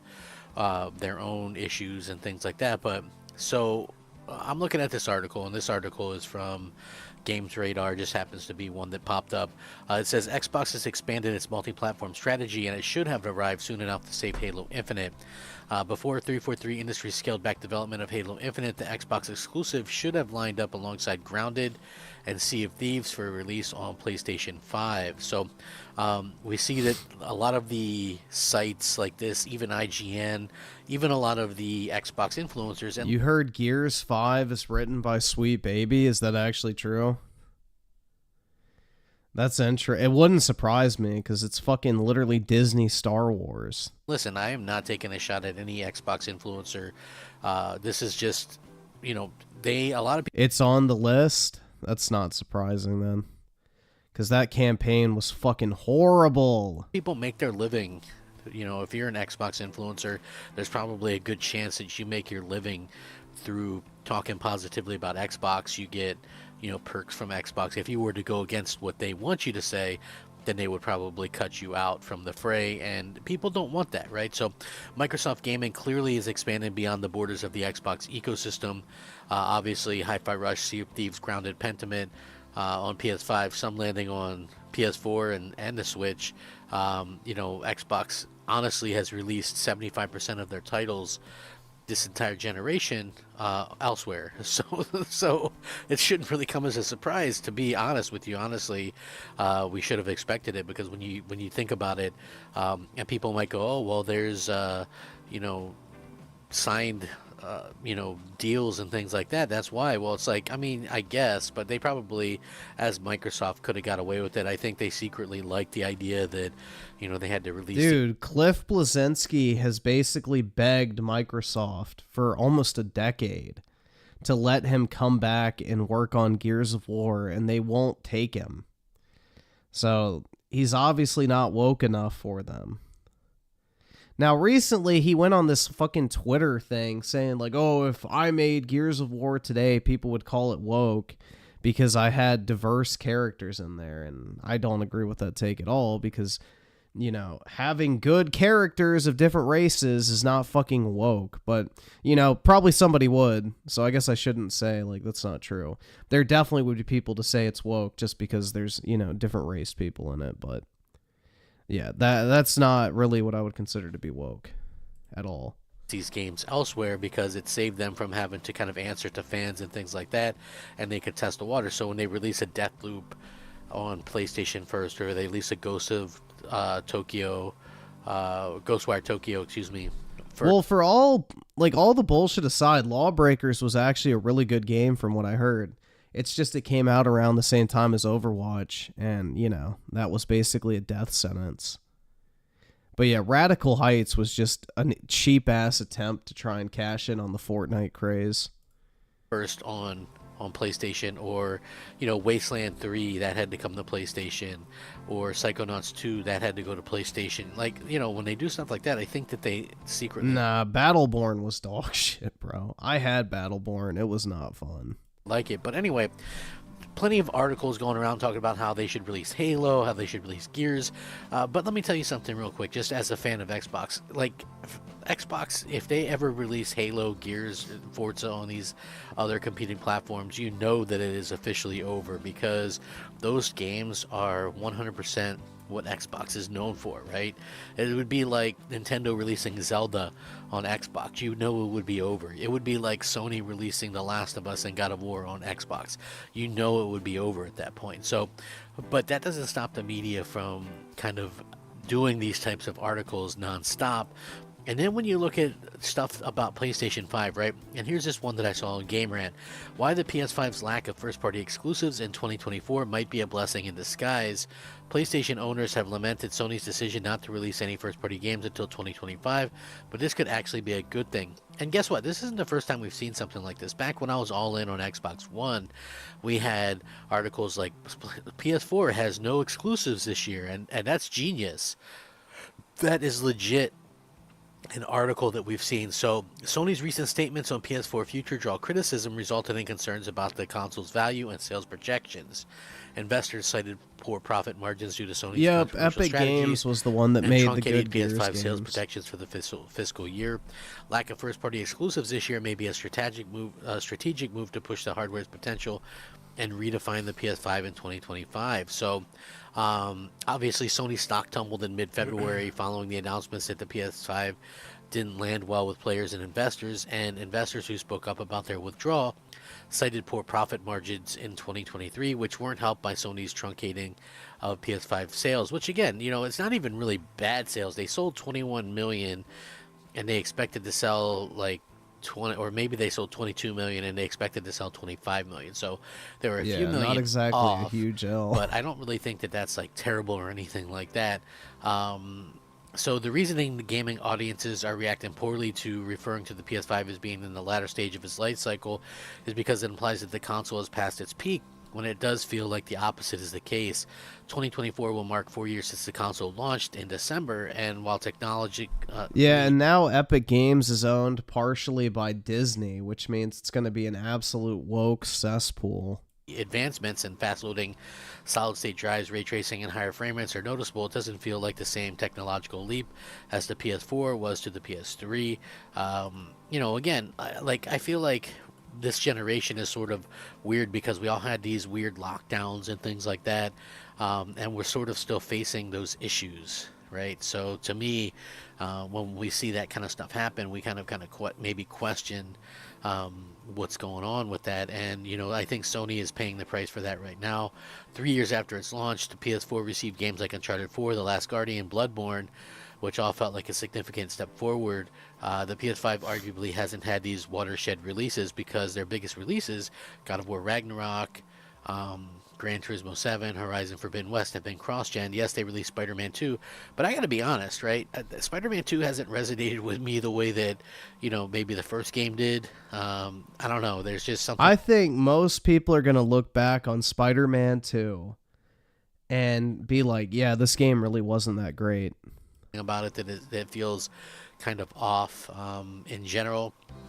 If Sony's 2025 first-party games serve as real turning points for the PS5 in terms of... I think a lot of people are going to look back at Spider-Man 2 and be like, yup, that game really was not that great, not memorable at all, and I don't really ever want to play it again. Fidelity, performance, or other things, it could reinvigorate it. The PlayStation 5 has sold well, obviously, and we're not to these points where these consoles are going to ever drop down. You guys it's remember, already happening. to anybody who surprising. was,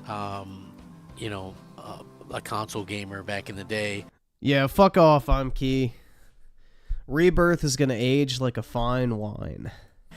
We had these different situations where, consoles will drop. Rebirth will always be the Aerith Final Fantasy game, so ain't gonna happen. Continually drop prices back in the day, right? At the Xbox 360, these different consoles will drop down and eventually hit like $199, and that would be like kind of a sweet spot. Like the PS3 even did that, right? They had to keep dropping the price, but at the end of the day, we're at this weird situation where you can't do that anymore because these things are so expensive.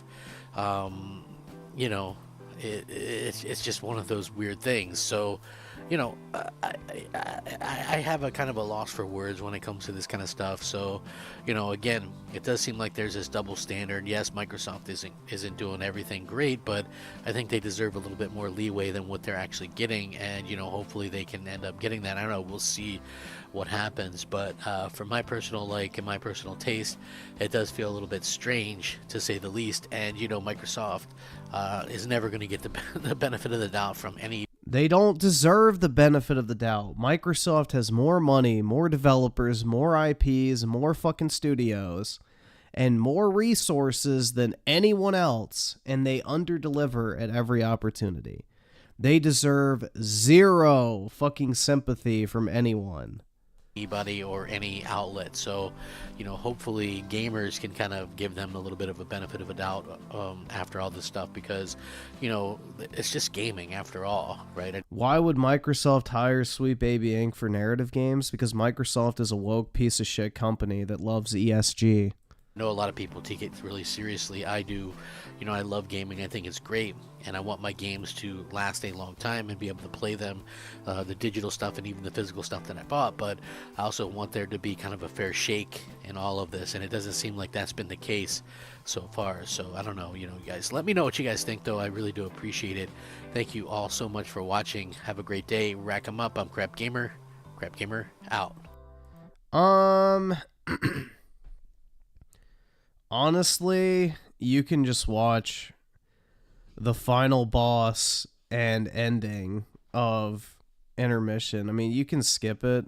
I really didn't like it that much. It's not that great. It's just Yuffie, like, breaking into Shinra HQ to steal materia, and yeah, really the only part you need to watch is, like, the very end. I don't really think it's worth playing, but if you want to, you can.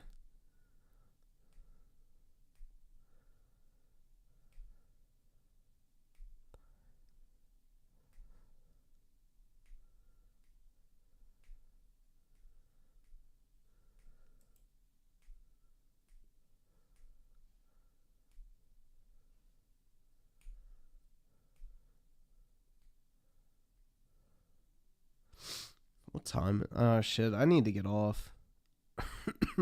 I'm finally on the recovery now, and I gotta get up early, so I may go ahead and hop off for tonight, guys, and get some sleep to start out the week.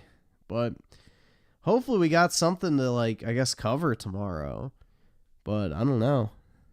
The gaming industry is kind of asleep right now. You know, everybody's just playing Final Fantasy VII Rebirth. So there's peace for the moment. But anyway, I'll talk to everybody later. Have a great start to your week, everyone, and peace out.